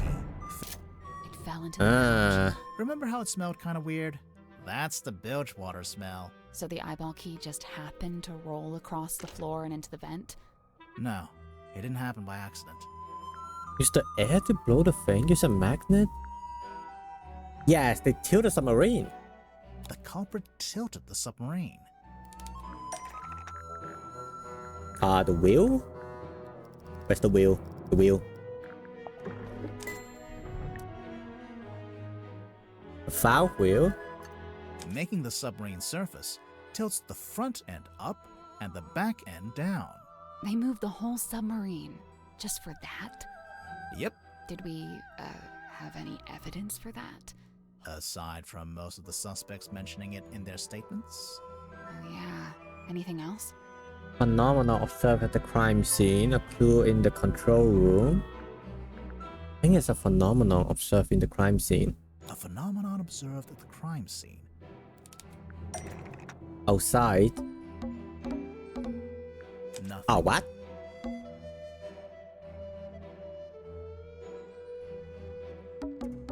What is outside the thing? That's not it. Nothing. Nothing. Nope. Oh, the blood. Oh, yeah. Hello, not the blood. Okay, I need to go up a little bit. Blood. It pulled out first, but then started running down towards the bilge vent. Anything else? A clue found. A clue found in the control room. Suddenly surfacing. Ah, that's not it. The wheels? No. Captain Log? Did he say anything? Oh, probably.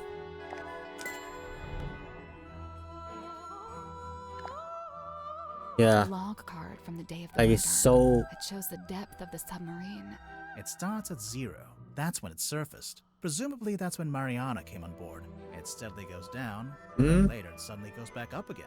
Anything else? A clue found at the crime scene. Moon file? The moon vial. How is that evidence of the submarine tilting? It makes sense if you know where it came from. Oh yeah. We found a part of it that got left behind. Left from the ship. Droplet. So the moon vial rolled right off Mortuga's desk and through the hole in the floor. Ah. Once the culprit had the key, they could let themselves into the captain's cabin, which, as we know, gave them access to the crime scene from above. They climbed down the rope, through the hole, and into this room, where they were free to take the content of the cauldron for themselves. Although, to get out, they'd need to climb back up the bell rope, meaning they'd have to leave the illusion theater with the iron bell still lowered onto the cauldron. Right, well, I figured they just turned the rope winch manually.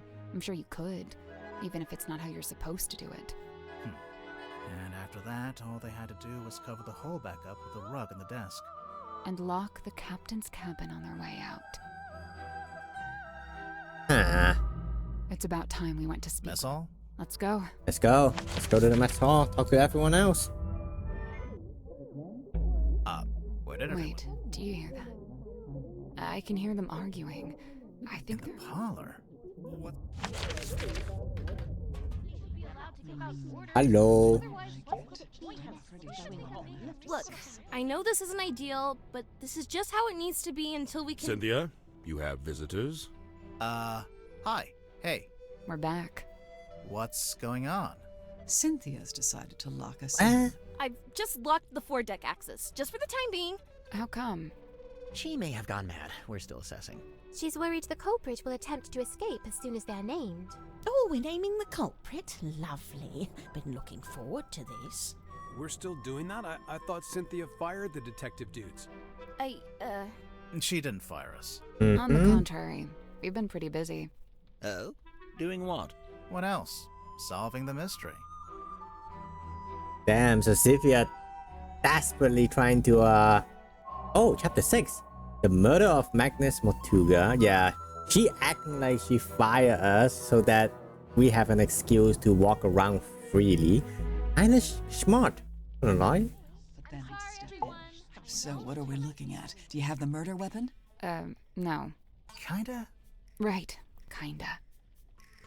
Cynthia, maybe you should have fired them. No, look, listen to me. Mortuga was killed by the mechanism of the iron bell. It lowers onto the cauldron and they fit together. It's a big mechanical lock. Right, and there's this little metal thing wedged in the side. It's not part of the iron bell itself, but it was... Oh, we're just gonna skip all the thing? In and out without ever opening or closing the bulkhead door. So, the murder weapon... It's a necklace? Felicia Stonetop's necklace. And it's still missing? Right. Apart from a small fragment that snapped off and was left in the iron bell. And Mortuga was killed because he tried to take something out of the cauldron? Take what out of the cauldron? It can only really be one thing. The one thing that all of this has been about. The mermaid tongue? The mermaid's tongue.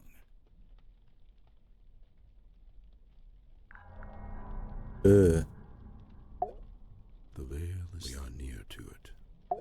The mermaid's what? It's a kind of ancient artifact. Mortuga found it on a sea voyage years ago. Right. The same voyage captured on this film reel and depicted in this bottle. Captain Felicia Stonetop and her helmsman, Magnus Mortuga. They went off into the ocean on a ship named the Dearest Selina. And came back with a mermaid's tongue. And that's what Mortuga kept in the cauldron? But it was empty. It's been empty since we discovered the murder. Quite right. If this mermaid's tongue came out of the cauldron, where's it been this whole time? Well, you found it. We found it in Dr. Zephyr's cabinet of curiosity. Did you? Fascinating. But what is it? What does it do?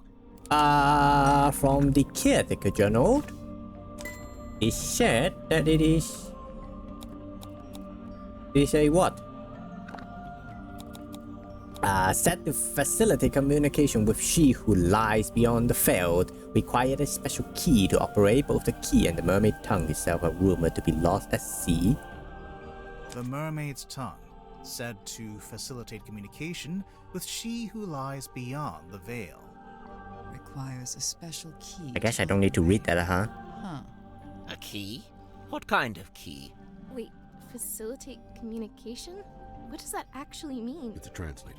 When worn over one's head, the mermaid's tongue allows you to commune with the mermaid. Thus the name tongue, referring not to an appendage, but to the language spoken by the mermaid. How nice. Anyone gonna tell me who the mermaid is, or...? The mermaid is her.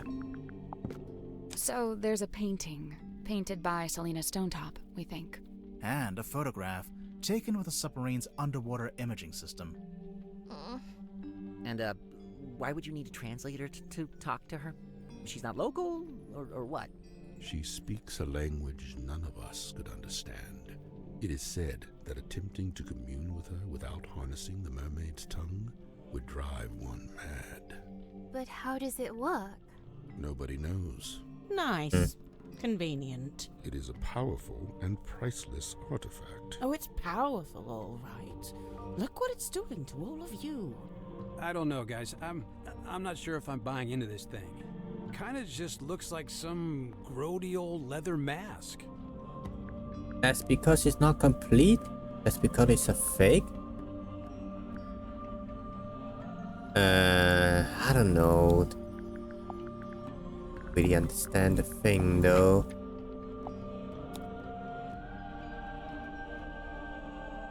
Kinda just I think looks it's incomplete. Like some grody old leather mask. That's because it's not complete. How do you know? So this image here, it's a photograph of a drawing.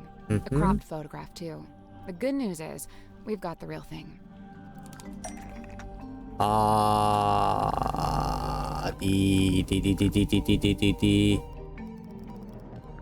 This one, yes. And this one.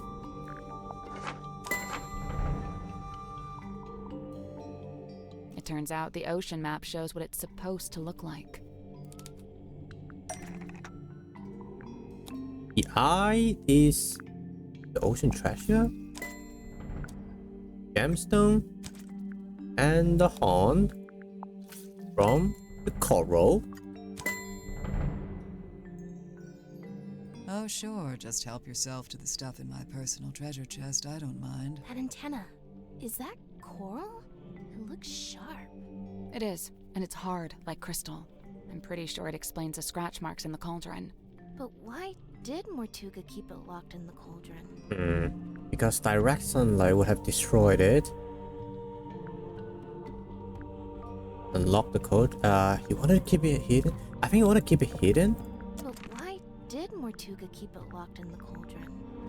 because he wanted to keep it hidden from everyone. The mermaid's tongue being on board was a secret Mortuga was keeping. The cauldron was covered by the sailcloth and locked in the storeroom, and Mortuga wanted to keep it that way. It's true. When he saw my poster, he told me we had to keep the cauldron covered up. Why the cauldron, though? Wouldn't it have been less conspicuous if he just kept it in a wooden crate or something? Keeping the mermaid's tongue in the cauldron wasn't something Mortuga came up with himself. Even before he ever found it, it's just where it's always been kept. To the ocean map as well, I think. Nope. Oh, this one. Yeah, it's the other part of the ocean map. There it is. See? In the cauldron, beneath the iron bell, beneath the wooden buoy. But that was a long time ago. How do you know the mermaid's tongue was still in the cauldron at the time of the murder?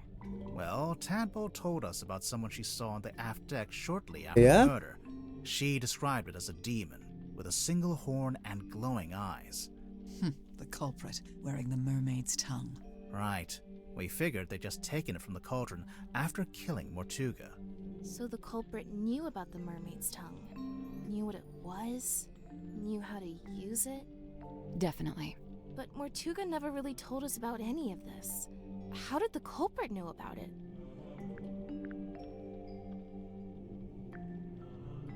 They were the third person on the... Yeah. Because they were the third person on the Dearest Selena voyage.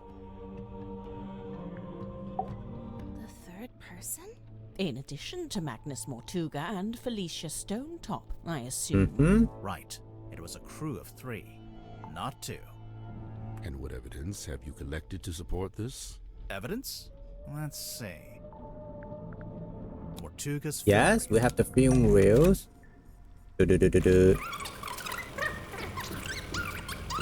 Hello? Yes? Door? The opening of the door? Oh yeah, look at that. Spooky. Let's see. And... the audio recording of Mortuga opening the black box. What recording is this? Huh. I really don't know why you're here. This doesn't concern you. Even if it does, it is wholly unrelated to our... It's so loud. unfortunate Okay, now it's back okay.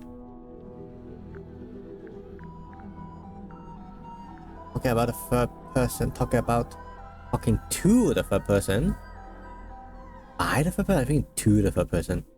Mortuga is talking to the third person from the voyage. Is he? I only hear the one voice.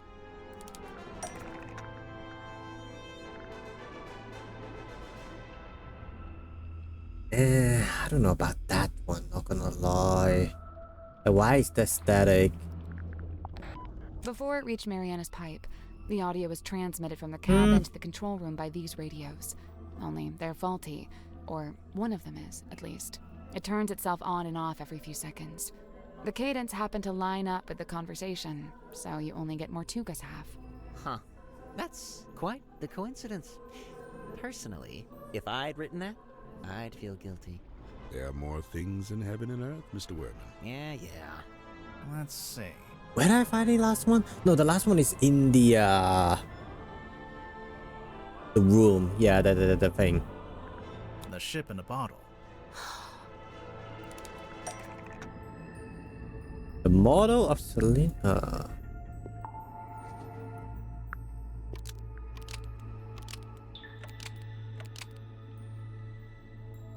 Rattle when you shake it because the model is hidden inside the ship. The ship in a bottle rattles when you shake it because, I knew there was something in there. Someone in there. well, there we are. Are we breaking the Quite a bit thing? of evidence as it stands. All right, but does any of that tell you who it actually is? Potentially, yeah. It was marked made by Mortuga on the audio recording. The ship in a bottle rattling when you shake it. Wait, the model person inside the ship? There's a way to work out who it is? Well, I can think of a way. Let's do it with logic and reasoning, shall we? are we not First, breaking it? we'll compare the ship in a bottle with Mortuga's other... Oh man, I think I want to break it. The model town. What about Missing it? someone who aren't in the town. The people who aren't in the town. What do you mean? Mortuga and Felicia aren't in the town because they're on the ship. Selena too, I suppose, since she's the figurehead. I don't think they're who she's talking about. It's important to remember that the model town is specific to Mortuga's life. When adding the model figures, he only included people he had dealings with. And he only detailed the buildings he was familiar with. The rest are just generic blocks. With this in mind, there's someone else who should be here, but isn't. And that is Doctor's... Oh, what? No, that's not it. Oh, it's Grip. Mortuga made a detailed model of Grip's shop. It's not a generic cube like I thought it's everything else. this one, because he didn't say that the Dr. Sapphire thing is here supposed to be. Which means there should be a model of Grip himself. But it's not there. But why would Mortuga include Grip in his model town? Did they know each other? And if they did, how did Grip end up going along on Mortuga's ship?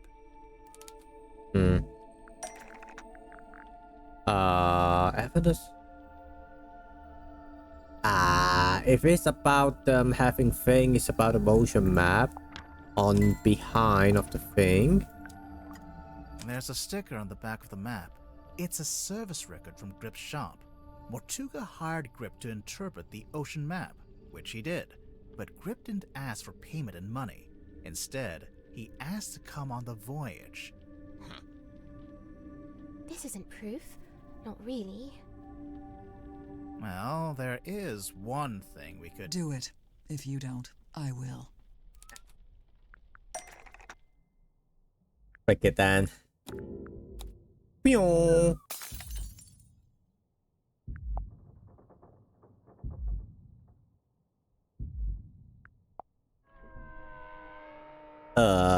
That's his model.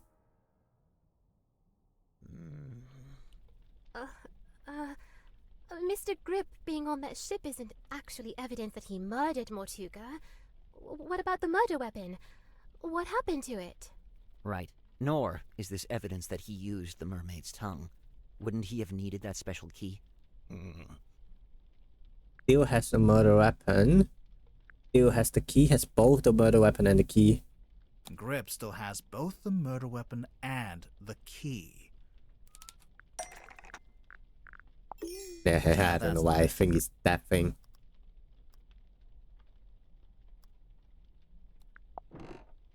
Nope.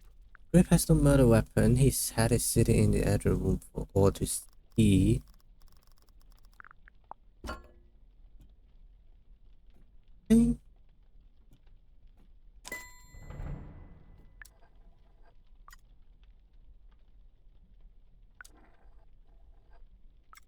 This is the right clue, but we want...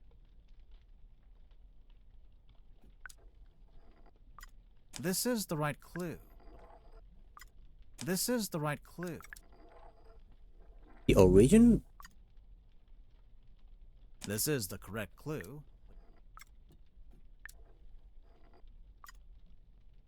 This is the right clue. The lid? This is the right clue, but let's be specific. Are there anything else? Oh, the bottom? This is the right clue, but we want to...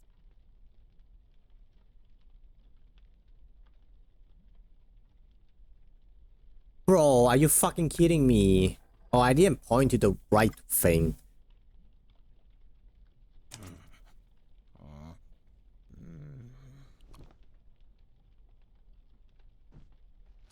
Damn, your hair. I guess this is it. Damn, your hair look very...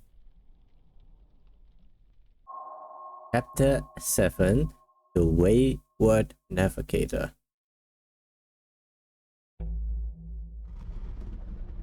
The voyage aboard the dearest Selena.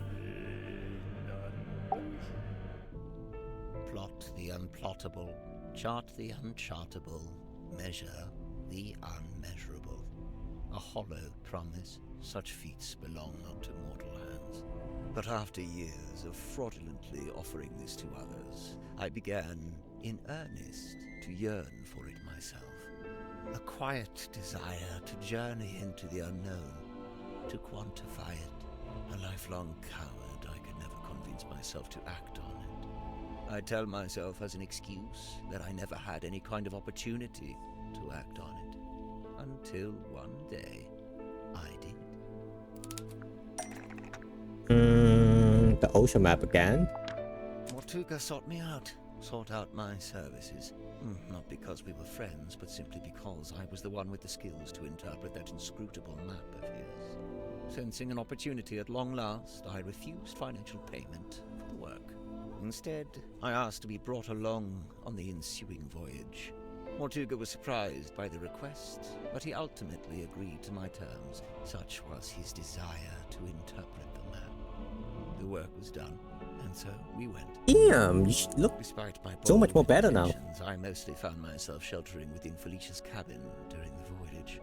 All the while, she and Mortuga stood around on deck looking windswept and heroic, far more at home on the sea than I. Regret reared its head. Regret over inviting myself into their world. From within the cabin, I sat and listened to their conversation. Felicia was telling Mortuga what they were looking for, what they were hoping to find. At the bottom half? The mermaid tank? Did Felicia know what it was before she found it? Somehow she did. Her description to Mortuga was thus: a mask worn over the head. It facilitates communication with an ancient being of eternal mystery. That's really how she worded it?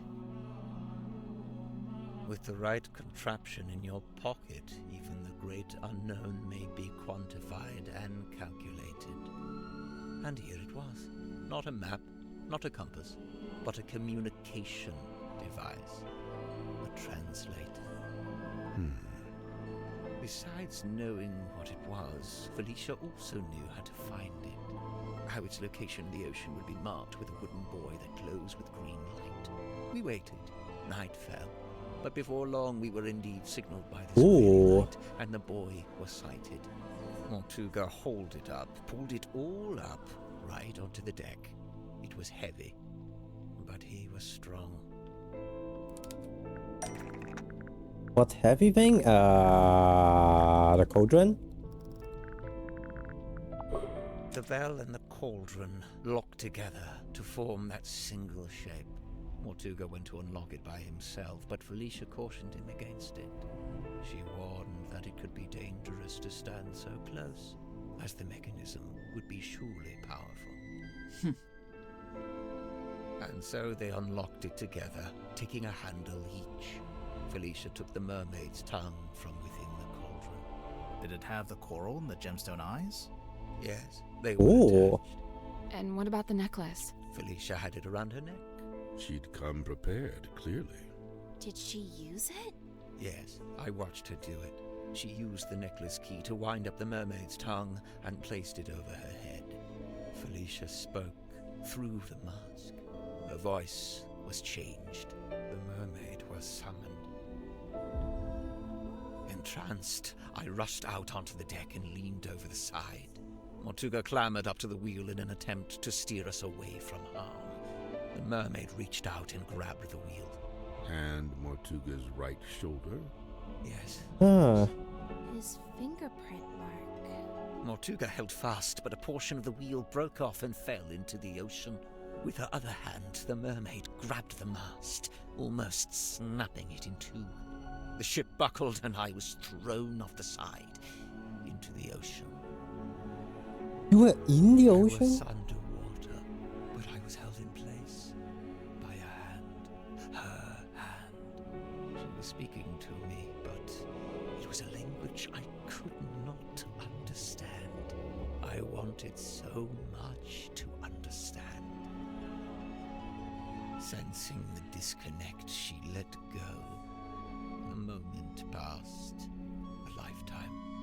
I became vaguely aware that I was about to drown, but I didn't want to leave.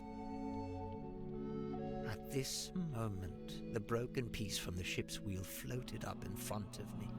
By its intervention, I was reminded of my earthly existence. my life beyond this singular moment. I was overwhelmed with a cowardly desire to return to the surface, to see the sun, to live, to breathe. I grabbed onto the broken wheel and let it carry me up to the surface. The mermaid was nowhere to be seen. Neither was the dearest Selena. Wait, the wood from the broken wheel.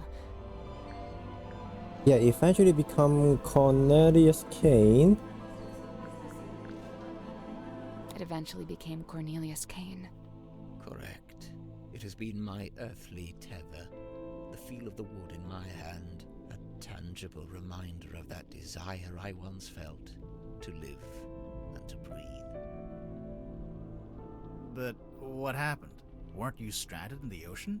Somehow the currents carried me back to the Silk Ooh, Road that's coast. really? I took the broken wheel piece back home and fell into a deep sleep. The creation of the Tortuga submarine. After I awoke, I went looking for Felicia. Not Tortuga. No, Felicia. Could have been the one to unlock the cauldron. Yeah, she was the one wearing the mermaid tongue. Felicia had been the one wearing the mermaid's tongue. Correct. Given what I knew of its function, I surmise she may have understood what the mermaid had said to me. I went to the Stone Top Inn, but Felicia was not there. I searched through the empty building until I came to Tortuga's room. I was encouraged to see that he had at least retained the wooden boy and the iron bell. Tortuga was in his bed, asleep. He looked ill, weak. I woke him up. I asked him about the mermaid's tongue. What had happened to it? Where was it? At first, Tortuga said nothing. He merely looked at me. He told me that he and Felicia had locked it away in the cauldron and thrown it back into the ocean. Okay. He said they'd kept the wooden boy so that nobody else would ever be able to find it. And they'd kept the iron bell so that even if someone was to come across the cauldron, they wouldn't be able to unlock it. I was horrified to learn this. My only chance of summoning and communicating with the mermaid lost beneath the waves. Or so I thought. Did you ask about the necklace key? Tortuga hadn't mentioned it, and I did not ask about it. At that time, I simply assumed it had been left in the mouth of the mermaid's tongue and thus would be in the cauldron. I demanded that we take the dearest Selena back out on a second voyage to recover the sunken cauldron. Tortuga said it was impossible. For one, the dearest Selena couldn't recover it from the bottom of the ocean if it was not attached to the boy. And secondly, Felicia had decommissioned the ship and it was being taken apart at the shipyard. In explanation, Tortuga handed me a folded piece of parchment. The Inkty? It had inscribed a note from Felicia. She was to be leaving town immediately. She did not say where she was going. Tortuga told me he had slept through Felicia's parting visit. He was distraught over it, heartbroken. With a desperate look, he asked me if Felicia had also come to visit me on her way out of town. I told him yes, she had. Tortuga's eyes opened wide. Did she say where she was going? I must know. I have to know. I told him yes. Yes, she told me where she was going and she'd given me the address. His eyes widened further. Give it to me. I need to know. I'll go after her. I told him I would, in exchange for the mermaid's tongue. Tortuga told me again how it was impossible. There's no way. It's lost. You need to let it go. I didn't want to hear it. I left the inn still clutching the deeds. I went down to the shipyard and spoke with Donovan Drummond. He had begun taking apart the dearest Selena. I inquired about purchasing Drummond's unused submarine, Seafoam submarine. He told me he would be willing to part with it, but it had never been finished. In order for it to be seaworthy, it would need several new parts that would take a long time to build. However, I was determined to find a solution. You offered to finish the dearest? Both of them? You offered to buy both the Seafoam submarine and the dearest Selena. Correct. I suggested we could use parts from the sailing ship to finish the submarine. Drummond merely asked how I was going to pay for 2 vessels. I showed him the deeds to the Stone Top Inn. He accepted it as payment.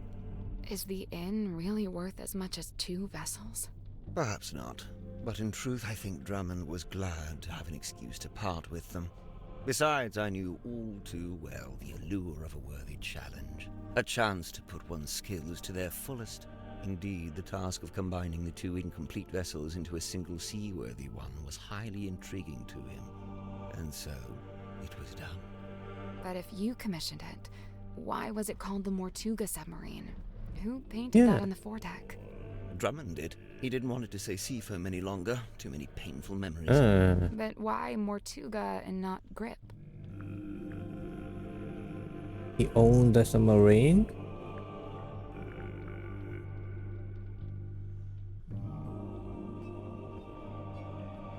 Because Grip paid for Right. Drummond assumed I was merely acting as an Okay. intermediary for Mortuga, the true buyer. Did you tell Mortuga what you'd done? I told him of my intention to return to the ocean in a submarine I was having constructed. He wasn't happy about it, but the submarine took months to complete. That was enough time to convince him to come with me and help search for the Mermaid's tongue. He only came with you because you were pretending to know where Felicia had gone, and you were hiding it from him. Correct. What were you going to do if and when Mortuga realized you'd been lying to him? It was worth the risk. There was no question of leaving the Mermaid's tongue at the bottom of the ocean. But it wasn't lost in the ocean. Mortuga had it the whole time. Yeah. Correct. As I had lied to him, he had lied to me. A gathering of hapless traveler. Mortuga smuggled the Mermaid's tongue onto the submarine before we left. He didn't want to leave it behind, but he didn't want me to know he had it. Smuggled? How?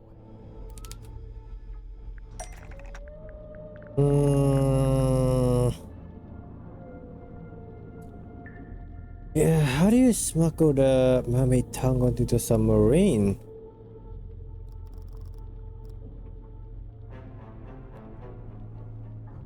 The letter to Zephyr? Mortuga sent me a letter, inviting me to join him on the submarine. Yeah. Grip, did you know he'd done that? Mortuga told me he was going to bring somebody else on board. An old friend, a collector of occult curiosities who might be helpful. But I didn't want anyone to know what we were doing, or what we were looking for. I told Mortuga not to mention me in the letter. I followed Mortuga's instructions precisely. I arrived in Silkworm and went into the Stone Top Inn, where I found the locked cauldron.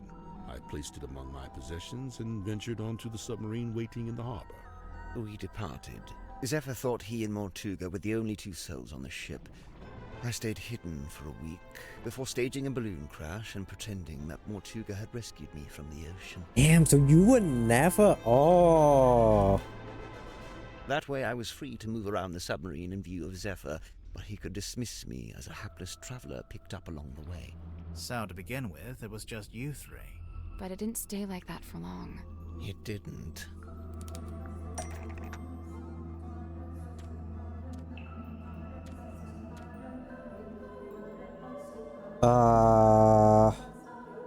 From the airlock and put it in the keys. Yeah. Onto the submarine. Oh, I can flip it?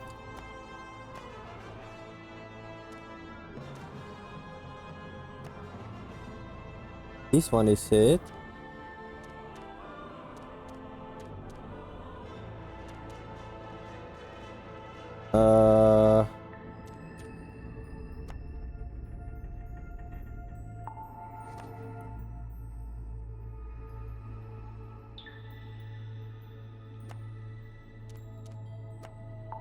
was with when he opened the black box and discovered the necklace key.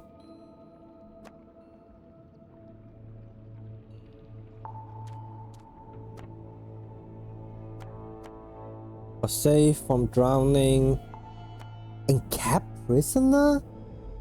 I don't think so. Offered to take over from Mortuga as a way of freeing him. Yeah, this one should be right.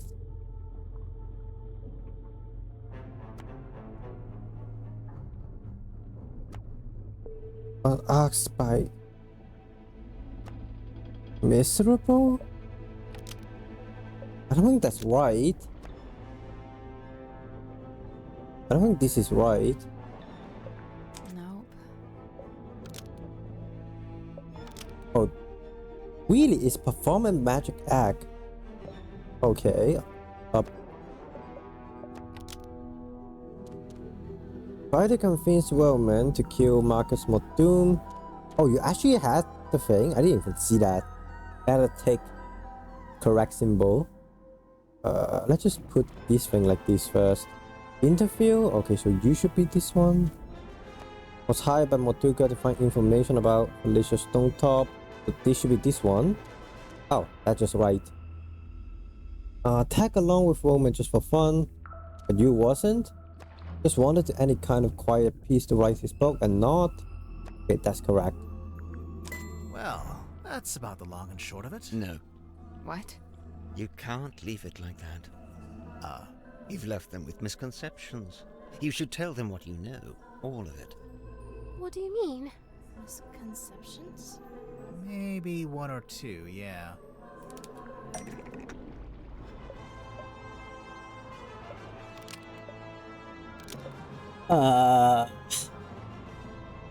Before Mortuga could leave the submarine, with you. I don't think that's right. Even though he did wish to leave the submarine, Mortuga could not accept Tadpole's offer to give up his captaincy to her. Before Mortuga could leave the submarine, he needed. Oh yeah. He always did think he would make the best captain, and he did want to leave. But he couldn't. Not without the information. Not just that. Since it turned out he had the Mermaid's tongue on board the entire time, I don't think he wanted to leave me on the submarine with it. He didn't want me anywhere near it. He was trying to protect you. I'm aware. But why did he keep the mermaid tongue on board with grip on it instead of leaving it behind? Sylvia became the captain because of the command contract. But there's another page that we discover inside the black box. No, the message in the bottle. While it's true that Mortuga decided to create a command contract after Sylvia showed him the ink D, the contract was never intended for Sylvia. So, who was Me. Once Mortuga found out the inn-deeds had been used to pay for the submarine, he realized for the first time that he was its legal owner. He really hadn't known that before? No, he'd always assumed I paid for it with my own money. Armed with the new information, Mortuga attempted to use it to control... Thus, the command contract. What exactly was he hoping to achieve? Yeah. To strong-arm me into telling him where Felicia had gone, and to cease my search for the mermaid's tongue. But it didn't work. Of course not. Wasn't Mortuga supposed to be paperwork averse? I'm surprised to learn he would try to control someone with a contract. Where would he even get an idea like that? That's my bad. I ended up telling him all about contracts, you know, what they are, how they work. Really? You okay. I guess Mortuga thought if I could be controlled by a contract, maybe someone else could be too. Roman was lured onto the submarine by the handwritten letter, but it wasn't actually from by who it claimed to be from. Mortuga said that hoping to lure Roman onto the submarine was he hoped Roman might have information about Felicia Stonetop. Wait, so Mortuga wrote the letter? Not exactly. It was his idea, but he wasn't one for writing by hand, so he asked me to do it for him. But Mortuga didn't want to reveal too much in the letter, so he had the idea to pretend to be a neutral third party. We learned about Ibis from that newspaper page, but it just needed to be someone you would listen to. Honestly, I'm surprised it worked. Huh. This explains why Mortuga kept asking about my father. Oh yeah, I was wondering about that. Were you able to tell him anything? Afraid not. I haven't spoken to my father. Okay. Do you think he would have known anything about Felicia? About what happened to her? It's possible. Watching Symphony perform Lady of the Looking Glass did not make Mortuga miserable. He was already miserable because he had just found the her painting, which informed him Felicia Stonetop had died. I don't think that's right.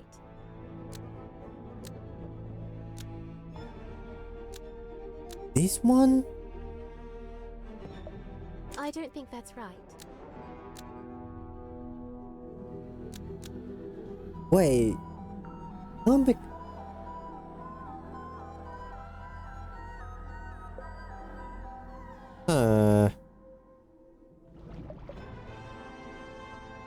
See?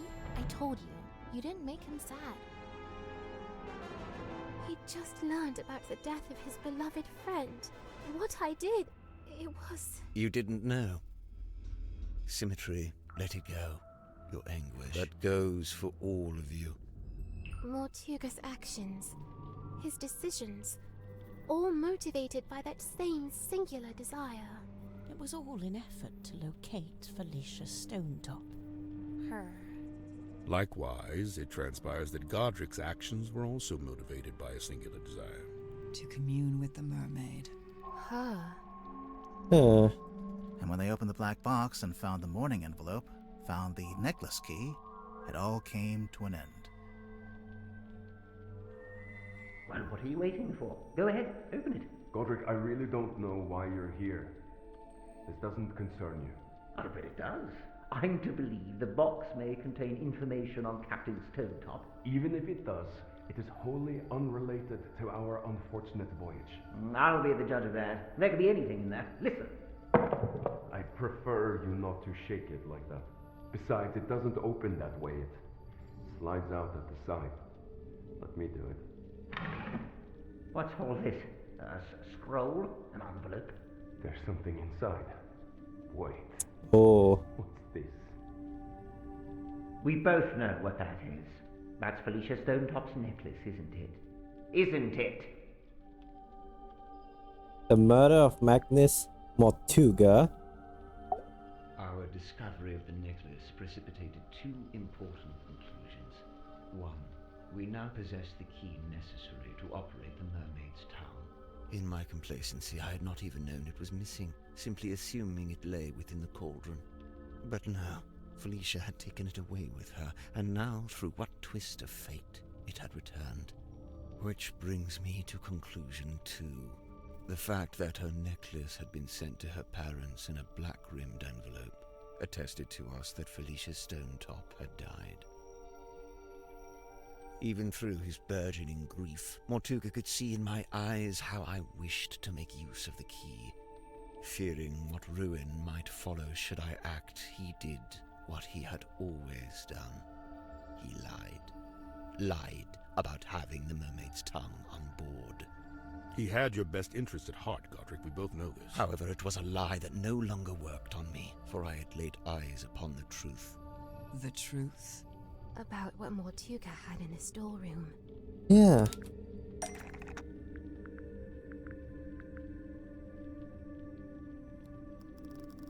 The belt? Nope. Or the sailcloth? That's not it. I thought it's the belt because it's... What drawing did... Oh, this thing? Really? I don't think so. Yeah, it's not.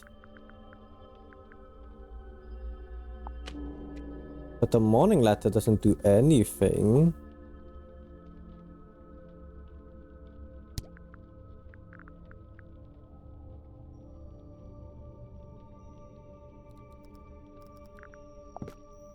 This drawing? No. Right. And what more drawing? That's not it.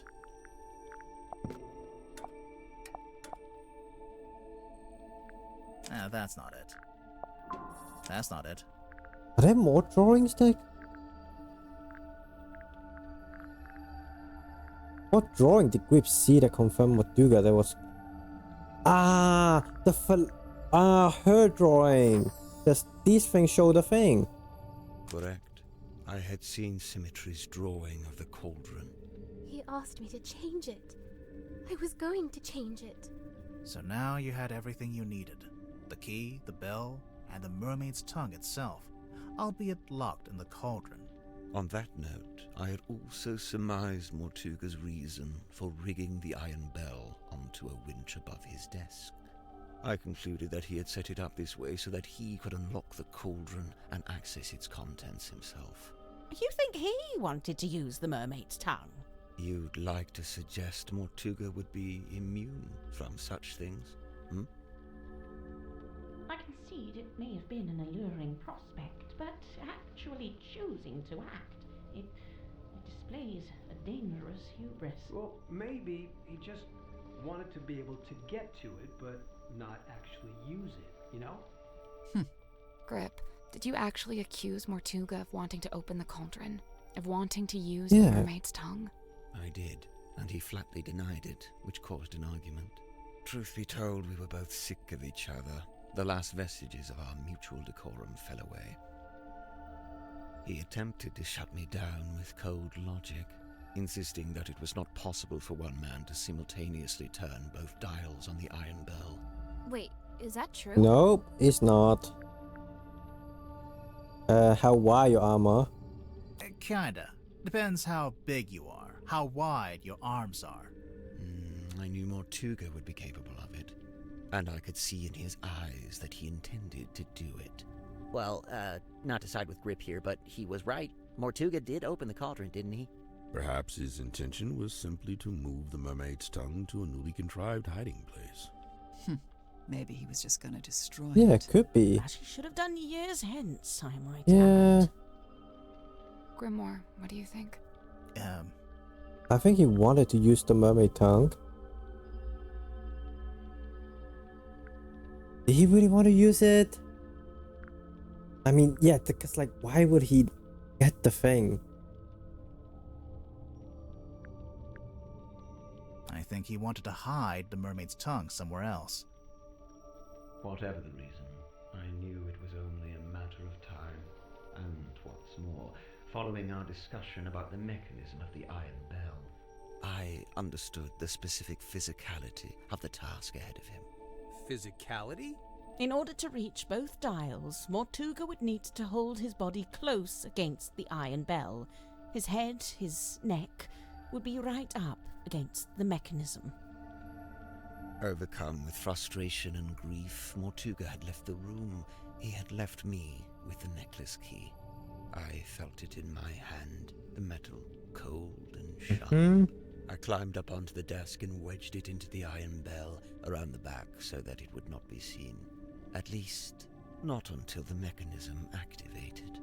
You're a murderer. Call me what you will. To me, it was merely insurance against continued deception and greed on Mortuga's part. If he indeed decided to keep the mermaid's tongue for himself, if he decided, as he always had, to keep it from me, then it would be his last decision. the rest you know.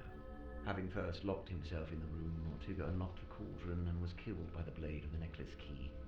I tilted the submarine in order to claim the eyeball key, Mhm. which granted me access to the captain's cabin and a path into the storeroom from above. I took the mermaid's tongue from the unlocked cauldron. And then you went up to the aft deck and used it, didn't you? I tried to, but you stopped me. You're welcome. Tadpole then dove into the ocean and collected the pieces. Yep. Including the coral and the gemstone eyes, which she kept for herself. Yeah. As for the mask itself, I just left it in my room. And I took it when I later visited the room to collect hex from the dome tank. Wow, you're admitting it, huh? I admit I moved it to a more secure location, ultimately a wise decision, wouldn't you say? Except it's not there anymore, is it? It's right here. It's dark. Grip turned off the lights. Someone grab him! Oh, he go up. The mermaid's tongue, it's gone. He took it. He can't have gone up to the foredeck. It's still...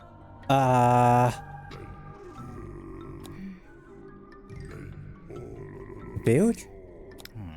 Oh. What about the aft deck? Let's go. Maybe we can... Eh.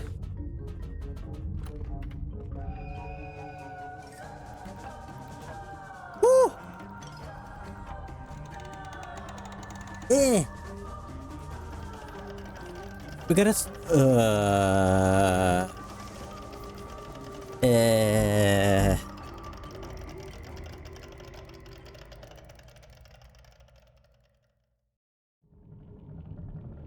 Oh my god. He's wearing it. Are we too late?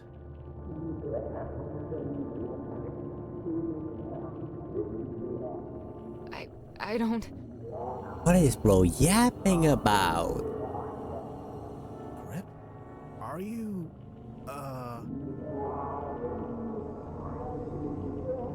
What? Wait, where's he going? You going to the deck? What's he gonna do? Wait, what's that on the floor? It's the cup? He fixed it. What?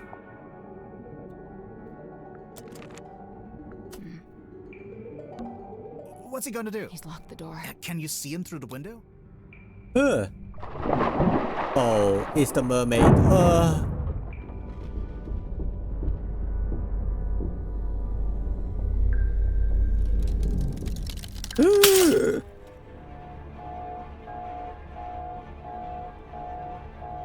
This is bad. The pressure change. It's just the submarine's not...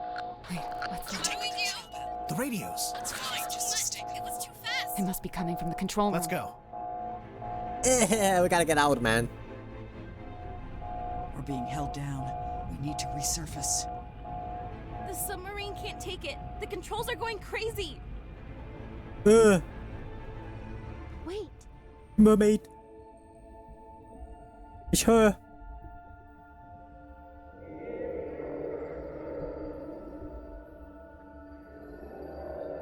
Is that supposed to say something?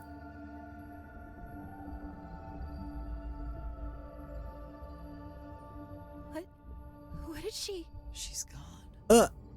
We're going back up. And we surface. Okay. She let us go.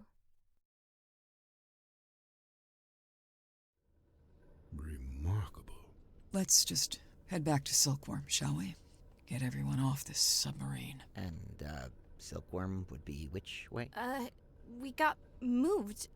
I don't know where we are. No stars. No moon. I don't know where... I don't know which way... The ocean map? Oh. Well, that's not right. Oh. The fixed compass. He fixed it. And he just wanted to himself. He doesn't want to drag us into it.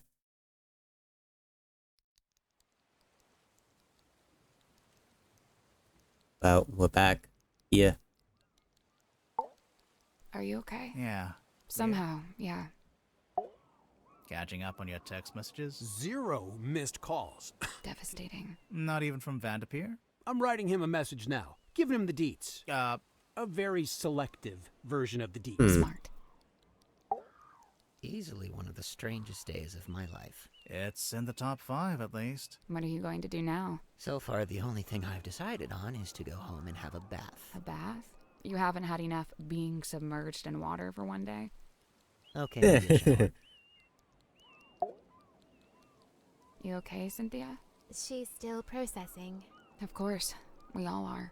That, and we've just been to tell her stepfather that we're leaving Silkworm. Okay. Oh? Where are you headed? We, haven't worked that out yet. I know a place you could go. Really? Yeah, I've got a couple friends you could stay with. I'll write down the address for you. Oh, thank you. Are you guys going to the Tango Tower? Surely not, right? I don't know about you, but I thought that was all very interesting. Yeah, I would have to agree. You must be pleased. You've come away with a new story to tell around the campfire. Quite right. I'm not sure it would be wise to tell too many people. No, don't worry. I'll change all your names to protect your privacy. I don't think that's the point, man. What are you going to change my name to? Detective Galliford. Galliford? Really? Well, oh, you love it? love Okay, it. sure. I'm almost afraid to ask. Sybil. Yep, this conversation is over. That was the weirdest submarine. And the last? And the last. Is everyone okay? I guess so, huh? Fit as a fiddle. Oh, sure. Just had my human perspective permanently and irrevocably shifted, but hey, what's new? But what about Grip? Did he die or what? Seems... I don't know. I don't know. But he made his choice. I really don't think it would do us any good to worry about it. Sally, did you write down that address for us? Yeah, I'm almost done. Just writing something on the back to help you out. Oh, like instructions? Kinda, yeah. You know, I really must be off. Ah, come on. You've got nowhere to be. You're quite right. Nowhere is precisely where I need to be, and I'm rather in a hurry to get there. All right, that was pretty good. I'll let that slide. And, Tadpole and Zephyr stayed on the submarine? Yeah. Are they gonna rename it? Of course not. You've got to keep the Mortuga name. It's like his fingerprint on history. You say that, but by all accounts, he actually didn't like the submarine Yeah. very much. That's true. It wasn't his choice to be there. He spent all his time trying to work out how to leave. Well, yes, all right. I can see that. I'd say his fingerprint is Yeah, right and also isn't here. he already got his history hidden inside with your book? It's all of you. It's Symmetry, it's Cynthia, Tadpole, Zephyr, everyone he was kind to. Everyone he helped. That's also... Dude. Yeah, that's also one way to see What it. about the mermaid's tongue? What about it? Well, we still don't really know anything about it. How it works, who made it. Good. What? It's good that we don't Yeah. know. It's right. The mermaid's tongue is a shameless shortcut, a trap for the impatient and the dissolute. But you don't want to know what the mermaid said? Oh, I want to know. But as I stand before you now, I can't know. You understand? That's just the way it's Yep. meant to be. Some things, maybe sometime, it's just something that you shouldn't below. And that's the whole game of the Mermaid Mask. I think it's good. I think it's even better than the last one on the Tango Tower. I think we did get a more deliberate... When announced he wasn't going to write the sequel to his novel, Dirk was subsequently released from his op. Mariana Moon, avoiding all question about where she was headed, simply disappeared over the horizon. Let us read all through all of that. Madame Tadpole became captain of the Mortuga submarine. Dr. Zephyr stayed on board to continue his research, newly inspired by what he's witnessed. You're sure this is the address Sally wrote down? Yeah, it must be. She wrote something on the back, too. Oh yeah, what was that? Instructions? It's a little poem. You should read it. Me? You're the poet. No, you read it. Okay. Eavesdrop what the stars are saying, earthly tethers slowly fraying, floating, helpless from the worst of jealous hunger, selfish thirst.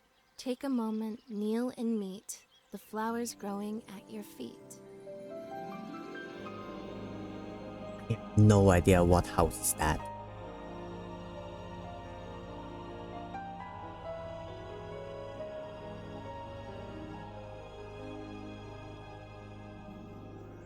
Ah, you guys. I do remember now.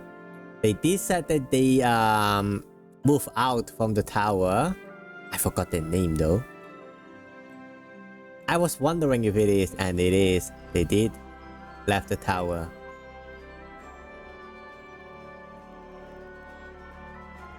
and live on their own. Very countryside as well. That's the whole game. So yeah, as I said, I think this game is, I think it's better than the last one. I think it's better as in we have a more completed story. Because the Tango Tower, I feel like the ending was kind of a little bit lackluster. I think this one is very cohesive, and I think a lot of it is really connected to each other. Even though of course sometimes I still don't understand some of the setting, but hey, I think it's more connected to each other.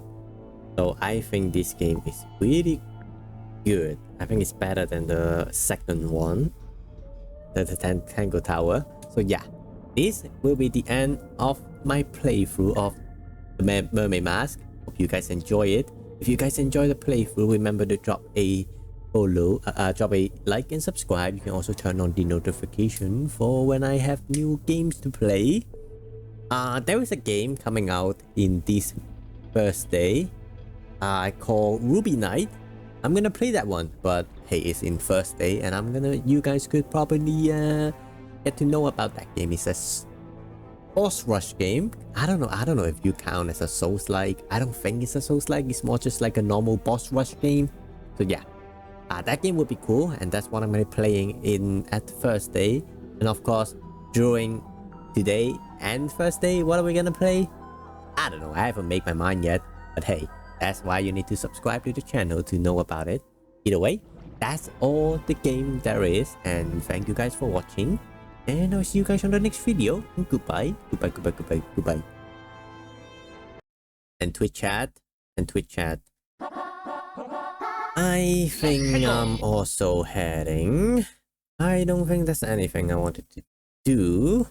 And yeah, for next game that we're playing, not gonna lie, I have no idea what we're gonna be playing tomorrow. I'm either gonna be playing some games that are on my playlist that if I could play it, or if not, I'm probably just gonna start my Minecraft journey on 100%ing Minecraft. That might be it. Who knows? So either way, that's what we're gonna be playing. That's at least what my plan for tomorrow. Just something other games. But either way, today, also, as I said to YouTube, we're gonna be playing Ruby Knight on Thursday. This game, unlike other games, which is like US, this game is made by Taiwanese people, which very close to me, close to where I lived. So this game, I think, is like coming out in like 4 PM at my time, so I can play it immediately. It will launch. That's gonna be cool. So that's what we're gonna be playing at Thursday, 100%. So yeah, that's what we're gonna be playing, and hope you guys enjoy. And yeah, hope you guys enjoy the stream as well. Remember, if you like the stream, remember to drop a follow. You can also subscribe to the stream. I wouldn't say no to that. But yeah, thank you guys for watching, and I'll see you guys tomorrow. And goodbye. I think it might be Minecraft though. I don't know. Maybe if I find some new games. Either way, thank you guys for watching, and goodbye.